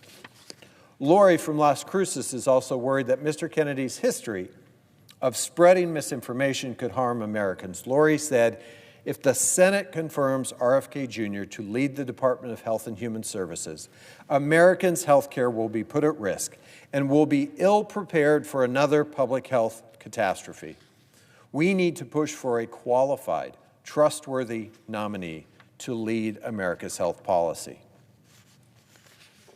Megan from Albuquerque, a primary care physician, is worried that Mr. Kennedy's lack of experience, disregard for evidence-based medicines pose a danger to Americans. Megan said, "As a primary care physician in New Mexico, I am also very worried about the possibility of RFK Jr. being confirmed as HHS Secretary. His past actions have shown that he has little regard for research, evidence-based medicine, or the expertise of scientists and physicians. He is dangerous to the American people. I agree with these New Mexicans that Mr. Kennedy is unprepared. He is unqualified, and he is dangerously unfit to be confirmed as our next health secretary. Unfit to protect our kids' health from debunked conspiracy theories, unfit to defend women's reproductive rights, unfit to safeguard the future of Medicare and Medicaid, and unfit to continue life-saving medical research and medical care in my state and across the country. And for all of these reasons, I would urge all of my colleagues to join me in voting no on confirming Robert F. Kennedy, Jr.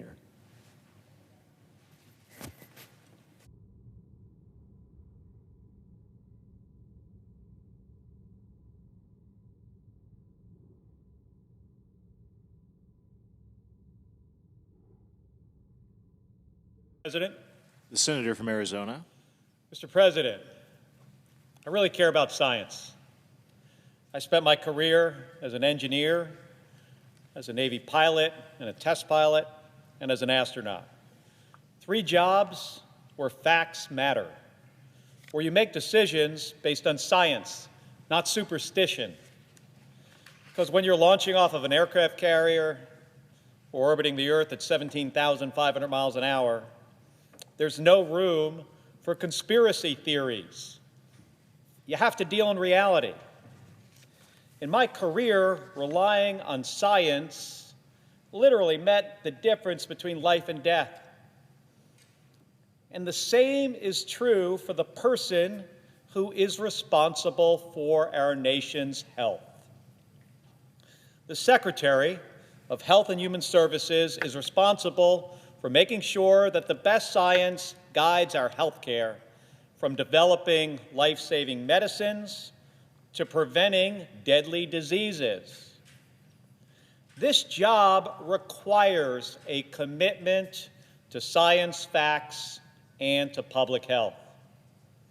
But the nominee before us today, Robert F. Kennedy, Jr., has spent much of his career doing the exact opposite, rejecting science, spreading conspiracy theories, and putting public health at risk. That's not someone that I want in charge of keeping Arizonans healthy. And that would be his job, by the way, responding to disease outbreaks, approving new medicines and treatments, overseeing health care coverage for millions of Arizonans and millions more of Americans. So this isn't just some bureaucratic decision that we're about to make. This is about whether the next HHS secretary will protect public health or undermine it with dangerous misinformation. Let's be clear about Mr. Kennedy's record. This is not someone who is simply asking questions about vaccines. Healthy skepticism is one thing, and I always told my space shuttle crew members to tell me when they thought I was wrong, to constantly question the way that we were doing things. We should be doing the same thing here in the Senate. But what Mr. Kennedy has engaged in goes far beyond that, far beyond. Even when presented with definitive science, he's doubled down on conspiracy theories. Because for him, that is what paid the bills. He was the chairman of the most well-funded anti-vaccine organization in the country. The group he led has spread false claims that vaccines cause autism, that vaccines cause cancer, and they cause autoimmune disease. This organization, they filed lawsuits to block children from getting vaccinated. And what happens when people believe that? We get outbreaks of disease that we thought was long gone in the rearview mirror. In America Samoa, he spread misinformation about vaccines during a measles outbreak that killed 83 people.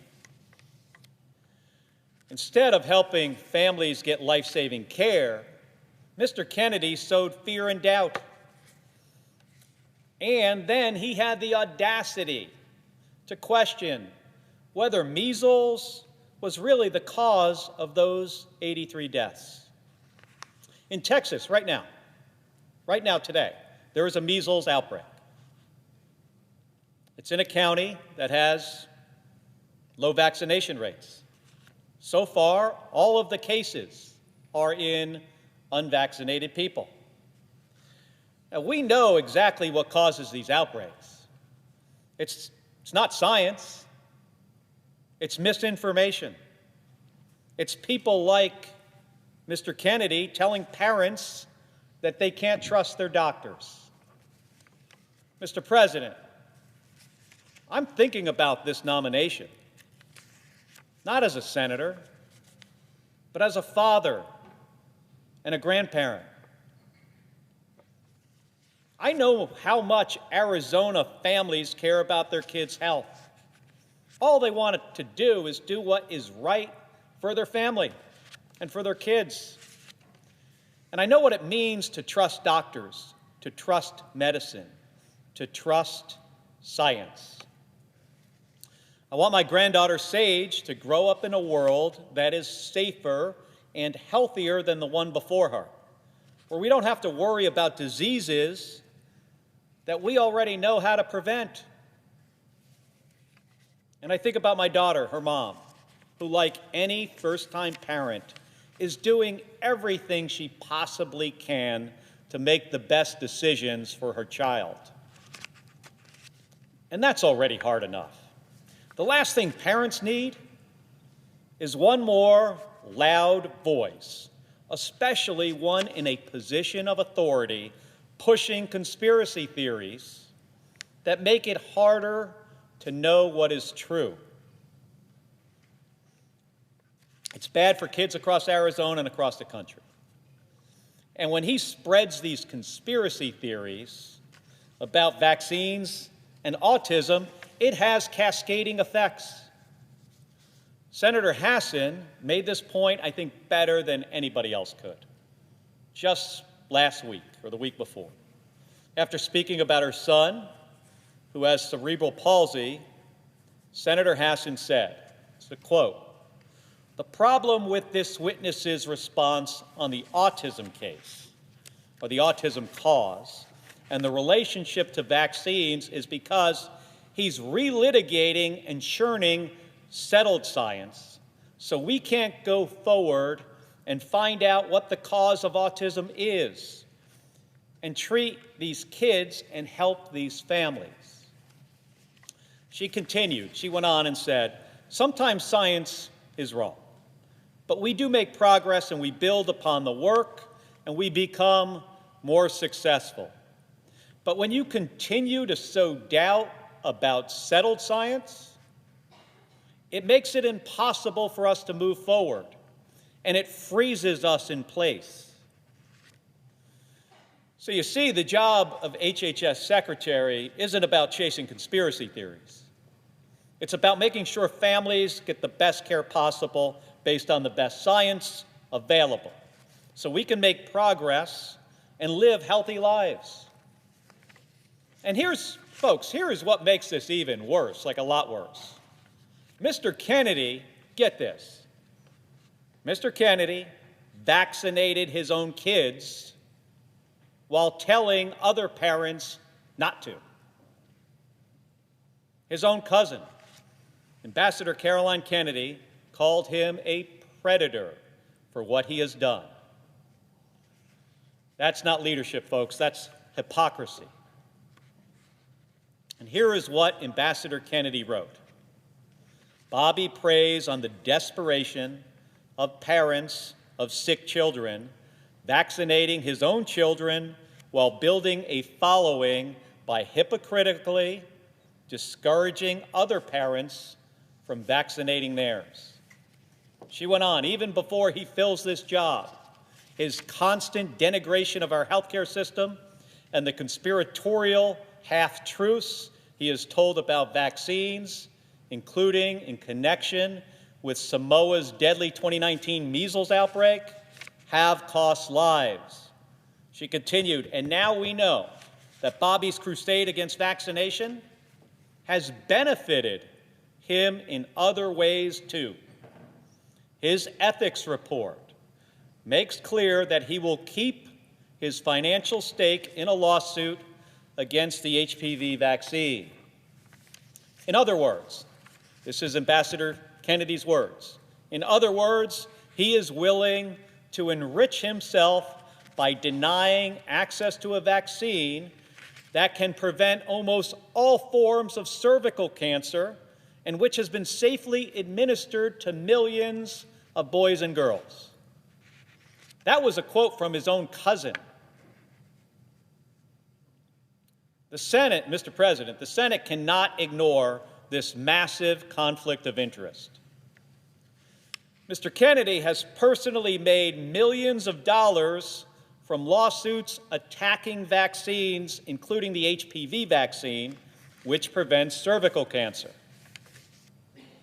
And if confirmed, he would oversee the FDA, the very agency that regulates the vaccines that he is suing over. That's a direct financial incentive to undermine vaccines, even if it puts people's lives at risk. And he wouldn't commit to removing himself from this equation. And it's not just vaccines. Mr. Kennedy has made a career of embracing conspiracy theories over facts. He claims, it's almost would be funny in another context, but Mr. Kennedy, get this, he claims Wi-Fi and 5G cause cancer. He thinks the COVID vaccine is part of a government plot. He suggested that vaccines are a holocaust. But of course, when he was confronted about that, he said he didn't recall saying it. He believes that the people who are running our vaccine programs should be in jail.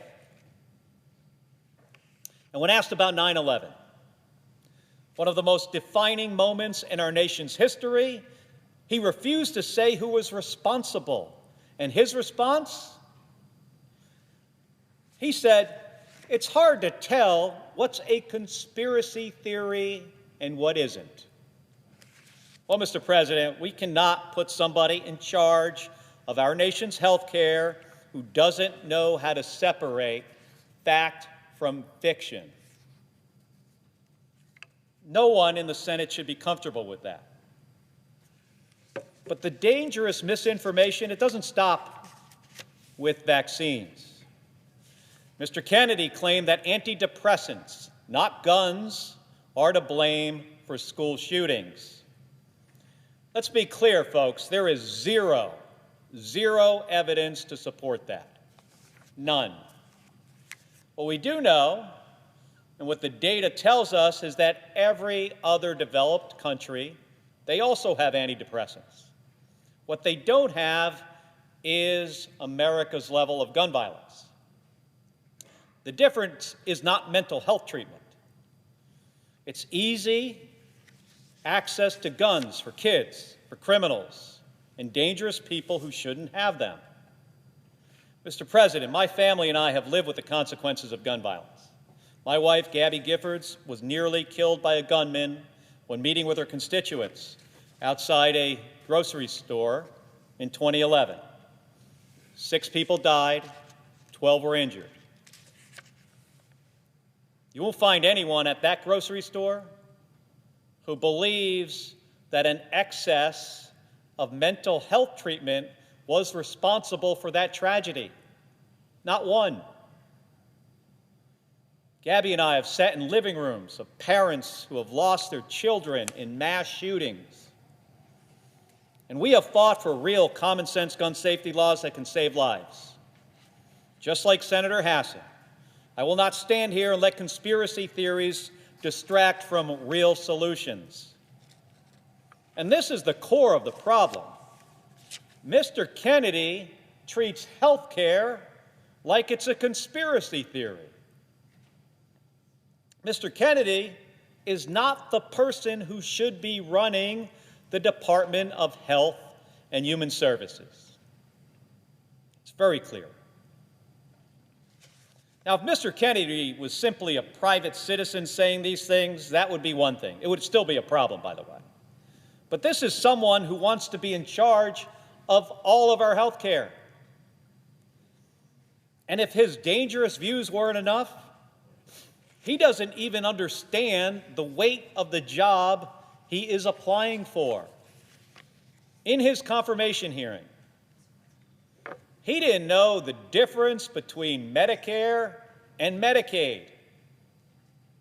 He didn't understand the different parts of Medicare and what they provide for seniors. He didn't know what a community health center was. He couldn't articulate a basic managing plan for HHS's $2 trillion budget. He wouldn't answer as to whether he'll negotiate for lower drug prices for seniors. And that means if you're a senior with him in charge, you might see higher drug prices. Mr. Kennedy does not have a medical degree, and he has no experience, zero experience in healthcare policy. So this isn't just about bad ideas. It's about dangerous ideas and the fact that he is completely unprepared to do this job. We learned that at his confirmation hearing. We also learned Mr. Kennedy won't make decisions based on science, data, and facts, or what is best for our public health. Instead, he will do whatever President Trump tells him to do. Over and over again, when asked about his policies, he didn't give answers based on what he believes is right. He said, quote, "President Trump has not told me what his policy is." On reproductive health, quote, "Trump has told me to look into it, but I don't know what his policy is." This is a nominee who traffics in conspiracies, who doesn't know much about the agency he's nominated to lead, and who has said he'll just do whatever he's told. Which, considering what we heard all along, that President Trump, he has a concept of a health care plan, not a real plan. But we still don't know what that is. I mean, now that to me feels like a big problem. Mr. President, we need an HHS secretary who will lead with facts, not fear, who will lower the price of prescription drugs, or fight to do that, and fight to reduce health care costs, and not to go along with efforts to take health insurance away from kids and people with disabilities, who will build trust in our health care system, not undermine it. Mr. Kennedy has built a career out of rejecting science, spreading misinformation, and profiting off of fear. He has compared vaccine scientists to Nazis. He has refused to say if 9/11 was a conspiracy theory. And when it comes to leading this nation's healthcare system, he has no plan, no knowledge, and no independence. And he says he will do whatever President Trump tells him to do. So, my colleagues, we all have to ask ourselves, are we really willing to put the health of American families in his hands? Are we? Mr. President, I know my answer, and I urge everyone in this chamber to think very hard about theirs. And Mr. President, I yield 30 minutes of post-cloture debate time to the Democratic leader. The senator has that right. Mr. President. The senator from Illinois. Mr. President, you know, if you go back exactly 20 years ago today, I could tell you exactly where I was. I was a patient at Walter Reed Army Medical Center. I was staring at the beige-colored walls, and amidst the pain in every inch of my body, I was trying to muster the strength to sit up, or to take a step, or even just to breathe. I spent months and months and months in that hospital room, hooked up to machines, getting wheeled in and out of surgeries, learning how to live again in my new post-shoot-down world. But despite it all, looking back, I consider every one of those days in that hospital room lucky days. Because when the worst happened to me, when that RPG exploded in my lap in Iraq and I needed serious, sustained medical attention to survive the hour, the day, the year, I had health care I could rely on. The same cannot be said for countless Americans. Americans whose health care costs have already been to confirm Robert F. Kennedy Jr. as our next Secretary of HHS. Put simply, Mr. Kennedy cannot be trusted with the grave, grave responsibility that comes with this job. He cannot be trusted with our lives. He is focused on pushing his agenda regardless of the cost to middle-class Americans. And if this man is confirmed, his policies. Next month will mark the 5-year anniversary of when COVID shut down our nation. In this moment, it is dangerous, reckless, and heartless to everyone who lost a loved one in the pandemic to even consider nominating a guy who has stated that, quote, no vaccine is safe and effective. And if our Health and Human Services Secretary refuses to ensure children are protected against preventable yet deadly diseases like measles, RSV, whooping cough, or polio, it will be our kids, not Mr. Kennedy, who pay the price. I've gotten letter after letter from my constituents begging me to try to reason with my colleagues, to do whatever I can to prevent a man so ignorant of all things science and medicine from holding a position of such power over our children's next breath. One pediatrician in Illinois wrote to me, and I quote, I will always remember the 9-month-old infant with whooping cough who could not be saved despite every high-tech ventilator and medication we had available. Another said, I recall a father screaming and punching a hole in the wall when his 4-year-old son died of chicken pox. The stories, the letters, the avoidable tragedies go on and on. Imagine how much worse the heartbreak will become under a guy who acts like the term vaccine is a swear word. Look, the only reason that Kennedy is even up for confirmation is because he, like Elon Musk, decided to throw his dignity to the wind and bow down at Trump's altar. And because of that, he gets to be yet another rich guy with too few qualifications and too much power, somehow now charged with leading our government.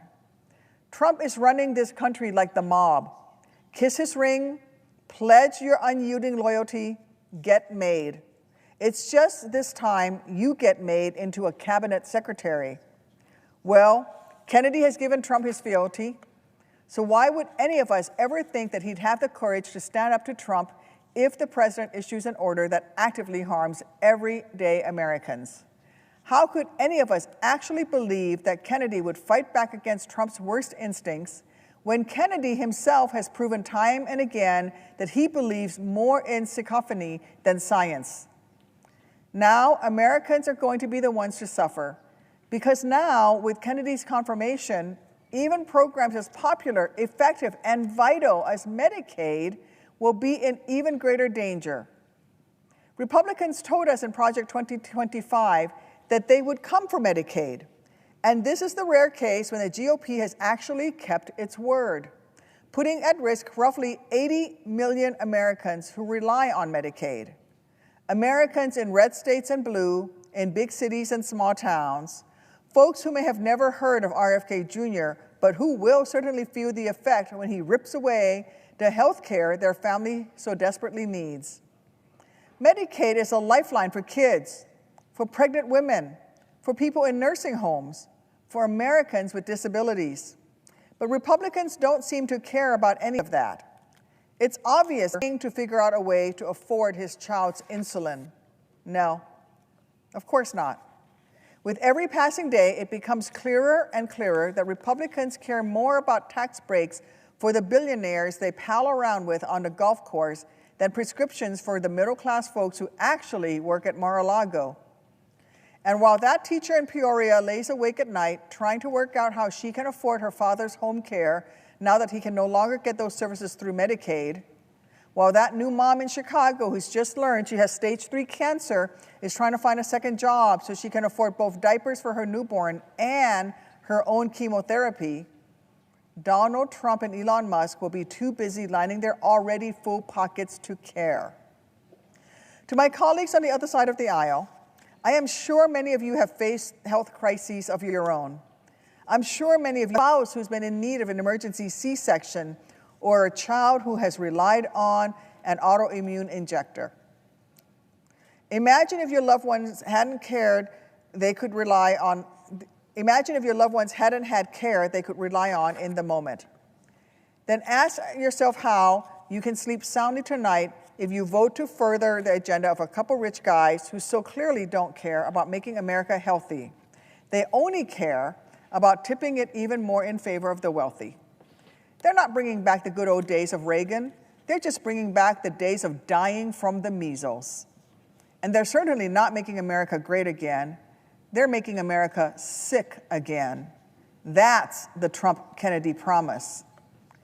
I care about my constituents' ability to afford their prescription medications, their ability to get the vaccines that will keep them alive through the next pandemic, their ability to survive those worst-case scenario health moments without going broke in the process.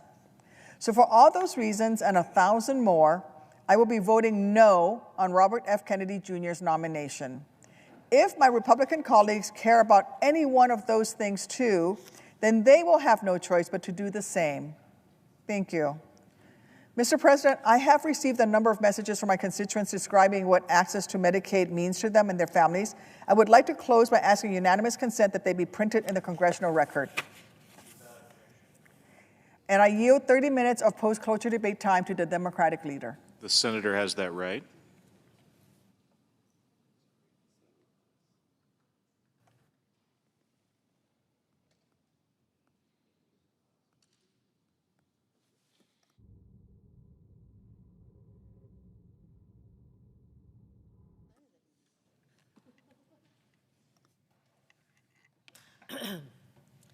Mr. President.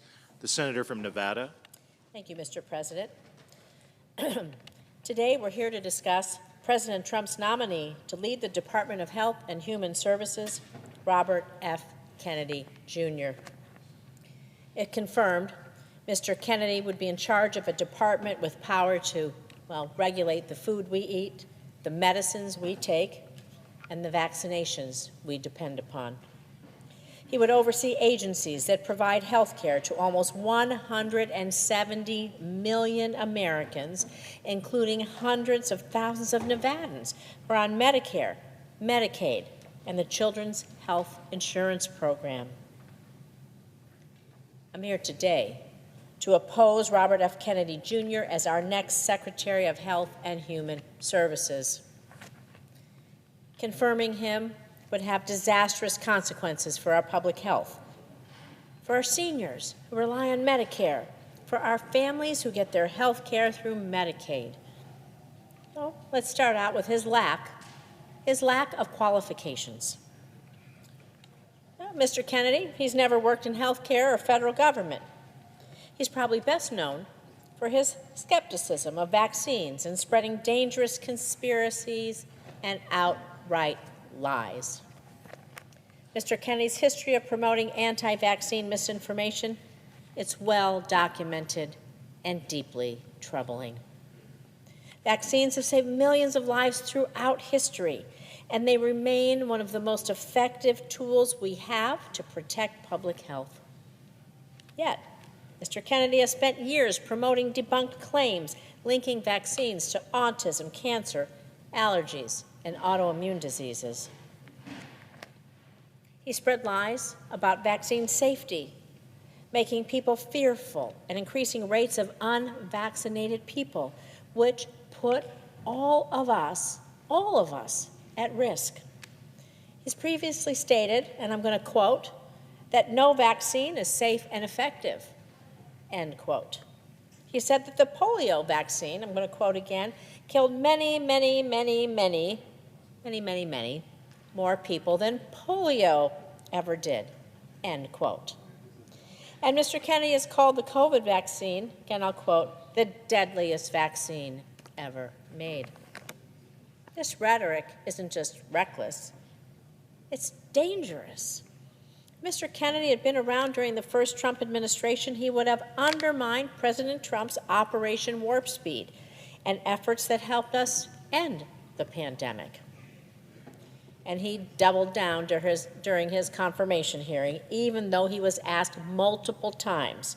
Mr. Kennedy refused to acknowledge that vaccines don't cause autism.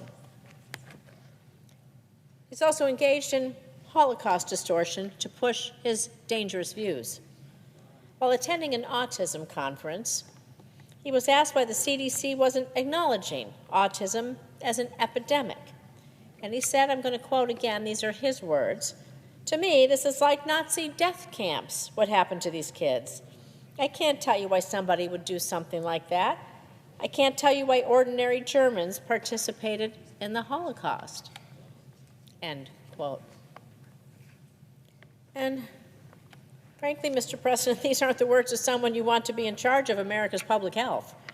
These are not the words of someone you want anywhere near the White House, anywhere near our health care, our safety.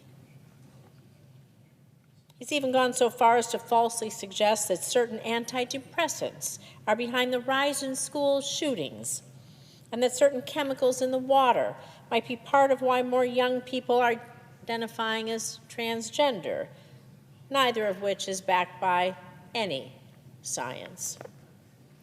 And we can't allow someone who spreads this kind of vitriol and dangerous misinformation to lead the Department of Health and Human Services. But his problematic views are just the start. During his confirmation hearing, Mr. Kennedy was also asked about his understanding of Medicare and Medicaid. Just asked if he knew about it. Well, he struggled, I mind you, to remember which program covered older and disabled Americans. Struggled to remember which program provided for low-income people. This is Medicare and Medicaid. That's something that's so brand new that even Robert F. Kennedy Jr. shouldn't know what it is.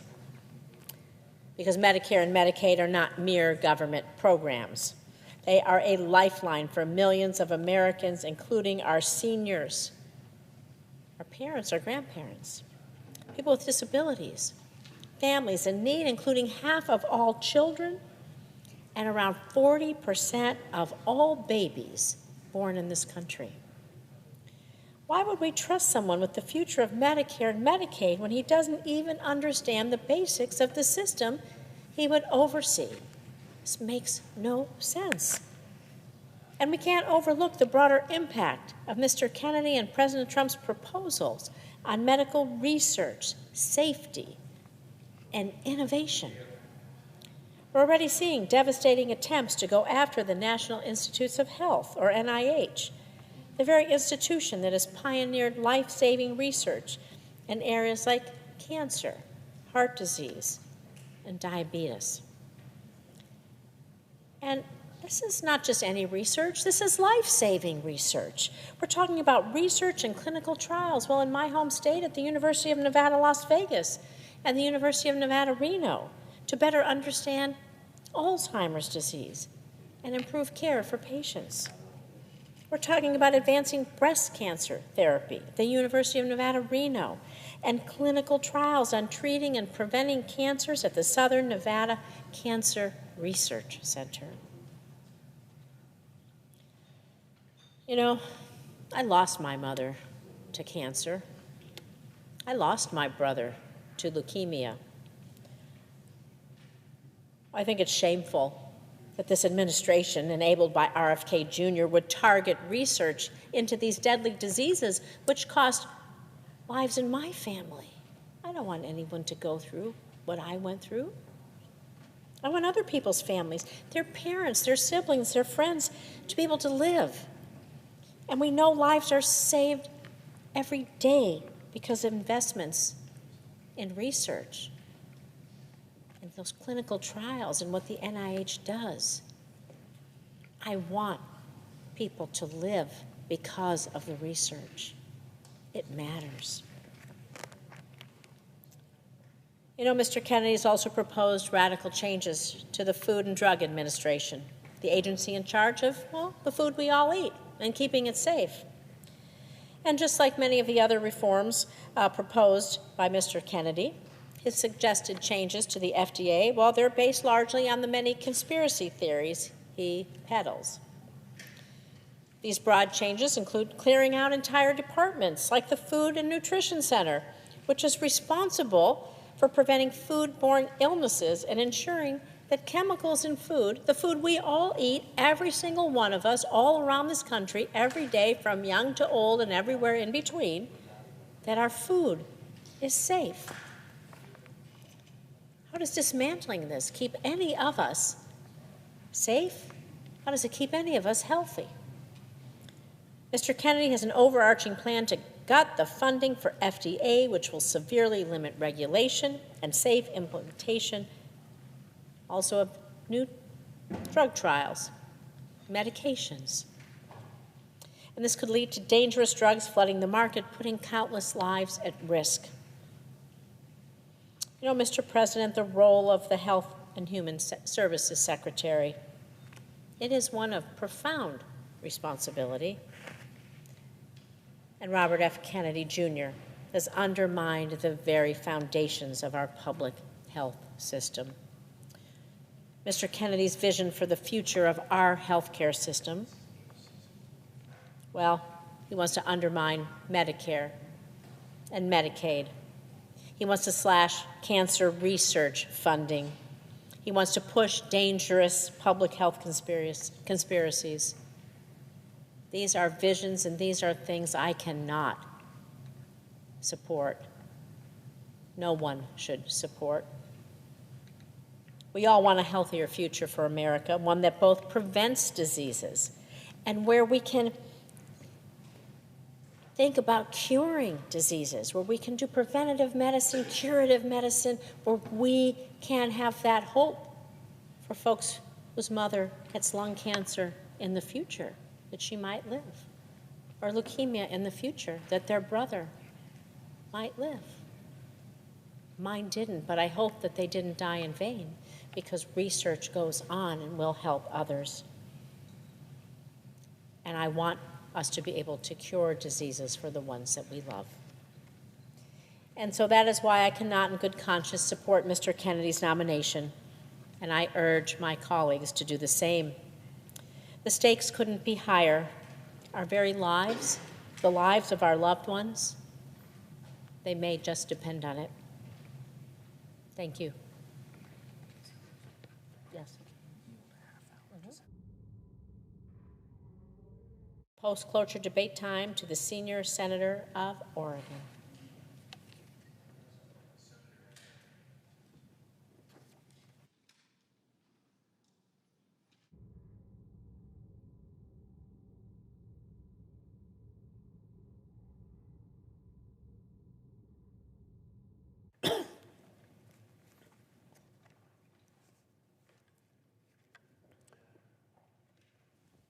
Mr. President. The senator from Massachusetts. Thank you, Mr. President. Mr. President, I stand here in strong opposition to the nomination of Robert F. Kennedy Jr. to serve as the Secretary of Health and Human Resources for the United States of America. The American people know that our health care system is broken. Families have to work through too much health insurance red tape only to be denied care or forced to pay out of pocket. Medical debt is the leading cause of bankruptcy in the United States. Families are saddled with medical debt from prices that are too high and burdened by quality of care that is too low.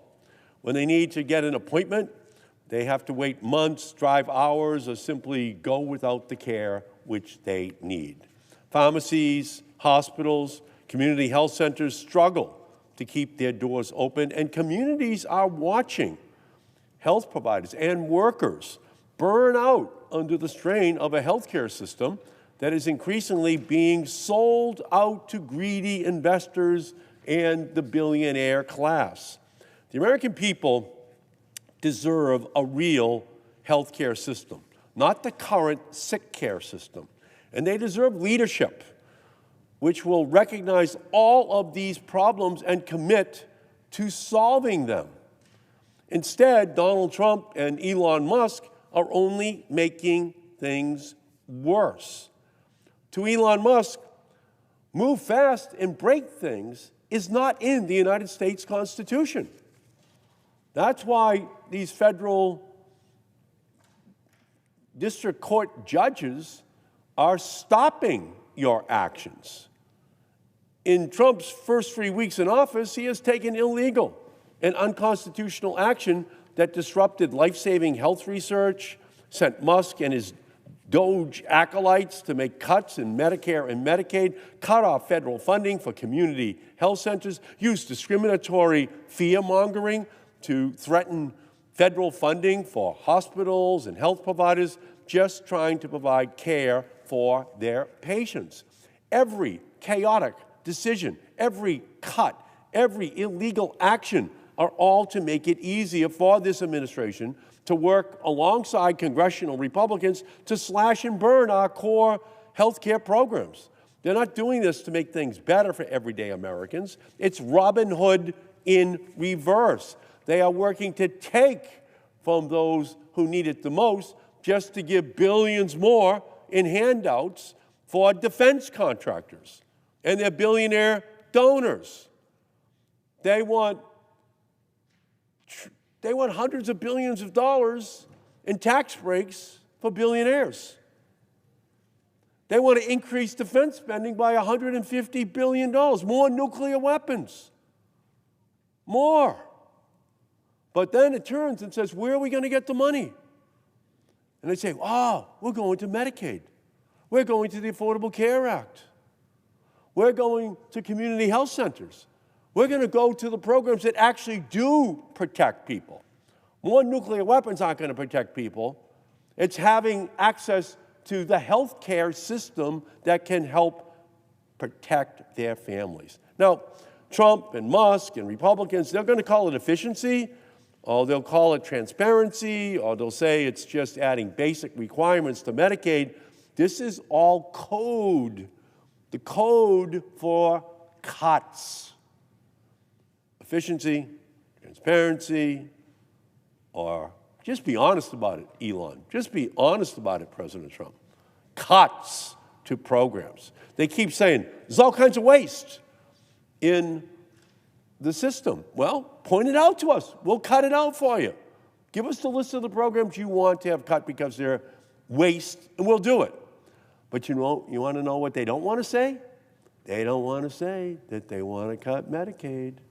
They don't want to say they want to cut clean air, clean water, the programs to protect ordinary people. They want to call it waste, and we're going to call it out for what it is, where they're going.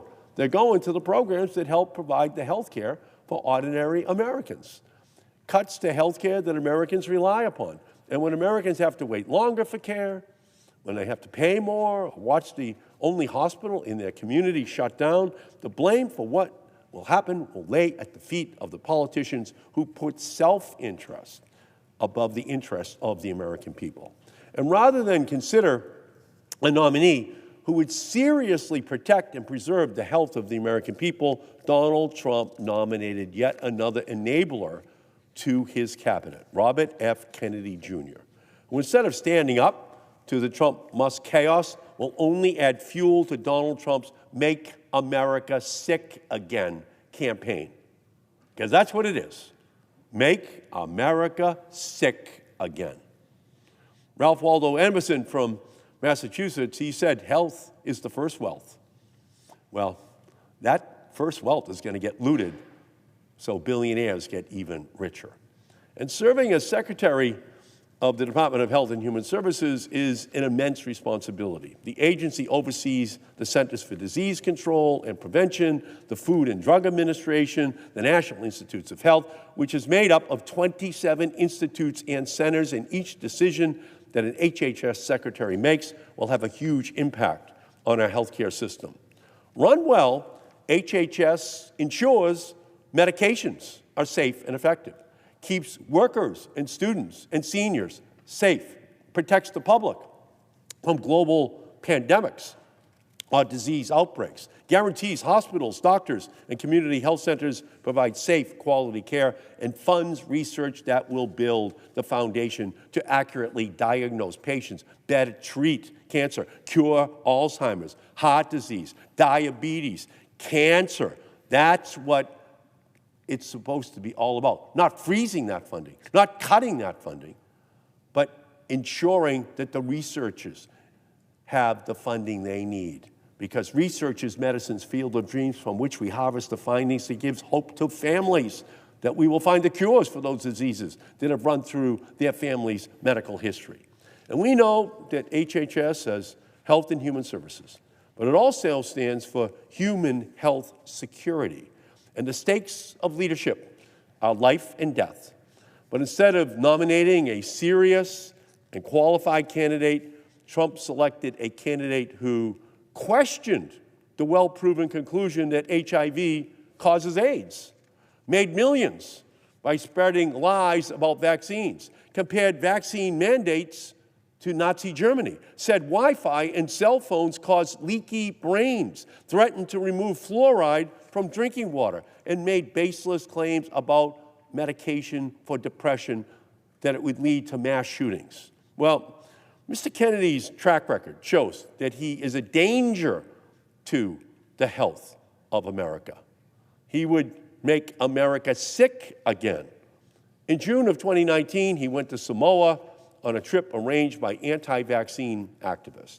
He used that trip to spread lies about the measles vaccine in the Samoan Prime Minister and Director General of Health. He and the organization he led amplified activists who spread false information about the measles vaccine. And after a measles outbreak broke out in Samoa and 16 people died, rather than intervene and help, Mr. Kennedy sent a letter to the Prime Minister to blame these deaths on the vaccine rather than the absence of vaccines. The death count in Samoa grew to 83. Volunteers in New Zealand sent tiny coffins to help bury the dozens of children who died. A New Zealand vaccinologist later said, the impact of Mr. Kennedy's role in the outbreak was devastating. In a moment, when Robert F. Kennedy Jr. could have used his influence for good, he fueled disinformation that cost lives. When Robert F. Kennedy Jr. was asked about Medicare and Medicaid, he could not answer questions in his confirmation hearing about the most basic questions, demonstrating that he would be at HHS only to make whatever cuts that Trump and Musk and Doge dictate at the expense of the health care of the American people. Now he's in line to be the #1 healthcare official in the United States. That would be a disaster. Mr. Kennedy has reportedly given reassurances on his position on vaccines or on his position on food and chronic disease. To my colleagues, I would say this. We cannot address chronic disease if we are slashing Medicare and Medicaid and the Affordable Care Act or recklessly cutting off funding from hospitals and community health centers. If we are battling vaccine misinformation, It will make it much more difficult to take on chronic disease like heart disease or diabetes. The long-term impact of food on children's health doesn't matter if children are dying from preventable infectious diseases because their families believe misinformation spread by the nominee for Secretary of Health and Human Services. And even with the promises he has made on the vaccine misinformation, Robert F. Kennedy Jr. has not demonstrated that he will fulfill his promises. He has used his position to lead people down the dangerous path of vaccine misinformation, and when asked about his role in the Samoa measles outbreak, he lied. The stakes are too high to take a risk on this nominee. I hear from people in Massachusetts who rely on our health care system, single mothers of disabled children relying on Medicaid, also called Mass Health in Massachusetts, to make sure their child gets care. I hear from people living with cystic fibrosis, or parents of children on the autism spectrum or with Down syndrome who could only afford their medication or coverage with Mass Health Medicaid coverage. For them, Medicaid is the lifeline. And when that lifeline is cut, their lives get harder. And that's what this administration is aiming to do with Robert F. Kennedy Jr. in the lead. The American people deserve more than what they have now. They should be able to get health care when they need it, and they should not have to worry that it's available. They should be able to go to their doctor or to their pharmacy without running up their debt or being forced to choose between paying their rent or a medical bill. They should have health providers that aren't too overworked and burned out to provide them quality care. They should have primary care, mental health care, addiction care, dental care, cancer treatment, and more available to them without waiting months or traveling for hours or being left to hope for an available clinical trial. Americans should have unquestioned health care access and quality, and I want to deliver on that for every single American. But Robert F. Kennedy Jr. will only make this harder by embracing Donald Trump, Elon Musk, and the spread of vaccine disinformation. I'm not alone in my concern. I've received over 1,000 calls and emails to my office opposing his nomination. I have also received letters from over 20,000 physicians, including thousands of pediatricians, internal medicine, emergency medicine, doctors representing all 50 states and Puerto Rico, over 800 public health officials, 75 Nobel laureates oppose his confirmation, chairs of pediatric departments across the country, and statements from the Massachusetts Teachers Association representing over 11,000 educators, and from the National Nurses Union representing 225,000 nurses, all opposing Robert F. Kennedy Jr. Every single one of them expressed concern and dismay about having a Secretary of Health and Human Service that doesn't believe in vaccines that save lives. We need to listen to the people on the front lines, the health providers, who have dedicated their lives to serving their patients, the researchers who have committed to finding life-saving treatments and cures, and the educators who care for our nation's children each and every day. They are all saying no to Robert F. Kennedy Jr. He is unqualified, and his confirmation would be dangerous to the health of our nation. And with that, Mr. President, I yield back.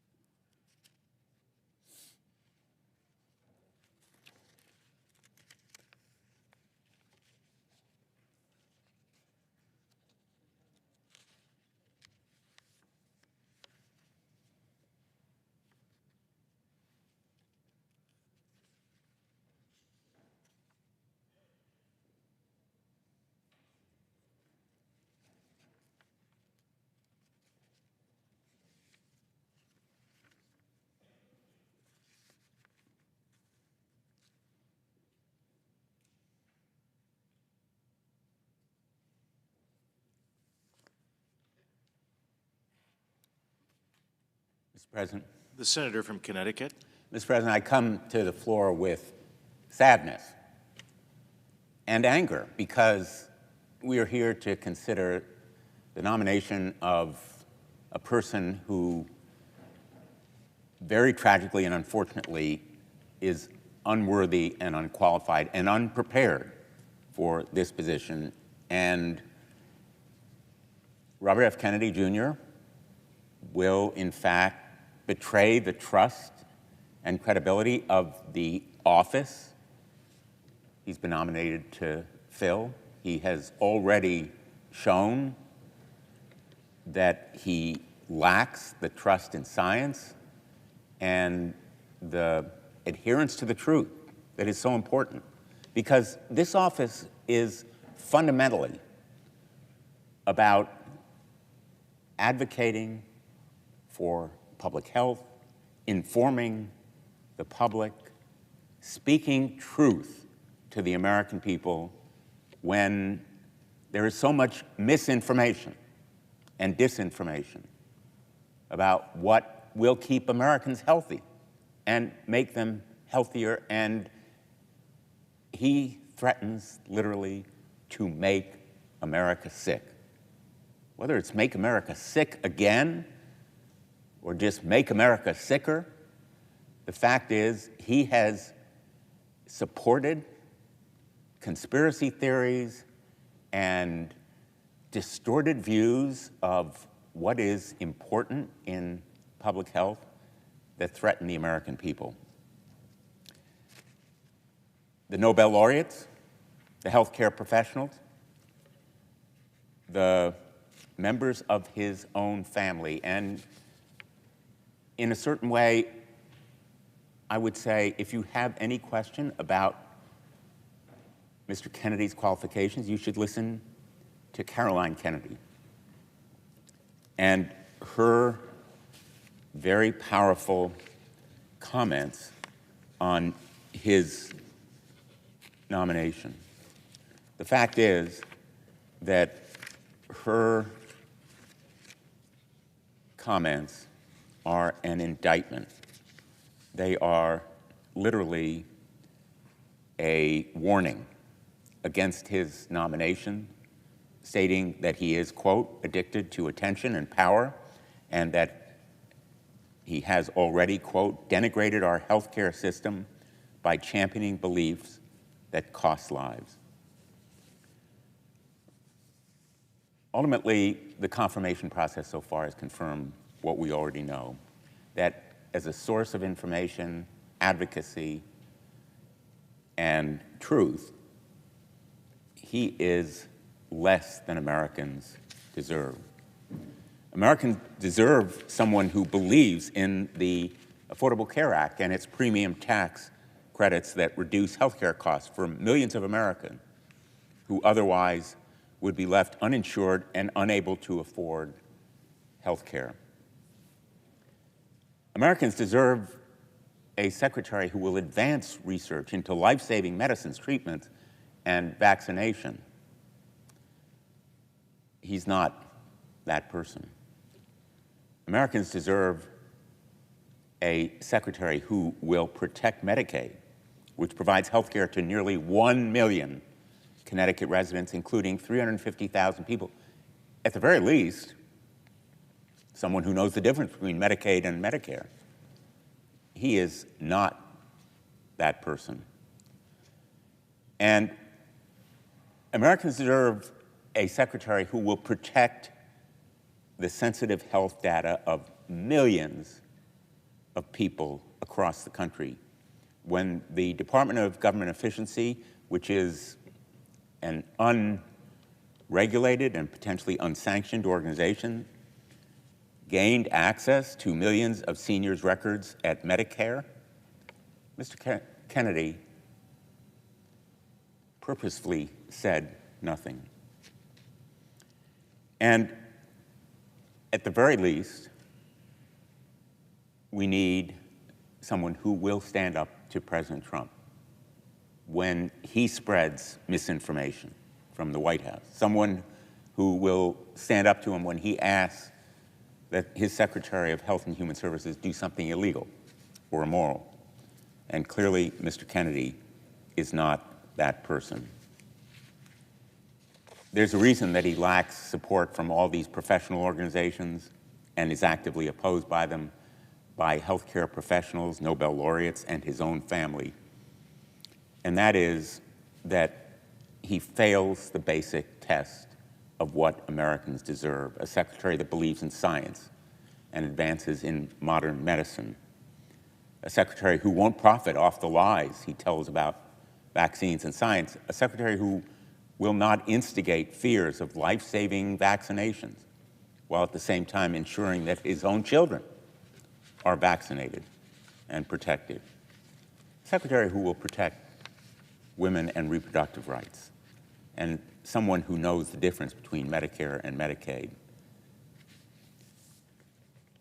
The kind of leadership that is required from the Secretary of Health and Human Services has never been more important. And that truth-telling, advocacy, informing of the public is more vital than ever. Now, HHS is a massive department. The management challenges alone are fierce. He has no qualifications or experience that would justify his appointment. He would oversee health insurance for millions of people through Medicare, Medicaid, the Children's Health Insurance Program, and the Affordable Care Act. He's responsible for promoting the economic and social well-being of children and families, combating the opioid epidemic, and supporting people with disabilities and strengthening the nation's public health system and emergency response. The HHS Secretary is responsible for advancing innovative medical research through the National Institutes of Health, the Food and Drug Administration, responsible for ensuring our food and drugs and medical devices are safe and effective, and the Center for Disease Control and Prevention, which strengthens our public health system and responds to disease outbreaks. This agency is a sprawling, massive, challenging management task. And his nomination has spotlighted not only his lack of experience in management, but also his long history of dangerous, delusional, and misguided beliefs that would be detrimental to the public, and in fact, a betrayal of public health. The focus has been on Mr. Kennedy's views on vaccinations and his public denial of well-recognized science. His really frightening views, which he has used to make money and have endangered the lives of countless children and families, ought to be disqualifying on their own. He admits to vaccinating his own children. Vaccines are safe and effective enough for his family, but not others, it seems. Fact is, vaccines are safe and effective. To be clear, over the last 50 years, vaccines have prevented 154 million deaths, including 146 million among children younger than 5 years old. They undergo exhaustive tests and trials and independent review to determine whether they are safe and effective. And they continue to undergo rigorous review even after they approve. This system works, but Mr. Kennedy has a long history of weakening and weaponizing parental instincts to protect their children and to spread disingenuous and life-threatening misinformation. These lies are attributable to his bad judgment, as well as self-enrichment. Exactly the opposite of what a Secretary of HHS should exemplify. He supported the dangerous, unproven lie that African Americans can use weaker vaccine schedules because black people have stronger immune systems. This disgusting, appalling claim has been disavowed by the medical community and renounced by the authors of the studies that Mr. Kennedy has incorrectly cited in espousing these lies. But these lies exacerbate racism. And it is a weakness in our public health system that this racism may continue to exist. To exacerbate it threatens people's lives. The anti-vaccine group he founded has maintained that measles, mumps, and rubella vaccine is linked to higher rates of autism in black children. Again, flat-out lie, racialized comments that are intended to stoke fear in the public health system and exploit the very caution that many communities of color approach the healthcare system with. His lies will, again, exacerbate the clear disparities that exist in healthcare for different racial groups. And the inequity of those disparities is a glaring weakness in our current healthcare system. But he will be sprouting those kinds of disinformation, spouting on podcasts, espousing in the media as the highest-ranking health official in our country. The notion that the public health of the nation, credibility, trust, truth-telling would be put in the hands of this man is truly frightening. Now, he's attempted to backtrack since his nomination. He's claiming he's not anti-vaccine, but when he was asked point blank under oath during confirmation hearings, in effect, he ducked and dodged. Some of my colleagues have claimed that Mr. Kennedy privately told them he'll work with existing vaccine approvals and safety networks, and that he won't undermine vaccines in his role overseeing them. In private, that's what he said. Why wouldn't he make these commitments during public confirmation hearings? Why couldn't he make them when he was under oath? The threat is that he will do exactly the contrary. The American people deserve more than backdoor, private, confidential conversations and quiet promises about what the HHS secretary will do. And the fact is, he has pushed these kinds of debunked theories linking childhood vaccinations to autism, claiming that COVID-19 vaccines were weaponized against specific ethnic and socioeconomic groups, and profiting off lawsuits against life-saving vaccines that prevent deadly diseases like cervical cancer, measles, tetanus, and chickenpox. There is no argument from me that there needs to be testing and review and clinical trials for vaccines to be proven safe and effective. But once those tests and trials and independent review take place and are judged to be sufficient to show a vaccine is safe and effective, undermining them is simply contrary to public health. Now, Mr. Kennedy would also threaten reproductive care and reproductive freedom. During his 2024 presidential campaign, he consistently downplayed the importance of reproductive health, claiming that abortion was, quote, just a little issue, end quote.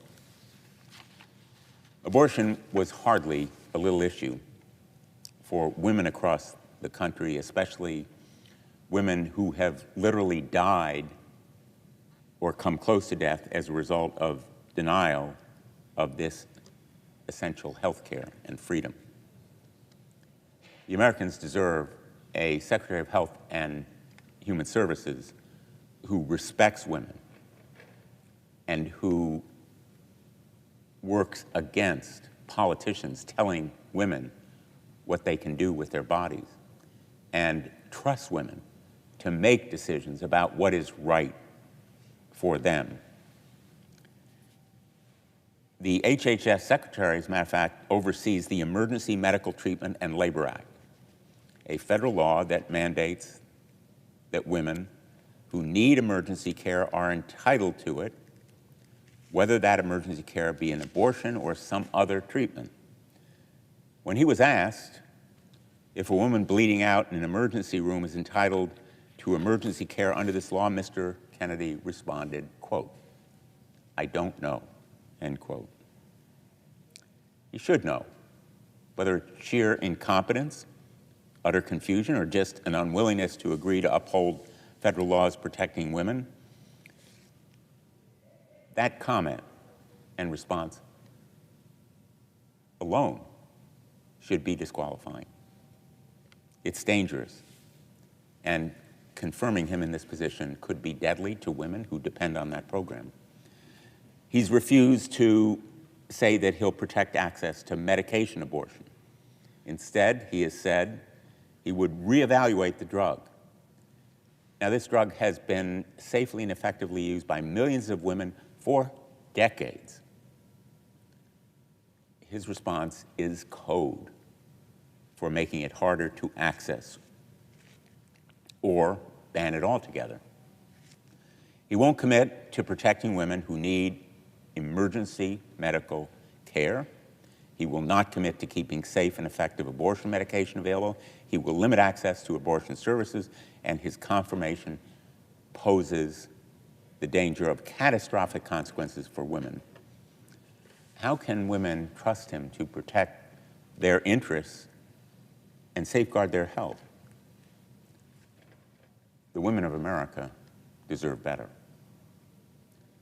Mr. Kennedy has a long history of making baseless and damaging claims about the LGBTQ+ community, including the absurd lie that environmental chemical exposure somehow causes children to become gay or transgender. Boggles the mind. Incredibly dangerous to the health and safety of LGBTQ+ youth. But it is his stated belief, or it has been at various times in the past, and adding to those harmful ideas is his belief that HIV does not cause AIDS. He has supported bans on gender-affirming health care for transgender individuals and spread information about what gender-affirming care actually looks like in the real world. And if he continues to spread this unscientific rhetoric as Secretary of HHS, he will cost people's lives. Members of the LGBTQ community already experience significant health disparities, and Mr. Kennedy's false views on health, sexual orientation, and gender identity would make these disparities, like racial disparities, even worse. To serve in this position, Mr. Kennedy need not be the world's greatest scientist or the most erudite professor or the most astute researcher, but he needs to have a respect for science and medical professionals. He lacks it. He made abundantly clear during his confirmation hearing he has none of those qualities. And, in fact, demonstrated an inadequate understanding of the very programs that he is supposed to be administering if he's confirmed, like Medicare and Medicaid. You know, we have reviewed a lot of nominees as senators, and we know that they're prepared, they're extensively murder-boarded, as they say, ask questions in preparation. You would expect that the nominee to be HHS Secretary would understand the difference between two of the most important and largest health insurance programs in the country that serve millions of Americans every day. He didn't. The American people deserve better. his decisions, if he is confirmed, will have long-lasting impacts, and he lacks the expertise to lead this agency and lead Americans as an advocate, as an informer, as a truth teller. And lest you think that he will rely on good people who will help him in administering this agency, he's pledged to fire hundreds of National Institutes Health employees. He told the Food and Drug Administration workers to, quote, pack their bags, end quote, and he'd like to clear entire departments of the federal government, including the nutrition department at the FDA. He is in no way going to rely on career professionals who truly understand the policy behind the programs that he knows so little about. Mr. Kennedy has claims to support improving nutrition and combating chronic diseases. And many of us support those programs to eliminate additives, for example, or provide better nutritional information, front of package labels showing nutritional content, and enabling Americans to be healthier by eating better and by being better informed. But instead of surrounding himself with experts, his potential top advisors include people who want to change or abolish the nutrition guidelines, like the Dietary Guidelines for Americans, which will bolster industry profits, not health. The Dietary Guidelines for Americans provide science-based advice on what to drink and eat to meet nutrient needs. They promote health. They reduce the risk of chronic disease. This dietary guidance is critically important because 3 in 5 adults live with chronic disease.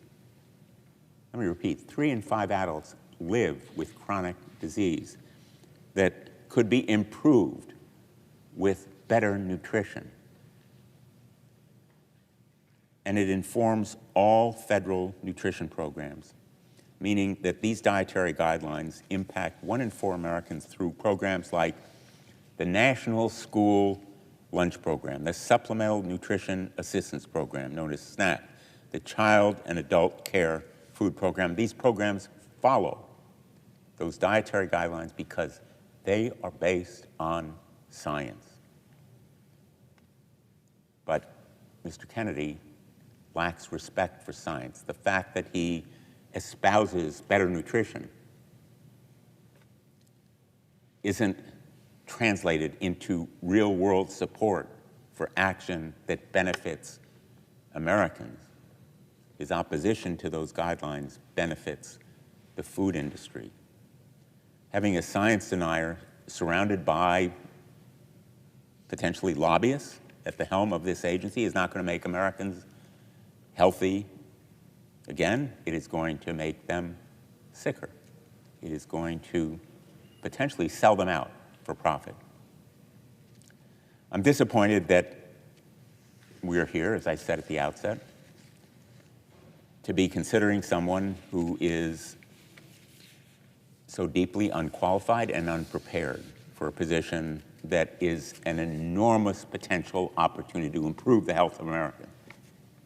His advocacy could spread the truth, could hold the food industry or pharmaceutical drug industry to higher standards to provide more medicine and treatments and cures at lower prices. He could support research through the NIH instead of advocating that it be cut. He could enable women to have reproductive care instead of dodging or diminishing its importance. He could help eliminate racism and bias against LGBTQ plus people in our healthcare system. So much opportunity squandered in this nomination. I will vote no on Robert Kennedy Jr., I urge my colleagues to heed the warnings from Americans much better qualified than I am to make this judgment. Those Nobel laureates, the professional organizations, the healthcare experts, and of course, his family, who know him best. Caroline Kennedy, who spoke with such eloquence and insight. Her incisive and heartbreaking video should be watched by everyone who is about to vote on this nomination. Thank you, Mr. President. I yield the floor.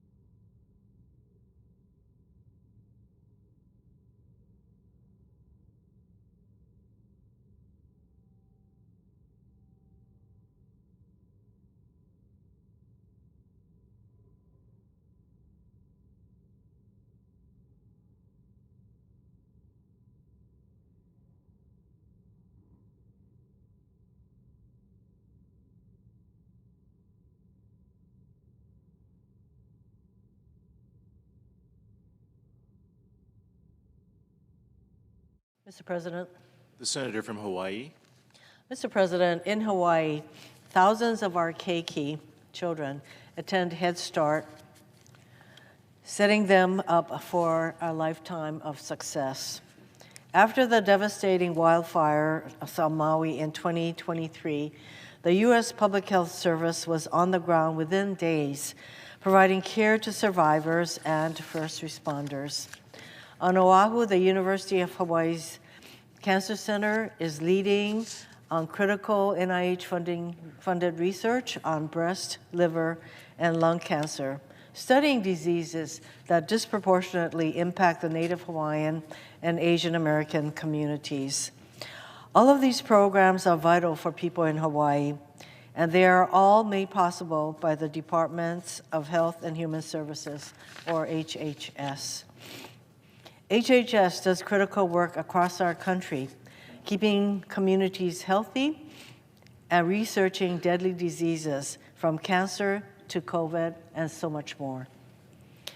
Americans trust HHS because their mission has historically been guided not by politics, but by science and data. But already, Donald Trump is taking a sledgehammer to HHS and the essential work it does. For weeks, HHS employees have been prohibited from making any external communications and have been directed to withhold grant disbursements. Illegal, by the way.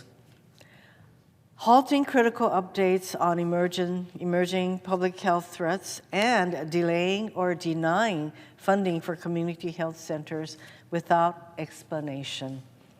These edicts are already forcing clinics to consider reducing services and staff, or worse, closing these services, endangering healthcare access for our most vulnerable populations. And just last Friday, the National Institutes of Health, or NIH, announced it would slash indirect cost rates nationwide.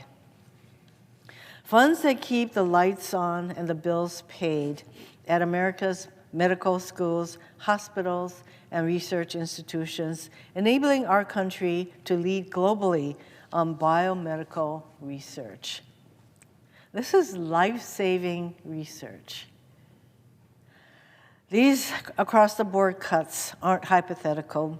They will harm real people in need of help. Just yesterday, I spoke with the University of Hawaii John A. Burns School of Medicine, who explained the catastrophic consequences this cap would have. This illegal action, as I mentioned, would compromise plans for the UH Cancer Center to begin offering phase 1 clinical trials in Hawaii for the first time. What does this mean for the people of Hawaii? For the first time, people in Hawaii will not have to go to the mainland to participate in these trials, but with the help of this NIH funding now being slashed, for the first time, people of Hawaii would be able to stay in Hawaii to participate in these very important clinical trials. Mr. President, if allowed to stand, these actions will be catastrophic for our country and for global efforts to combat the spread of diseases. And all of these actions have been taken without a confirmed secretary in place at HHS. One would hope the president's nominee to lead such an important department would be a level-headed individual guided by science and data. Instead, Donald Trump has nominated the total opposite, Robert Kennedy Jr. Mr. Kennedy is an anti-vaccine activist who peddles and profits from conspiracy theories and has a troubling history of misconduct. In his confirmation hearings, Mr. Kennedy appeared not to know the difference between Medicare and Medicaid, essential programs that 66 million and 72 million people respectively rely on for access to health care. Mr. Kennedy purports to be a proponent of bodily autonomy when it comes to vaccines, as if we know better than scientists about the efficacy and safety of medical treatments. But Mr. Kennedy's commitment to bodily autonomy suddenly flies out the window when it comes to women's right to control our own bodies. He has shown he'll do Donald Trump's bidding in his war on women and our freedom. Where's our bodily autonomy? As they work to reverse the FDA's approval of mifepristone, which has been used safely for medication abortion for more than 20 years. So much for bodily autonomy. And it's clear Mr. Kennedy will be guided not by science, but by the conspiracy theories he's pursued for decades on vaccines, raw milk, stem cell treatment, and much more. Vaccines are a modern miracle that have saved an estimated 154 million lives and enabled us to all but eradicate diseases like polio and smallpox. But due to the activism of conspiracy theorists like Mr. Kennedy, public trust in vaccines have eroded, endangering countless lives and threatening the herd immunity that protects us all. Mr. President, I grew up in rural Japan where we didn't have widespread access to most vaccines. As a child, I remember getting measles, mumps, whooping cough. When one kid in our village got sick, it just spread like wildfire in our village, and all the kids got sick. I know what it means to be vaccinated. To willingly submit our children to such a fate, like what happened to us and me in Japan, would be cruel, counterproductive, and deadly. But Mr. Kennedy seems not to care about those impacts. Mr. President, we all agree there are things we can do to make our country healthier. And I stand ready to work with my colleagues to do that important work. but eliminating access to health care, promoting conspiracy theories, firing researchers, and undermining evidence-based policymaking will do nothing to make us healthier. It will instead unleash chaos on patients, providers, and countless other Americans who rely on the services, funding, and research emanating from HHS. Mr. Kennedy will not make America healthy again, yet another empty slogan. He will, in fact, instead, make us less healthy, less safe, and less prosperous. We know this because it's exactly what happened in Samoa after misinformation about vaccines, pushed in part by Mr. Kennedy, led to a deadly measles outbreak there. Hawaii's Governor, Josh Green, is also a physician, and he traveled to Samoa at the invitation of the country's health minister to help stem the consequences of this deadly misinformation. He recently wrote about his experiences in an op-ed in the New York Times, and I'd like to read portions of that op-ed now. Our governor wrote, quote, "When vaccination rates fall, preventable diseases can gain a foothold and pose a new danger.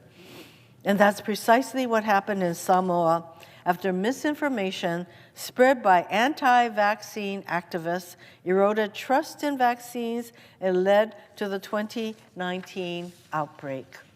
Thousands of preventable cases of measles sprang up, leading to the deaths of 83 people, mostly children.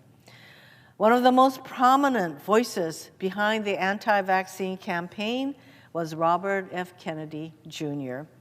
Governor Green goes on to say that we witnessed the deadly consequences of the anti-vaccine campaign. We arrived at one home just minutes after a toddler girl had died from measles, her mother bursting into tears as we approached. The child was lying on a makeshift bed in the middle of the family's one-room house, her face still red from fever. I put my hands on her face and could feel the warmth in her skin, but her eyes were fixed and glazed over. My stethoscope confirmed she was no longer breathing." Governor Green went on to write, "Mr. Kennedy and others fanned the flames of fear with misinformation. The people of Samoa shared with me that they got very little news from outside their community, but that in the months before the 2019 epidemic, they were bombarded with social media posts claiming that vaccinations were unsafe and would harm or even kill their children.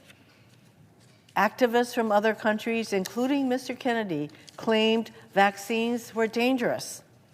Many Samoans were afraid to vaccinate their children, and by late 2019, the epidemic was raging, overwhelming Samoa's national healthcare system." Governor Green concluded by saying, "As we look to the future, the possibility of his being confirmed," he's talking about Robert Kennedy, "being confirmed as the Secretary of Health and Human Services is cause for grave concern. I worry he would jeopardize half a century of progress and success gained by the United States as a result of vaccination programs. Too much depends on our commitment to truth and the life-saving power of vaccines to entrust Mr. Kennedy with the direction of these programs. Our children's lives depend on it." I thank the governor for his service to the people of Samoa, for so eloquently describing what's at stake with Mr. Kennedy's nomination. Our governor was so concerned that he recently traveled all the way from Hawaii to Washington, D.C. to speak to as many senators that he could directly about what's at stake. Governor Green was that concerned about what this nominee could do to HHS. During his confirmation hearing, Mr. Kennedy had the opportunity to take responsibility for his role in Samoa's measles outbreak. Instead, he stuck to his old tricks, blaming vaccines and spreading misinformation. Governor Green is correct. Our children's lives depend on our commitment to vaccinations, and all of our lives depend on the science and research done by HHS. Mr. Kennedy poses a dire threat to that science and indeed to the American people. For those reasons, I urge my colleagues to vote no on his forthcoming nomination. I yield back.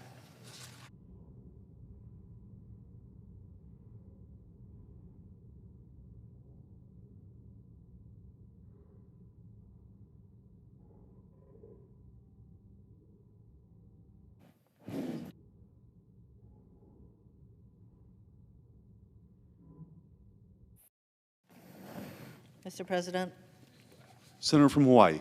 I yield 30 minutes of post-cloture debate time to the senior senator of Oregon. The senator has that right. Mr. President. Senator from New Hampshire. Thank you, Mr. President. I rise today to join my colleagues, to join the many Granite Staters who have written my office and expressed their grave alarm in opposing the nomination of Mr. Kennedy as the next Secretary of Health and Human Services. Robert F. Kennedy Jr. is without experience or qualification for this post. He is uninformed about and apparently uninterested in the most basic elements of health care policy. He entertains and spreads conspiracy theories that virtually everyone in this body knows to be dishonest and dangerous. In a different time, in a different political moment, with a different president, members of this chamber would have joined together to resoundingly reject Mr. Kennedy's nomination. In fact, in a different time, where qualifications and character mattered, Mr. Kennedy's nomination would never have made it to the floor. But here we are. Today, it appears that Mr. Kennedy will be confirmed and that members of the United States Senate, the so-called world's greatest deliberative body, will sacrifice the health of our fellow Americans by failing to stand up for science and for the truth.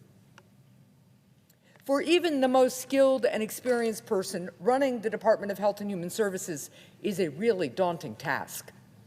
We expect and trust the HHS Secretary to direct the administration of critical programs like Medicare or Medicaid, to direct research so that we can find cures for cancer, Alzheimer's, and other diseases, to help bring new life-saving medications to market, and to find ways to make medicine and care more affordable, to help ensure that our children grow up healthy and that our parents age with dignity.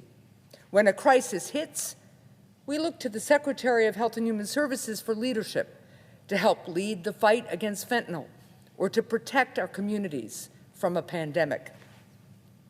There is perhaps no aspect of public policy as complicated as healthcare, and there are few aspects of life as fundamental as being healthy.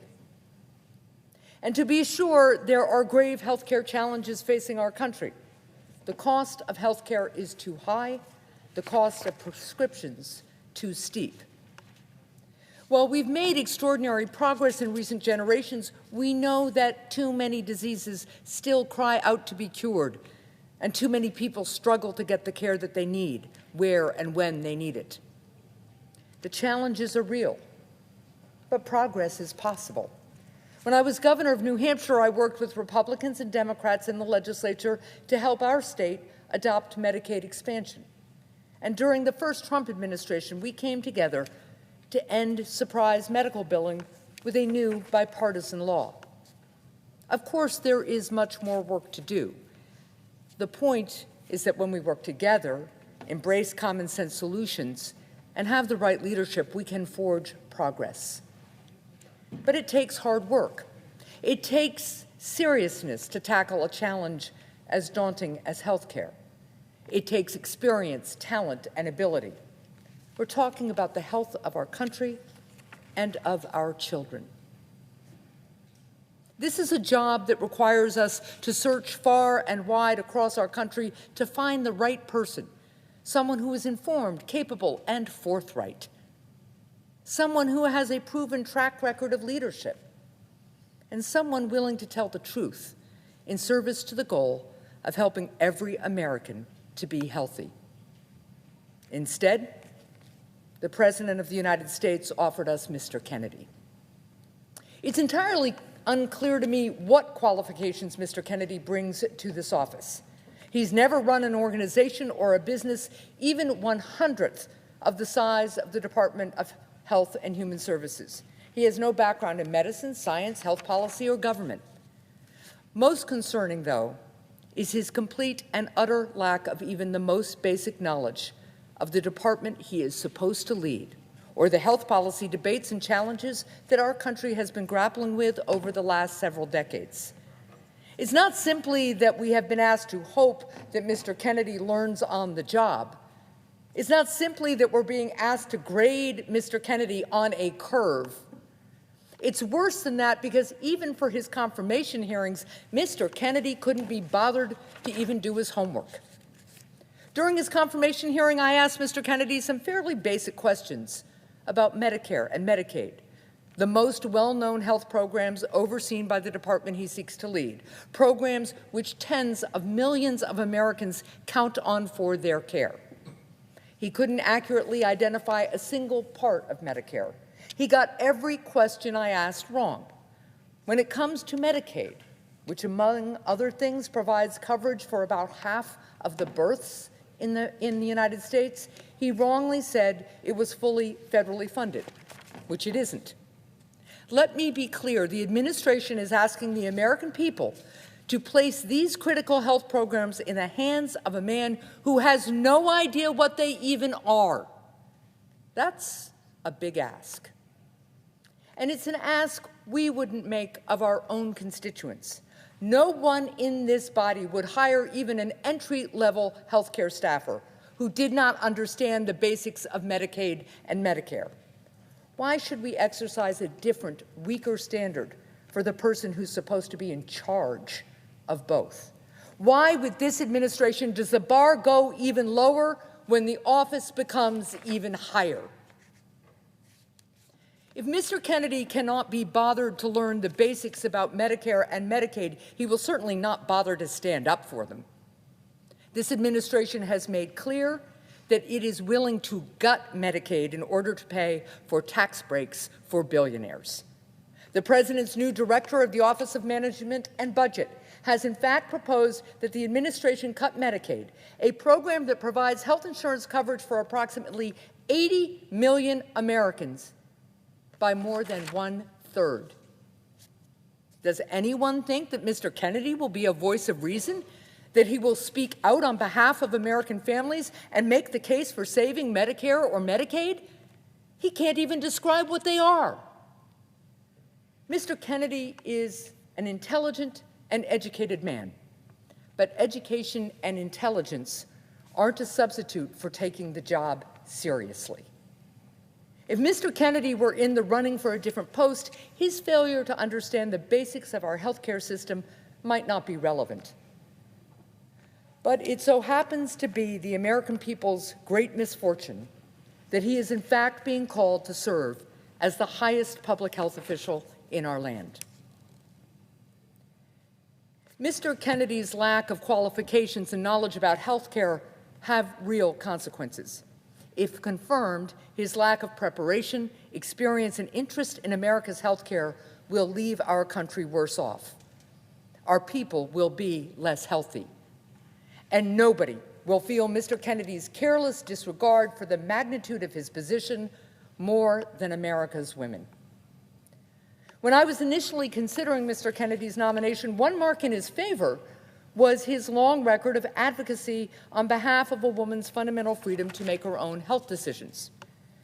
When Mr. Kennedy was in New Hampshire campaigning for president, he told Granite Staters, quote, "I'm pro-choice. I don't think the government has any business telling people what to do with their bodies," close quote. But since he came out in support of President Trump, Mr. Kennedy has made a remarkable discovery. He decided at the age of 71 that his long-held belief in reproductive freedom for women was wrong.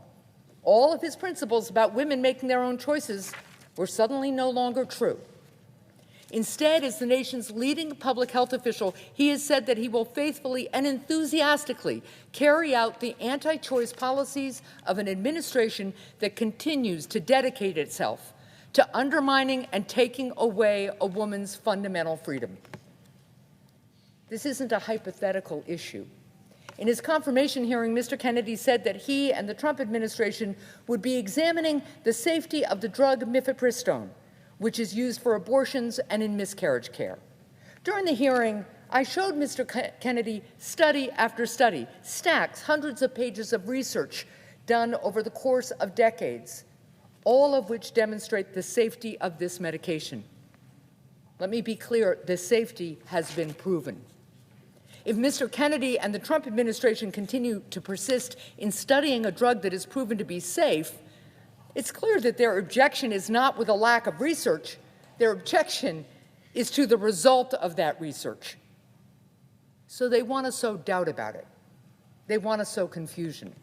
And once they do, they will hide behind the very doubt that they've created as a reason for denying women the most basic of human freedoms: bodily autonomy. And Mr. Kennedy, having sold out his pro-choice principles, will surely help in that effort. He certainly will not stand in the way of it. The debate about reproductive freedom is fundamentally a debate about whether one believes in the basic promise of our Declaration of Independence, that all of us are free and equal. The question for Mr. Kennedy and all those who would deny women this basic freedom is whether they believe that women have the capacity and judgment to make their own health care and reproductive decisions just as men do. Make no mistake, Mr. Kennedy did not have a miraculous conversion, something like the Apostle Paul's on the road to Damascus, on this issue. He just made a cold-blooded, expedient choice to cut a path to power.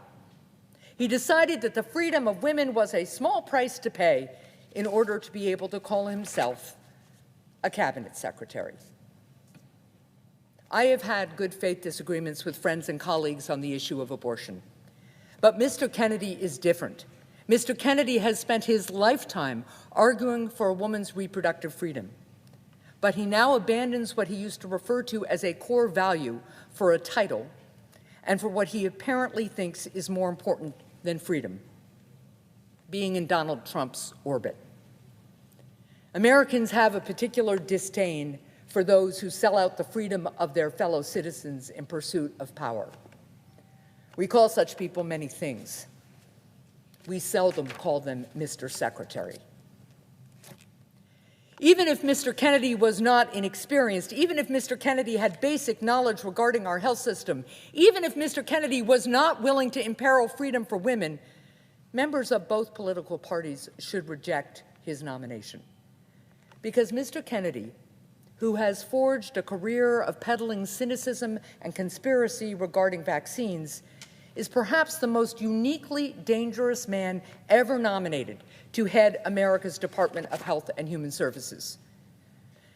Vaccines are among the greatest achievements in human history, and America has been at the center of that success. Our doctors and scientists were instrumental in helping vanquish smallpox and banish polio. Because of vaccines, more than 20 million people walk today who otherwise would have been stricken with polio. Hundreds of millions of people are alive today because of vaccines. I'm reminded of the words of a previous HHS secretary, quote, "Vaccines are some of the most thoroughly tested medical products we have. Vaccines are safe, effective, and life-saving," close quote. HHS Secretary Alex Azar, who was appointed by President Trump, said those words during his first term. He was right when he said this 6 years ago. But today, Mr. Kennedy asserts that this statement is wrong. Mr. Kennedy has a long history of dealing in both outright lies and clever half-truths to sow cynicism, mistrust, and confusion regarding vaccines. He has, at various times, discouraged people from getting vaccines for measles and polio. Mr. Kennedy has led litigation to discredit the HPV vaccine, a vaccine which has led to a dramatic decrease in cervical cancers among young women. When the pandemic hit, President Trump helped marshal America's scientific resources in Operation Warp Speed to produce a COVID vaccine in record time. This was, in my mind, one of the greatest public health achievements in decades and a real credit to President Trump. But Mr. Kennedy helped lead efforts that attempted to revoke President Trump's COVID vaccines authorization. And for more than 25 years, Mr. Kennedy has helped perpetuate the dangerous lie that vaccines cause autism. During his confirmation hearings, my colleagues virtually begged Mr. Kennedy to recant these views. But Mr. Kennedy would not, insisting that if he somehow saw more evidence, only then, perhaps, he might reverse course and tell people he was wrong. This is the dangerous game that Mr. Kennedy plays. He hides his anti-vaccine conspiracies under a cloak of deniability. Sometimes he outright lies. But most of the time he insists that he's merely raising questions and that he's simply a man looking for answers. But to borrow from Benjamin Franklin, quote, half the truth is often a great lie, close quote. When Mr. Kennedy is presented with facts, he ignores them. He ignored the conclusive data that my colleagues showed him, proving that vaccines do not cause autism.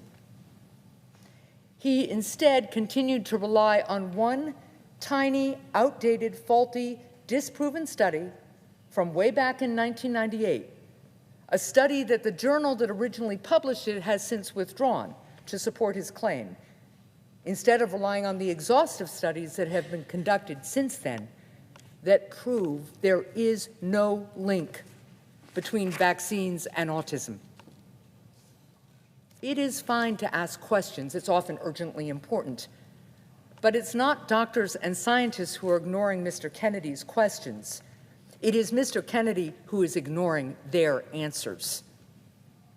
Mr. Kennedy's vaccine conspiracies are not a quirk of personality or harmless eccentricity, but especially with the authority and the megaphone that he will have if he is confirmed, will be a grave danger to the health of our people.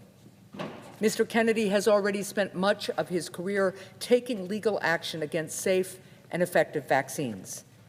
With the full power of the Department of Health and Human Services, it stands to reason that he will use his post to limit access to certain vaccines, pull FDA approval of others, or change guidelines and recommendations concerning what vaccines children should receive.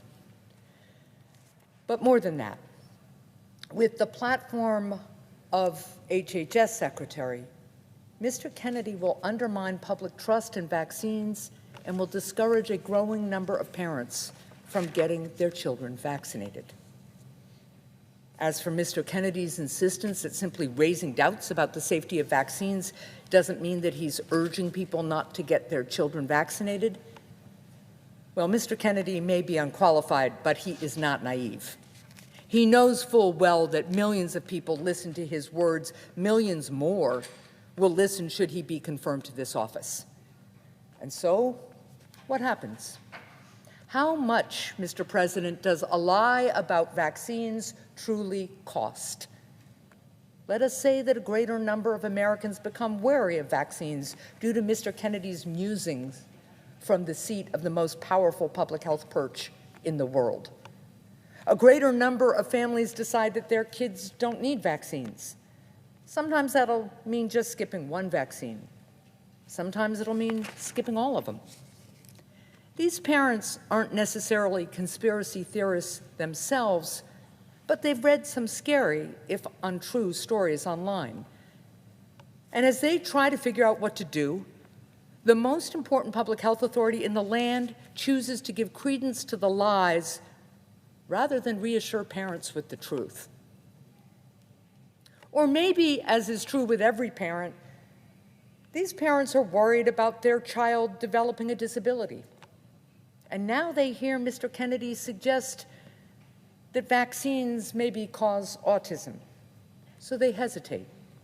They don't return to the pediatrician's office for the next dose of a vaccine that will prevent their child from getting a deadly disease. And as more and more children become unprotected, as Robert F. Kennedy Jr. fails to advocate for safe, effective, life-saving vaccines, children get sick. They spread the disease. And all of a sudden, we are back to the kind of deadly disease outbreaks that doctors used to witness in the early decades of the 20th century, a time long enough ago that many Americans don't realize what it was like to lose a loved one to an illness like measles. There will be more measles outbreaks like the one going on right now in West Texas. Or maybe instead of measles, it'll be polio. People will get sick and people will die. Take a look in a museum at a rusting iron lung. Go to the graves of the unvaccinated measles victims in American Samoa. That is the cost. That is the price of this particular lie. I also take issue with the notion that Mr. Kennedy's anti-vaccine cynicism is somehow advancing scientific progress or healthy debate. The truth is that Mr. Kennedy's conspiracies are not particularly new. They're old theories that have been disproven, but that Mr. Kennedy keeps alive by continuing to recycle them long after the debate has been concluded. So no, I don't object to engaging in new debates over unproven science. I object to rehashing old debates over proven science. Remarkably, during the hearings, Mr. Kennedy and some of my colleagues sought to place Mr. Kennedy in the tradition of great scientific minds like Galileo and Newton, who dared challenge the scientific status quo with their own provocative questions. There is, of course, a key difference. The difference is that Galileo and Newton were right, and Mr. Kennedy is wrong. The evidence vindicated Galileo. The evidence refutes Mr. Kennedy. That difference is what separated Galileo from the village crank. That difference is what separates a witch doctor from a real one. This never-ending cycle of cynicism, of relitigating old debates about whether vaccines cause autism, it doesn't further scientific progress. It doesn't unlock new truths or cures. It keeps us stuck in the past, stuck having the same debates over and over and over again. All that changes is that the mound of evidence disproving Mr. Kennedy grows higher and higher. In his hearing, Mr. Kennedy said that he wouldn't apologize for asking what he called uncomfortable questions because, quote, we have massive health problems in this country that we must face honestly, close quote. The problem is not that Mr. Kennedy is asking uncomfortable questions. The problem is that Mr. Kennedy himself is not willing to accept the answers to them. The problem is that Mr. Kennedy is wasting our time and our money with dishonest and already settled debates, debates that distract us from the task at hand, the task of tackling the real and significant health problems that are facing our country. Because in his lifetime of fear-mongering, what good has Mr. Kennedy actually contributed to the mission of public health? Mr. Kennedy says he wishes to make America healthy again. But when Mr. Kennedy suggested that the polio vaccine gave people cancer, what child did he make healthier? Mr. Kennedy says he's trying to promote vigorous scientific debate. When Mr. Kennedy suggested that the United States of America developed Lyme disease as a bioweapon, what medical breakthrough did that yield? What disease did he help cure then? Mr. Kennedy's vaccine fears garner him headlines, But have they made health care more affordable for a single American family?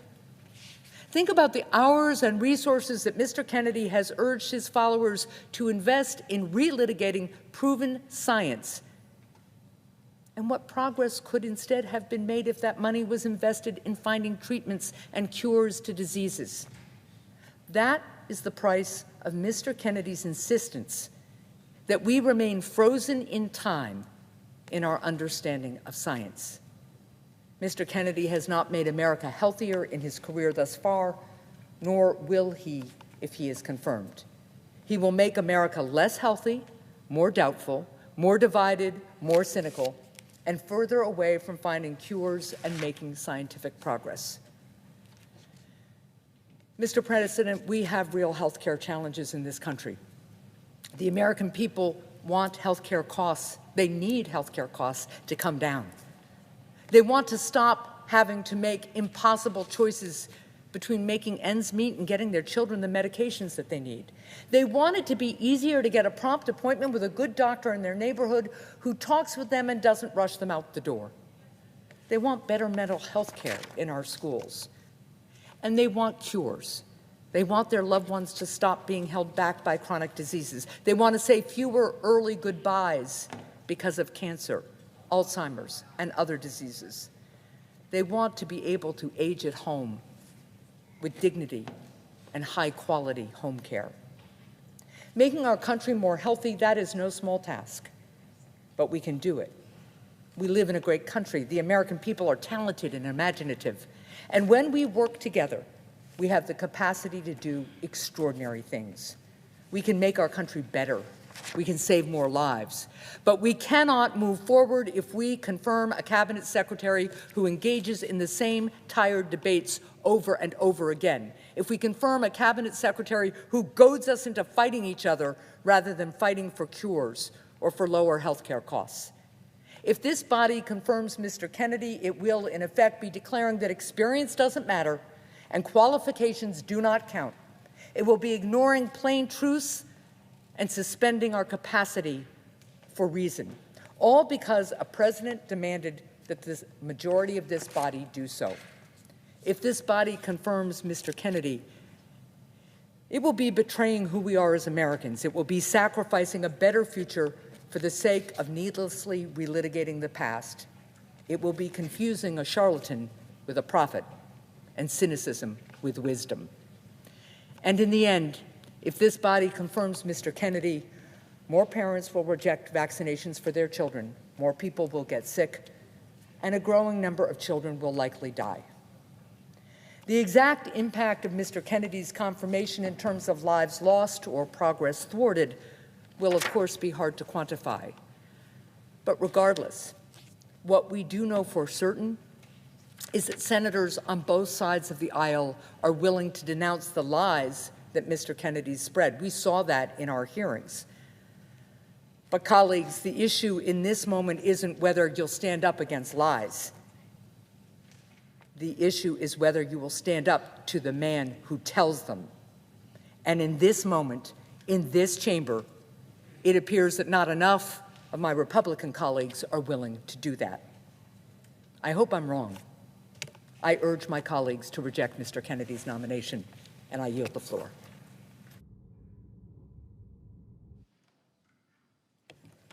Mr. President. Senator from California. Mr. President, I too rise to oppose the nomination of Robert F. Kennedy, Jr. to serve as Secretary of Health and Human Services. I can only hope that I'm half as eloquent and moving as Senator Hassan has been, not just here on the floor today, but in committee during the confirmation hearing. But, Mr. President, I oppose this nomination for his wildly misinformed beliefs and his utter lack of experience. I believe he is fundamentally unfit and unprepared, and Americans will be less healthy if he is confirmed. Now, to begin with, for years, he has made conspiracy theories and anti-vaccine misinformation his calling card. From false accusations that vaccines cause autism to lies that the COVID-19 virus targeted specific racial groups. He founded his own anti-vaccine organization, authored several books pushing public health conspiracies, and made millions of anti-vaccination lawsuits. It all points to a dangerous principle at the core of Mr. Kennedy's beliefs, and I quote that there's no vaccine that is safe and effective. Mr. President, as you know, my background is in engineering. I am not a scientist, but I am an engineer. And as an engineer, I trust the experts who have spent their lives researching, conducting clinical trials, and collecting data. And through the decades of life-changing discoveries and scientific breakthroughs, one thing has become increasingly and undeniably clear. The single best way to protect the nation from viral disease is to get vaccinated. It's the reason why today hundreds of millions of Americans can live freely without serious concerns of contracting polio, of contracting smallpox, or of contracting hepatitis. That used to be a source of pride for the nation. But in the face of all the proven science, proven again and again science, Mr. Kennedy has chosen to profit off of fear. And countless parents are being misled into making dangerous decisions for their children. Look, I get the fear. I'm proud to represent California in the Senate. I'm proud to have an engineering background, but I too am a parent of 3 boys. And I remember what it was like to hold a baby in your arms and to worry every time there was a sniffle and a cough. I'd do anything to protect my children just as you would do anything to protect yours. But where families have reasonable questions on everything from doctors to diets, Mr. Kennedy simply sees dollar signs. Now, today we find ourselves in yet another viral outbreak. A bird flu has shown some early signs of transmission to humans. I can't think of a worse idea than to install an anti-vaxxer as Secretary of Health and Human Services. His beliefs alone make him unfit to lead HHS. But in addition to that, he's simply unprepared to lead. Nearly 16 months ago, I was proud to co-found the bipartisan Senate Mental Health Caucus. Thank you, Senator Tillis. Thank you, Senator Ernst. Thank you, Senator Smith, for being co-founders of this caucus. In the time since then, we've made some significant strides. But before Americans can never reach out for help in a time of crisis, they have to know that they can access help. So that's on us, making sure that the support, the services, the programs are there for Americans when they need it. And we know that Medicaid is the single largest payer of behavioral health services in the nation. So at a time when Republicans are looking to cut funding for life-saving services, I'd rather see a fierce defender of Medicaid at HHS. Yet during his confirmation hearing, Mr. Kennedy failed to show even a basic understanding of Medicaid. Not the sources of funding, not the benefits, and at one point he even seemed to conflate or confuse Medicaid and Medicare. Colleagues, I shouldn't have to say this. This is not a learn-on-the-job nomination. But President Trump knows just how unprepared Mr. Kennedy is for this job.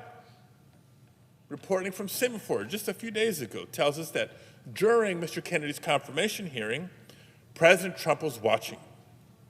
He saw just how poorly the confirmation hearing was going for Mr. Kennedy. So what did President Trump do? He does what he does best. He leapt into action to distract and divide. He held a press conference simply to throw out the latest controversy to reporters, and he took the attention off and the pressure off this dangerous nominee. That's what we're up against, colleagues. And over the next several months, our nation will face a critical test for some of the most important public health systems in our country. In the House, Republicans are already floating cuts to Medicaid to pay for even more tax breaks for the rich. In the White House, President Trump and his shadow President Musk have proven they'll shutter any agency that stands in their way. And today we're left wondering who will speak up to protect the health of millions of Americans. Unfortunately, Mr. Kennedy has already shown he is not up to the task. So, colleagues, I urge you to join me in fighting to protect the health of our constituents and oppose the confirmation of Mr. Kennedy. Thank you, Mr. President. I yield the floor.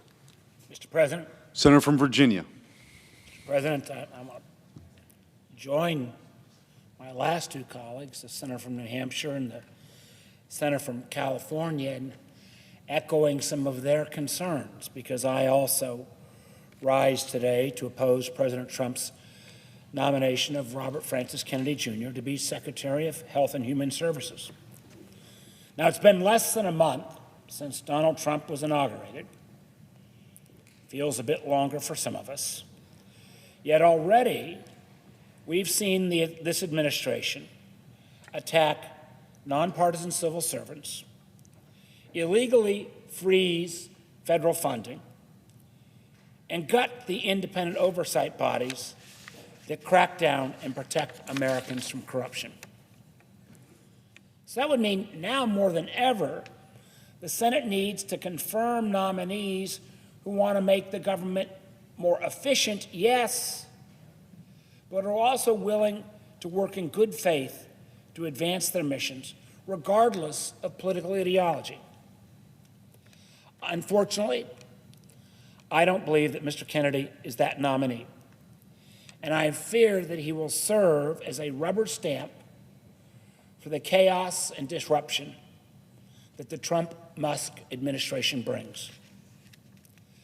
The past couple weeks have made it clear that Elon Musk and his Doge bros have a disturbing scheme to undermine the government's ability to operate, all in the name of efficiency. We've seen Musk take a hatchet to USAID, ceding soft power and, frankly, 70 years of bipartisan leadership in that domain to China.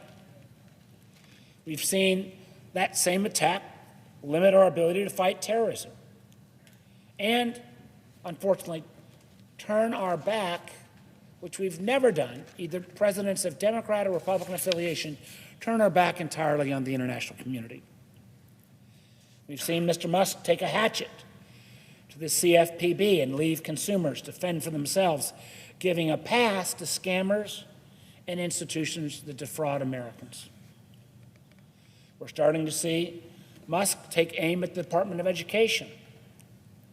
We cannot allow this pattern to continue at the agency tasked with keeping people healthy and safe.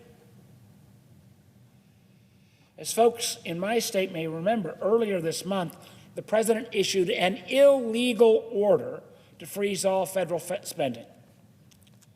Fortunately, the funding freeze order was rescinded after a major public outcry and threat of losing in court. Yet, even with the order rescinded, real people's lives were fundamentally changed. Across Virginia, for example, 3 community health centers had to close during the funding freeze. And now they won't be reopening because of uncertainty, and they're not sure the money's even coming back. These health centers, which provide primary and preventive care for the underserved populations, feel they can no longer rely on the government contract or the government to keep its word or meet its obligations. In rural Buckingham County, a health center is having to put off replacing the only machine in the county that provides breast cancer screening. Who suffers? Well, it's not Mr. Musk. He's the richest man in the world. Imagine he and his young men who work with him get pretty good and timely care. But if it just ended there, that wouldn't be all that we're potentially putting Mr. Kennedy into. We've already seen some of the foreshadowing of what to come if Mr. Kennedy is confirmed as HHS nominee. Take the NIH, for example, National Institute of Health, something broadly supported in a bipartisan way. NIH is one of the many important agencies that's tasked with advancing medical and public health research in the United States. And literally, in the years that I've been, it has been Republican members who've often taken the lead in championing existing and increasing funding. Unfortunately, many of the medical achievements, which started off as NIH grants, from cancer immune therapies to heart valve replacements to medications for many health conditions, all started at NIH. Yet earlier this week, the Trump administration put forward a plan to cut $4 billion in federal funding for research at hospitals and universities, like those in Virginia, which conduct some of our nation's top research. This basically cuts the legs out of a lot of NIH funding. This illegal and short-sighted maneuver could decrease the kind of work that leads to medical cures and scientific breakthroughs. It could devastate a major research ecosystem in Virginia, eliminate 21st century jobs, hurt countless American families who've been touched by cancer and other devastating diseases. Now, I'd have no earthly idea why the president would choose to cede American R&D leadership in bio at this moment to China. But what I do know is that Mr. Kennedy will do nothing to stop it. What we need at HHS is a nominee who is willing to go in with a scalpel, not a hatchet, to make our healthcare system better. We need someone with the preparedness and experience necessary to safeguard a woman's right to reproductive care, to support healthcare systems in their fight against cyber attacks, that will protect both Medicare and Medicaid, and ensure that American families can count on good health insurance. Rather than focusing on any of these things, Mr. Kennedy, as you've heard from my colleagues, has expressed that he would like to gut our nation's top health agency. Specifically, he said he would like to oust 2,200 nonpartisan health experts at HHS. At his hearing before Senate Finance Committee, I asked him a very simple question. Which ones? Which of these nonpartisan health officials have you got slated for the chopping block? I wonder, was it the folks who keep our food safe from salmonella? The individuals who examine medications we give our kids? He couldn't even answer the question who he wanted to cut.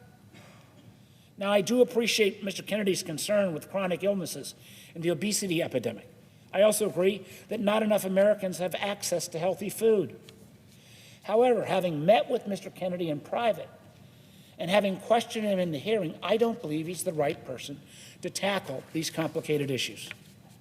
I don't have the confidence that he will be willing to consider the science or consult nonpartisan health experts when necessary.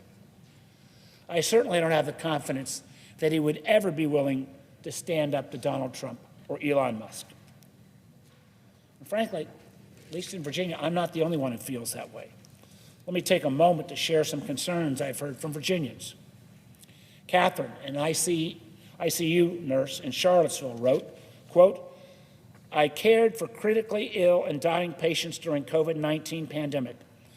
While public health conspiracies were spread by figures like RFK Jr. with no scientific or medical training, I've seen the potentially deadly consequences of spreading misleading health and safety information.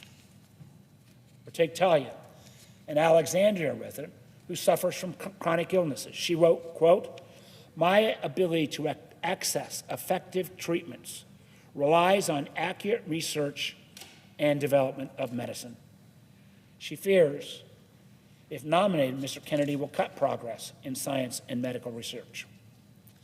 Another constituent from Nokesville wrote, my mother contracted polio at age 2. She's now 92 and has spent her life dealing with the pain of post-polio symptoms. RFK Jr.'s stance on vaccines is dangerous to people of all ages.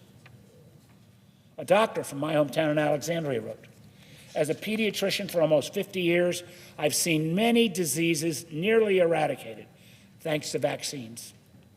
Mr. Kennedy would reverse that trend. In my care, I've seen children become profoundly impaired, unable to talk or care for themselves as adults due to preventable infections. I've seen 3 children die from harmless childhood diseases like measles and chickenpox. I never wish to see that again. And a cancer survivor from Virginia Beach wrote, cancer survivors like myself count on public health initiatives and scientific research to ensure the effective long-term treatment and prevention of serious diseases. Quote, I do not believe Robert F. Kennedy Jr., a man who lacks any credentials and credibility in this field, will have those interests in mind.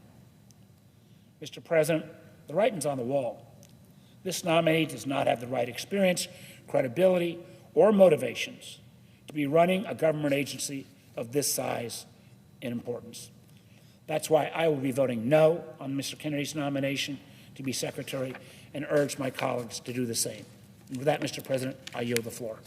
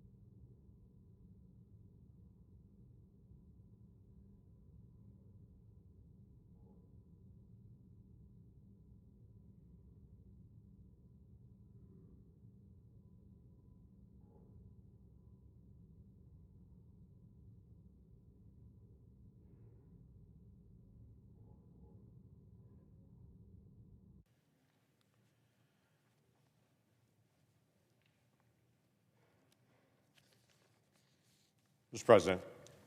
Speaker, the senator from Oklahoma. Mr. President, are we currently in a quorum call? We are not. Thank you. Mr. President, I'd ask unanimous consent to be able to use a prop during my speech. Without objection. Thank you. Mr. President, in Oklahoma, if you were to go to any house anywhere in the state right now and ask them how their money should be spent, they'd probably smile at you and say, I'd like to decide that, not somebody else. That'd be a pretty common conversation, I bet, in most every state. For a lot of folks in my state, they make $55,000, $60,000. They make enough to be able to get by, work hard, take care of their kids and their family. It's a challenge for them from day to day, so every single dollar counts to them. They think about how every single dollar is spent or saved. That's why it's surprising in all the dialogue right now about government waste. There's a big dialogue about how do we handle waste and how do we cut back and how fast should we cut back and what should that look like. But Oklahomans that I talk to aren't offended that we're actually cutting back on waste. Now, they may have questions about how it's done and the speed and where it comes out, and those are all reasonable questions we should have a national dialogue on. But when Oklahomans hear that USAID last year did a grant of $32,000 to create a comic book about transgenders in Peru, they would say to me, hey, I'd like to be able to spend that $32,000 myself rather than the transgender comic book in Peru. If the folks in Peru want that comic book, maybe they should pay for it, not American taxpayers. The folks in Oklahoma, if I were able to talk to them about this same issue, they would ask me questions about the $2.5 million grant that was given to Vietnam to be able to fund the construction of electric vehicle battery recharging stations, which, by the way, $2.5 million that was given by USAID to Vietnam to do that created one charging station, which so far has saved a total of 260 gallons of gas equivalent. $2.5 million. It might have been cheaper just to send them 250 gallons of gas than it is to send them $2.5 million to be able to do that. Now, if I were to talk to Oklahomans, they would tell me they want to be able to be more in charge of that money, not sending it to do that. They would do the same thing when they find out that $10 million in food aid that was supposed to be going to Syrian refugees was actually diverted to a terrorist group linked with Al-Qaeda. And they'd want to ask USAID why that was done. They would ask some basic questions. Why almost $1 million was sent to a group linked to Hamas just the week before the October 7th attack was actually done. All those things are reasonable conversations to have that are really, honestly, not partisan conversations in this room. I don't find anyone that thinks that's a partisan issue. Everybody just says, how do we have to go after that waste, and what do we do to be able to stop it? For the last 10 years, I've stood in this room, and I've talked about my federal fumble book. We just released the latest version of my federal fumble book today. The federal fumble book that we put out each year is not trying to be overly critical of government. We released it under Republican and Democrat presidencies and Congresses. We've said, why don't we spend time, quite frankly, as I ask every year, why doesn't every single member of this body assign their staff to go look for areas of waste and regulatory inefficiency and just ask some very basic questions? How could we do this better? Every business asks that question all the time. They ask that question, how can we be more efficient? How can we do things better? But we in government ask more, what can we do next? And very seldom stop to evaluate what's already been done. That's all federal fumbles is. Saying this is the money that was allocated, how was it actually spent? Over the years, we have engaged in things to be able to identify some areas of waste and have been able to put a stop to them. We stopped the funding that was going towards drag shows in Ecuador that we used to fund in American tax dollars. That's not happening anymore. We stopped the funding that was being sent to France to help preserve the secret language of French Parisian butchers. We used to fund that. we don't anymore. We stopped the funding that was going to research the Russian wine industry after we exposed that. We even stopped the funding that was going to the border to be able to fund Shakespeare along our border. There might be other ways to be able to spend our money better at the border other than doing performances of Shakespeare with federal tax dollars. This year, we're spending some time actually focusing on what can we do better? What's already been done that the money's gone out the door, or how can we do things better? One of them, interestingly enough, has been one of the areas that is being talked about a lot more that we've already focused on, and that is FEMA and disaster relief. Now, it's suddenly become a big topic of conversation over the last couple of weeks, but we ask a very simple question. When a community experiences a hurricane, a tornado, a flood, and they want to engage with the federal government for disaster relief, this is what they confront. 30 different agencies, 30 different processes for aid coming to their community, most of them having a different way to actually sign up for them, different deadlines, different information that is needed, and also different percentages. Some of them pay 90-10, some of them pay 85-15, some of them pay 50-50. They've got to know this intricate set of rules in the middle of cleaning up from their disaster to be able to get relief. This is a disaster and shouldn't be a partisan issue for us to be able to look at it and to say, we can do better when a small rural community faces a devastating flood. Why are we asking the mayor of that community to figure this out to be able to get aid? They won't be able to. They're trying to help their neighbors dig out. We can do better on this. So we exposed the 30 different agencies and the spaghetti map of how to be able to get aid and to say, let's work on this. We exposed some of the inefficiencies that's out there in our federal government right now, even for things like permitting. We all talk about energy production, and I know we have differences of opinion on where that energy should come from, but when we start talking about the permitting to go get energy, whether that is lithium or whether that is natural gas, we get into a conversation about how do you permit to actually go get that resource. Well, right now in the United States of America, it is taking 29 years to go from the beginning process for a critical minerals mine to actual production. We're on the same international ranking for efficiency of regulations on mining as Zambia. If we go into our northern border to Canada, now currently apparently referred to as the 51st state, if you go into Canada, it takes 3 years for them to be able to permit a mine.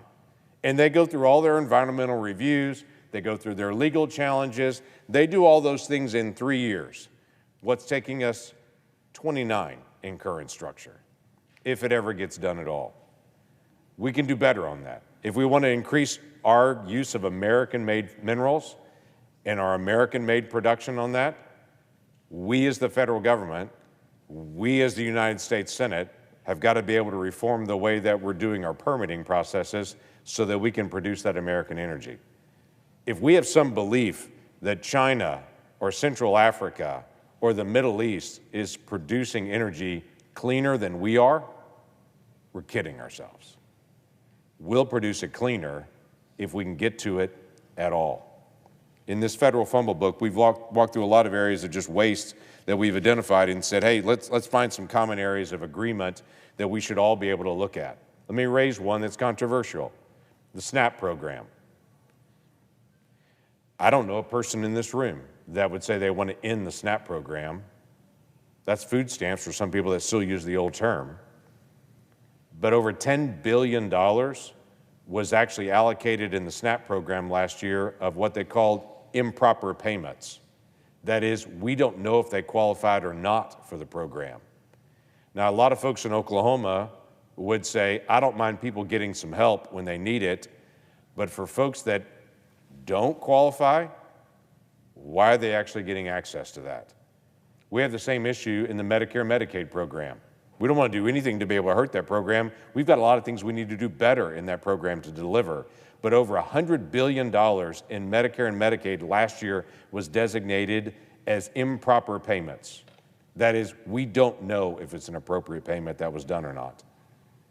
That's something we should actually spend some time investigating. $100 billion seems like real money to me. Last year, there was $1 billion that was allocated in subsidies to a Chinese solar manufacturing facility. $1 billion in American taxpayer subsidies. If I went to the folks in Oklahoma and said, where should we get solar power? Not a one of them would say China, and if they did, they certainly wouldn't say we should give $1 billion to a Chinese company to be able to subsidize them to be able to send solar panels to us. If I were to walk around Washington, D.C. right now, current stats are there are 17 agencies in Washington, D.C. that are using 25% or less of their real estate. 17 of our agencies using 25% or less of their occupancy building space. That is billions of dollars in cost in electricity. That is billions of dollars of costs in furniture for a simple question. Because it's not a business, they're not having to pursue efficiency. We have 75% of the building unused. That's an area that we should actually ask some very simple questions about and to say, what can we actually do better on this? Listen, these aren't partisan things. If I sat down with my Democratic colleagues, they would nod their head and say, let's take a look at that. Let's figure it out. The most simple thing that we do every year when we bring out this federal fumble book is say, here are things we can talk about.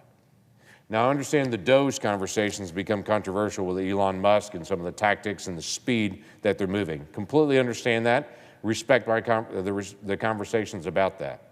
But government inefficiency shouldn't be partisan, shouldn't be controversial. And for those that have joined all of us that have worked on this for years to expose waste in government, welcome to the club. We're glad to have folks engaging on this.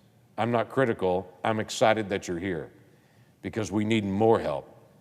Because when the federal government fumbles taxpayer dollars, people in Oklahoma, my state, lose their hard-earned tax money on things that aren't education, aren't roads, aren't national defense.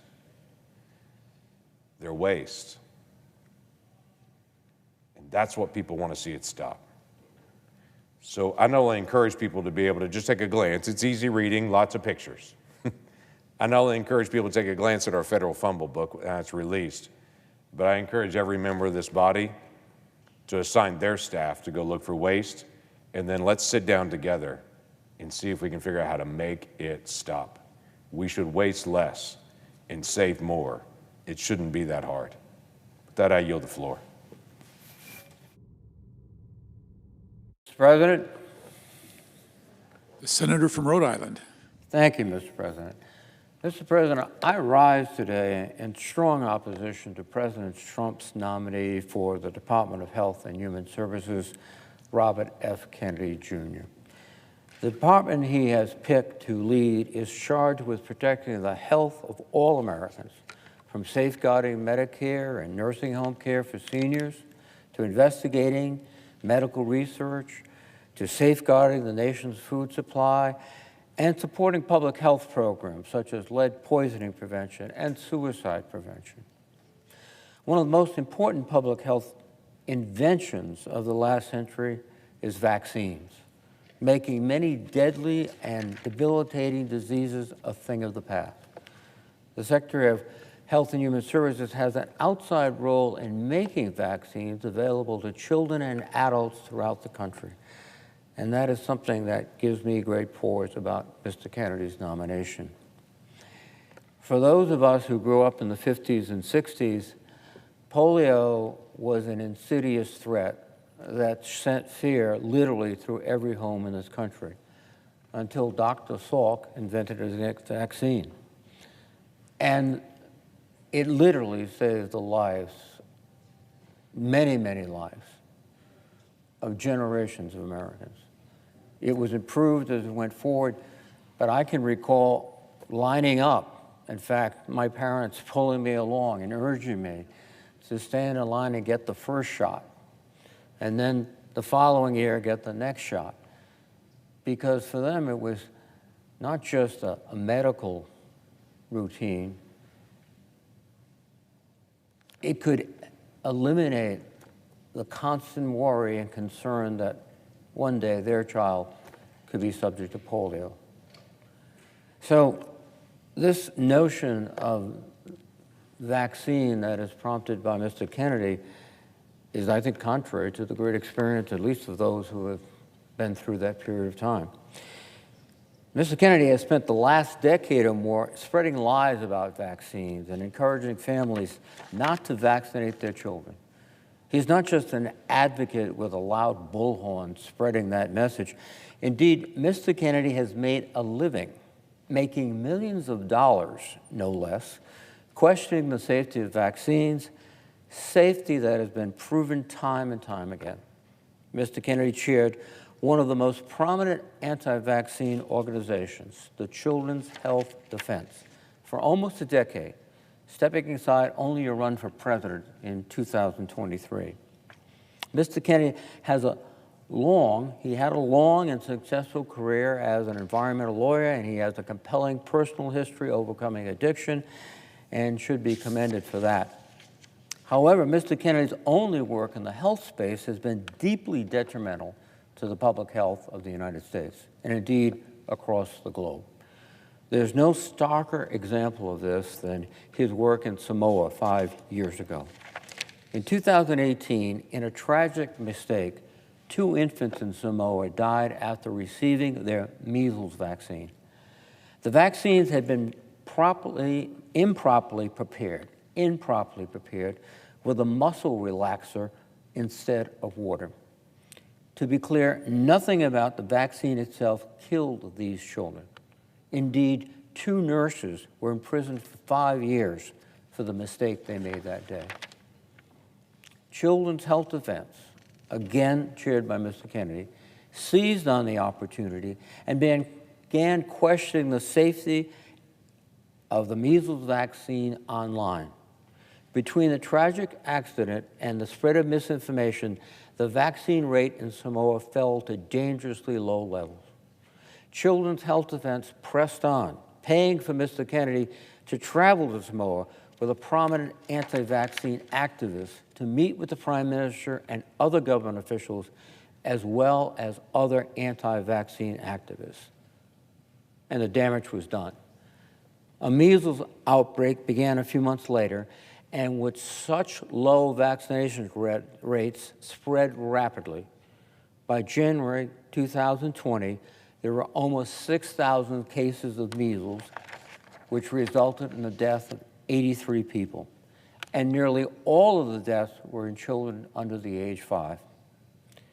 2 truly tragic deaths spiraled into over 80 deaths, mostly of young children. And really think about that. Children dying of a vaccine-preventable illness with a vaccine widely available. And Mr. Kennedy was one of the leading voices opposing vaccination, encouraging places like Samoa to embrace a natural experience to see what happens when we stop routine vaccinations. We've seen what happens. Children die. And on top of that, Mr. Kennedy not only maintained no wrongdoing, he takes no responsibility, he denies the reality of what happened. In his confirmation hearing, he claimed that the cause of these children's death wasn't clear. Nothing could be further from the truth. We know exactly what happened. And Mr. Kennedy is still peddling misinformation to the United States Senate and to the people of America. Now, I mentioned that Mr. Kennedy stepped down from Children's Health Defense in 2023 to run for president, which leads me to my next concern. It has been reported that Mr. Kennedy, in fact, approached both the Trump and Harris campaigns, offering his support if he could take on a prominent role in the winning campaign's administration. Then candidate Donald Trump took him up on his offer. In short order, Mr. Kennedy abandoned his campaign, endorsed President Trump, and it appears agreed to do whatever President Trump would demand of him in the new role as Secretary of HHS. The American people I do not believe can trust Mr. Kennedy. Mr. Kennedy has proven time and time again that he will bow to President Trump and his reckless agenda. For example, Mr. Kennedy has a long lifetime record of being pro-choice. Yet, he said in his confirmation hearing that he will do whatever President Trump wants on issues of reproductive health, perhaps taking away life-saving care for women. During his confirmation hearings, Mr. Kennedy downplayed the work that he had done discrediting vaccines, no doubt to secure the votes he needed to get confirmed in this role. When asked about his affiliation with Children's Health Defense, which again promotes anti-vaccine views widely, and he chaired for almost a decade, he acted like he had barely heard of it. When asked about his previous statements sowing doubts about vaccines, he claimed it was taken out of context or misrepresented, yet these anti-vaccine statements are not things he has said once or twice. They are deeply held views that he has spent a lifetime pushing. In 2015, for example, Mr. Kennedy falsely associated autism with vaccines, saying, quote, they get the shot, at night they have a fever of 103 degrees, they go to sleep, and 3 months later, their brain is gone. This is a holocaust, what this is doing to our country. He did later apologize for equating autism with the Holocaust, but he has only doubled down on his lies about vaccines and autism. As recently as 2023, in an interview, he said, quote, I've read the science on autism, and I can tell you, if you want to know, David, you've got to answer this question. If autism didn't come from the vaccine, then where is it coming from? Well, ask scientists, not Robert Kennedy. However, this wasn't the first time he had made references to such despicable examples as Nazi Germany when talking about childhood immunizations. When speaking at a conference in 2013 about his claim that vaccines cause autism, a claim that has been debunked decades before and many times since, he stated, quote, to me, this is like Nazi death camps. What happened to these kids? When asked why the CDC would cover up a supposed link between vaccines and autism, Mr. Kennedy said, quote, I can't tell you why somebody would do something like that. I can't tell you why ordinary Germans participated in the Holocaust. This is not the language of a thoughtful, insightful person dealing with a subject so critical to our country as vaccines. This is inflammatory, outrageous, and I think consistent with his behavior, unfortunately. Now, Mr. Kennedy has also said that vaccine scientists should be imprisoned for their work. At the same conference, he said of vaccine researchers, is it hyperbole when I say these people should be in jail? They should be in jail and the keys should be thrown away. In 2021, speaking on a podcast about how he encourages people not to vaccinate their children, he said, quote, if you're walking down the street, and I do this now myself, which is, I don't want to do, I'm not a busybody. I see somebody on a hiking trail carrying a little baby, and I say to him, better not get him vaccinated. And he heard that from me. If he hears it from 10 other people, maybe he won't do it. Maybe he will save the child. In case it wasn't clear, he repeated his position later in the same podcast, saying, if you're one of 10 people that goes up to a guy, a man or a woman, who's carrying a baby and says, don't vaccinate that baby, when they hear that from 10 people, it'll make an impression, And we all kept our mouths shut. Don't keep your mouth shut anymore. Confront everybody on it. In the summer of 2023, speaking on a podcast, he was asked if there any vaccine he thought was good, and we responded, quote, there is no vaccine that is safe or effective. That says it all. He has a long, long record of opposing vaccines and discouraging families from getting vaccinated. But now that Mr. Kennedy is facing a nomination vote in the Senate, he changes his tune. Mr. Kennedy said in his own confirmation hearing that he did not oppose vaccines and had, in fact, gotten all of his kids vaccinated. That's a hard pill to swallow for the families in Samoa whose children died after Mr. Kennedy and his organization convinced them not to vaccinate their children. If confirmed to this role, I don't know which Robert Kennedy will get.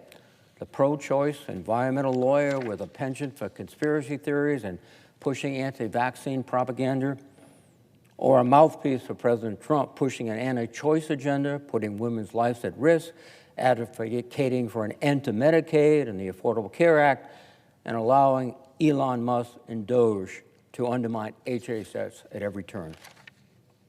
Mr. President, either outcome is dangerous to the American people and their health, and I will oppose his nomination. And I yield the floor.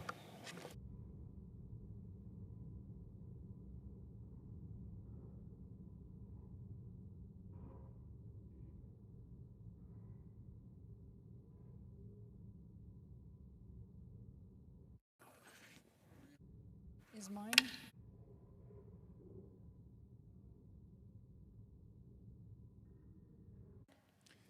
The senator from Washington. Mr. President, I rise to share my deep concerns about entrusting our nation's ability to respond to another pandemic, our world-leading medical innovation infrastructure, the ability of women in my state to choose a medical abortion, and continued research for health care of millions of Americans, putting that in the hands of the HHS Secretary nominee, Robert F. Kennedy. We all agree that our health care system could be reformed. It can be bloated. It can be maddening. Too many people have gotten the dreaded letter from an insurance company telling them, sorry, your procedure isn't covered. And if you don't have insurance, you avoid that doctor visit and you pay out of pocket, or maybe you wait till you end up in the emergency room and have to deal with medical debt. And we all know the cost of prescription drugs are too high. We agree that we're spending way too much and that we need better outcomes. So you only have to look at the health outcomes of virtually every other industrialized nation to know that they spend less and get better results. But rather than choose a new leader for the Health and Human Services Agency that would lead us down that better path, President Trump nominee would get us stuck in conspiracy theories that would cost us lives. The nominee has been a purveyor of disinformation, as my colleague from Rhode Island just mentioned, sowing doubt about life-saving vaccines. He said, quote, the COVID-19 was a bioweapon that spared Jews and the Chinese, end quote. Achieving better health outcomes, both today and in the future, happens when we follow science, not conspiracy theories, but science. I happen to represent a very innovative science state. And right now, it's a choice about innovation versus the skepticism represented by this nominee. Instead of speeding up innovation under Mr. Kennedy, we would be taking a risky step backwards. The COVID pandemic showed us, in my state, one of the first, actually the first in the nation known cases of a COVID-19 case. And 5 years ago this month, some of the first deaths occurred in my state. Sadly, there were many more. And trust me, I came back here to Washington, D.C., and people talked as if business was usual. All the while, it was spreading across my state. Ultimately, this pandemic killed more than 1.2 million people, and it devastated our economy. It had an impact on our children's education, and it has long-term health care effects on millions of survivors. Now, we are at the possibility of the beginning of another crisis, the avian flu. This crisis is yet another reminder of the importance of medical research and collaboration. I'm not sure our chart is high enough for people to see, but these two stories were on the front page of the Seattle Times just yesterday. The cost of eggs skyrocketing, caused by the avian flu, and the proposed cuts to NIH. Now, what do people not understand? Does it make sense to cut science at the time we might have another pandemic? Does it make sense to continue to cut the collaborative efforts of research? The Washington Animal Disease Diagnostic Laboratory at Washington State University is on the front lines of the avian flu. One of my institutions is on the front line. They test animals from across the state so they can be identified and stop the flu from spreading. And we want to cut those dollars? Americans already see the impact of the avian flu every time they go to the grocery store. And now people in Seattle and Spokane are saying it costs $7 for a dozen eggs. Some stores are limiting how many eggs you can buy. So as you can see, this issue is on the top of mind of constituents, and they want to know what kind of leadership we are going to provide here in Washington, D.C. to lower costs, particularly at the grocery store, but to also lower costs in health care. Putting someone in charge who is a skeptic of medical science in response to the avian flu is just wrong. It's a catastrophic mistake for America's health care.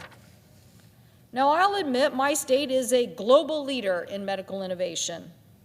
From research to biotech to getting drugs to the market, in 2023, the National Institutes of Health awarded $1.2 billion in highly competitive grants to 65 different organizations in the state of Washington. This supported about 12,000 jobs and generated close to $3 billion in economic activity.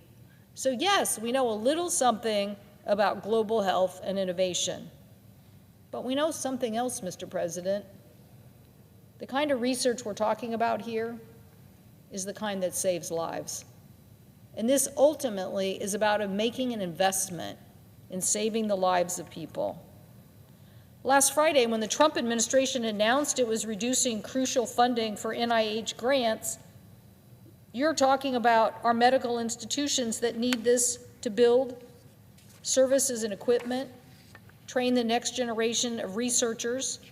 For example, as I mentioned, the Washington State University avian flu. They actually help pay for backup generators. These generators keep the systems working in case of power outage so the pathogens can't escape. So if you cut the institution and you cut the lab, who's going to pay for these overhead costs? Or will they have to cancel their research or stop training the PhD students? So this week, a court stepped in and blocked the NIH headcount cuts for now. But believe me, people are afraid that their life's work will be gone. At the University of Washington Medicine, they are testing treatments for kidney disease, diabetes, Alzheimer's, and pediatric cancer. So if the so-called DOGE cap goes into place, these are programs that will see a shortfall. They tell me they have to stop admitting new patients to clinical trials, that they'll have to scale back. And we can't just start and stop medical research like a faucet. Once these people leave, the programs are stopped, it takes a long time to get them started. Once halted, the research data, the clinical trial, the patients, the laboratory, the equipment that led to those innovations will be lost. Now, if you ask me, that is throwing taxpayer dollars away. When you have an opportunity to cure a disease that affects millions of people and can save taxpayers billions, but somebody is arbitrarily going to cut these NIH funds thinking they're saving the American people, they're not saving them. They're causing harm. Cutting NIH and scientific research funding have consequences for every state in this union. North Carolina is home of the famous Research Triangle and receives about $2.2 billion in NIH funding. Texas is home of Baylor School of College of Medicine and receives about $1.85 in NIH funding. As a country, we should be working together to do more research, create more jobs, and decide what are the life-saving science and medical innovations that we want to invest in and are represented in a budget process here in the United States Senate. not the arbitrary decisions of someone who hasn't even been elected to make these decisions. But the risks don't stop at our medical labs. Republicans are proposing to cut $2.3 trillion in federal Medicaid funding so the administration can afford to lower taxes on some of the most extreme wealthy Americans.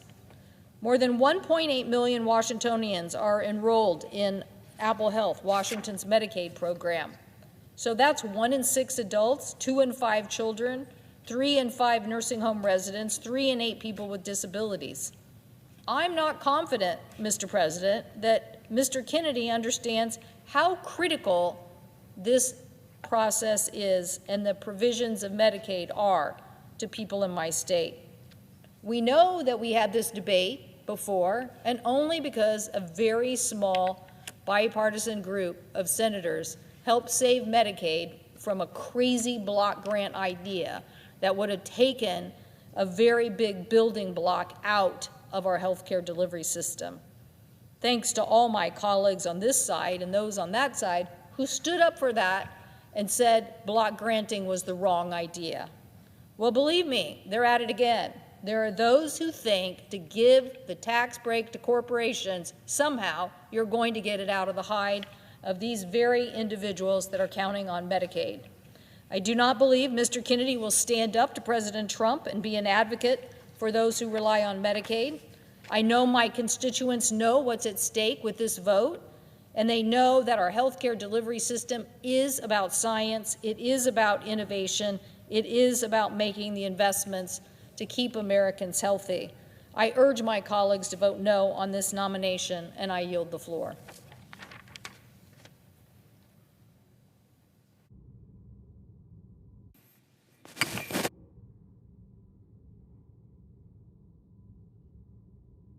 President.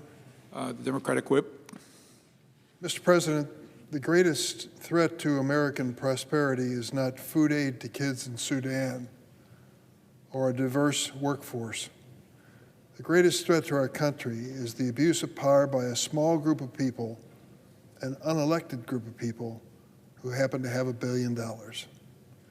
Our founding fathers created a government with checks and balances, but they didn't anticipate a United States Congress, now currently under Republican control, that would voluntarily give away its constitutional authority.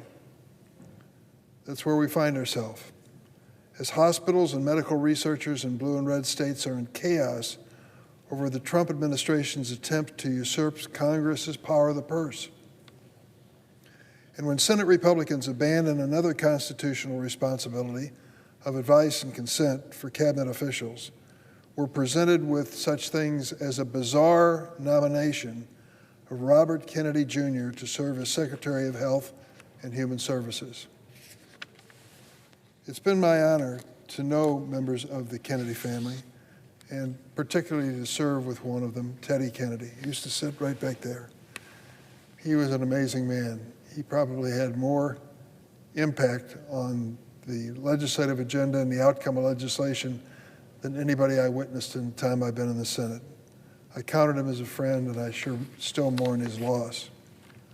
But today we are considering a Kennedy that I don't believe is qualified to follow in his uncle's footsteps.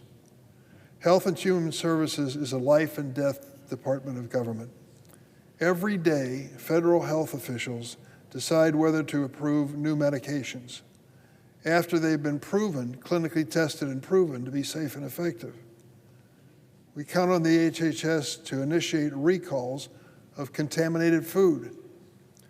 We count on that same agency to investigate new therapies for cancer clinical trials. We count on HHS to alert doctors about an emergency disease outbreak. Think about the gravity of those situations and how much is vested in the secretary of that critical department.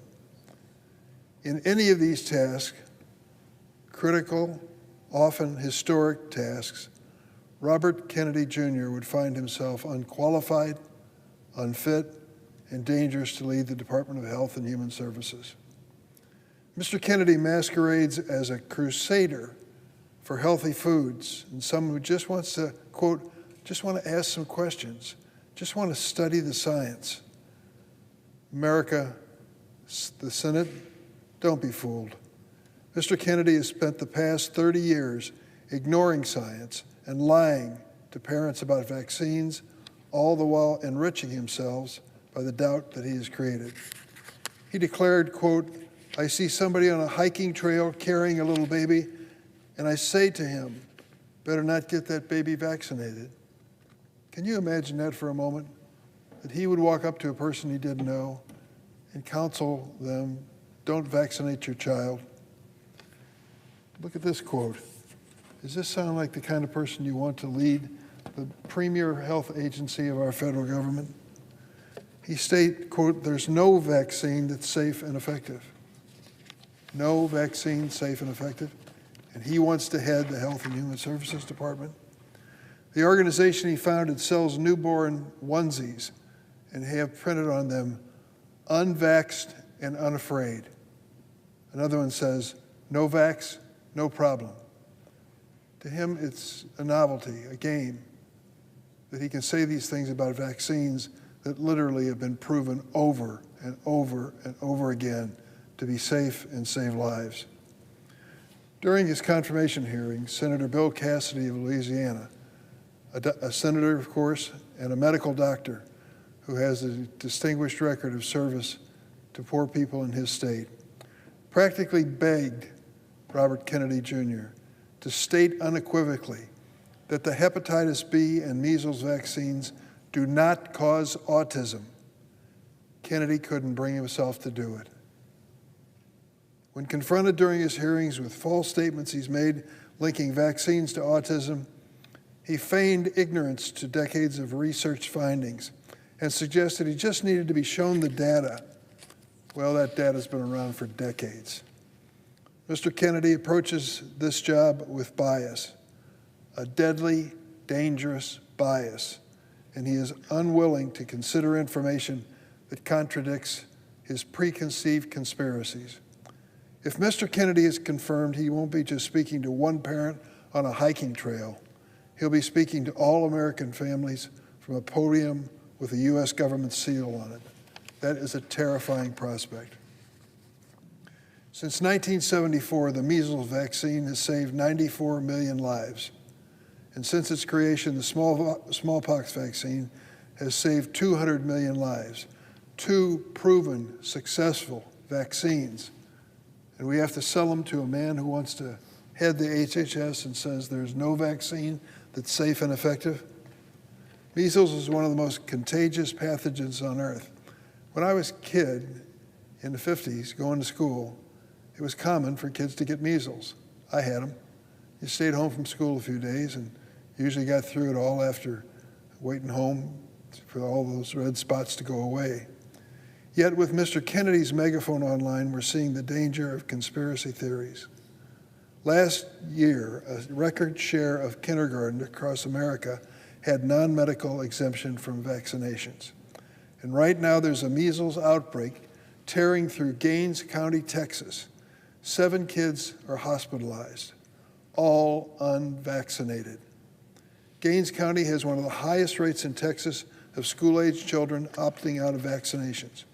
Why are parents in that county in Texas and a few other counties foregoing life-saving vaccines? Because of fraudsters like Mr. Kennedy.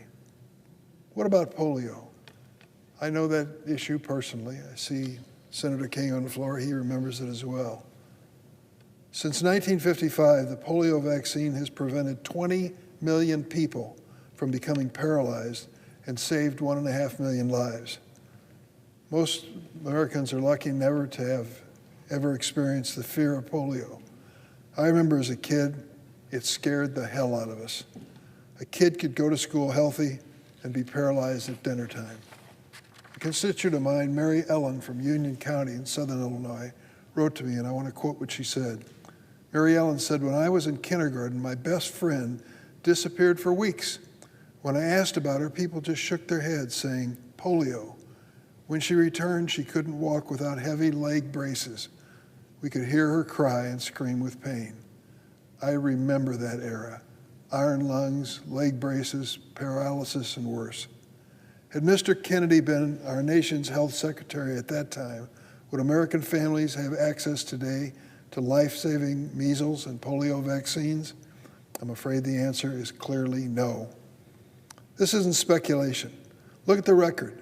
Mr. Kennedy and his associates have filed petitions with the Food and Drug Administration to remove the COVID, hepatitis B, and polio vaccines from the market. In 2019, Mr. Kennedy flew to Samoa during a measles outbreak to question whether the vaccines themselves were causing the illness. As a result of that, 83 people died in Samoa. When asked by Senator Warren, Mr. Kennedy said he would not do anything differently about that dangerous trip. 83 people died as he spread those falsehoods about the vaccine. Senator Cassidy aptly wondered, and I quote, "Does a 70-year-old man who spent decades criticizing vaccines and was financially vested in finding fault, can he change his attitude?" Mr. President, I'm sorry, but we know the answer. Listen, I understand we have a great health system in this country, but I also understand it's flawed in many ways. I've spent years in my Senate and House career to lower drug prices, rein in Big Pharma's influence, and stop big tobacco from peddling poison to our kids. But just because he might talk about the right problems doesn't mean Mr. Kennedy has the right solutions. In fact, over 2 days of hearings, he did not offer a single concrete idea on how to improve the delivery of primary care or preventive health care services. It was clear Mr. Kennedy didn't understand the difference between Medicaid and Medicare. Mr. President, I will tell you that that is an issue that you take up in Congress 101. Nobody believes Kennedy will stand up to President Trump or Elon Musk's assault on medical research. I understand the urge to shake things up, to address failures of our healthcare system, but Mr. Kennedy brings an unacceptable prejudice that will only cause harm and be dangerous to American families. Neil Steinberg writes for the Chicago Sun-Times. He wrote, "When you're claiming you want to study the issue where the science is settled, that's code words for dismissing facts that don't serve your personal bias. I fear there's a sense that being an outsider is qualification enough. But how far can Senate Republicans be willing to go if they pursue that dangerous path? Make no mistake, if the political tables were turned and it were Democrats proposing this man for this job, he wouldn't get a single Republican vote in the Senate. He'd be decried as a pro-choice, anti-vax, uninformed conspiracy theorist who trades on his family name to peddle dangerous misinformation that benefits him financially. And guess what? This nominee is all of those things. But because he was nominated by President Trump, has the MAGA seal of approval, my Republican colleagues can't wait to march down and support his nomination. Many of them secretly, privately, quietly know better. Some of them are doctors or parents themselves who trusted doctors to vaccinate their kids, or people who spent their lives trying to really improve our health system. They know Mr. Kennedy is not the right choice for the job, and they know our children will suffer the most if he becomes HHS Secretary. I hope they'll find the courage to join me and reject his nomination. And let me add this point that it's related to this whole issue, and I'll make it brief.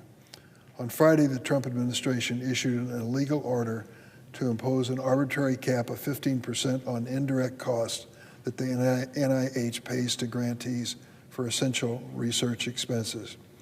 Without this funding for specialized equipment, data processing, safety materials, and the maintenance of labs, universities and hospitals nationwide will not be able to afford the technology that allows them to continue life-saving research. This is a critical moment in America's history. After the progress that we have made, after the leadership we have shown, are we going to, under this new president, turn our back on medical research? God forbid.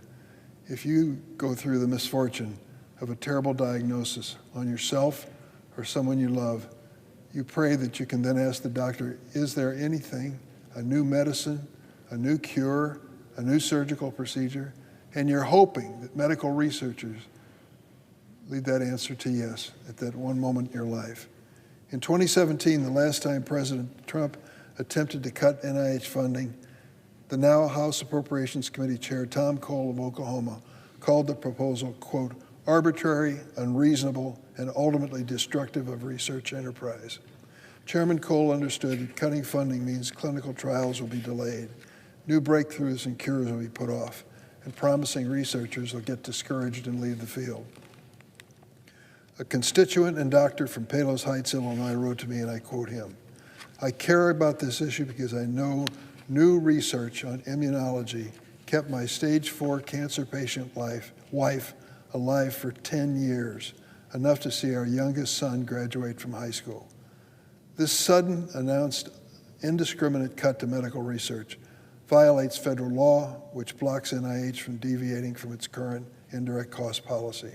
Thankfully, my Attorney General in Illinois, Kwame Raoul, and 21 other states filed a federal lawsuit to temporarily halt this senseless cut. Remember, tweets from Elon Musk forced a bipartisan pediatric cancer research bill to be cut from the government spending bill just a few weeks ago.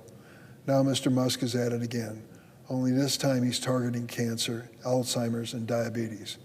If Elon Musk were to get sick, I'll bet the richest man in the world would find the doctor he wanted. I'm sure he would. But for the rest of us, for the parents facing a devastating diagnosis of someone we love, this is a cruel political decision. University of Chicago researchers put it this way, quote, this attack on a very structure of academic research is threatening a system that every other country in the world has tried to reproduce. It seems spiteful and targeted at those of us who just want to contribute to a better society. Mr. President, I don't know that this will continue to be a problem and challenge, but I promise you this, as long as I have the power to stand and speak out in favor of the National Institutes of Health, I'm going to do it. This country is a great country. It has greatness that includes medical research, maybe the best in the world. Why in the world would we give up on that? And why would we choose someone so bizarre to head up the Health and Human Services Agency and entrust to them life or death decisions? It's a bad choice. I'll be voting to oppose Robert F. Kennedy Jr., doing everything in my power to restore the spending for medical research in America. And I yield the floor.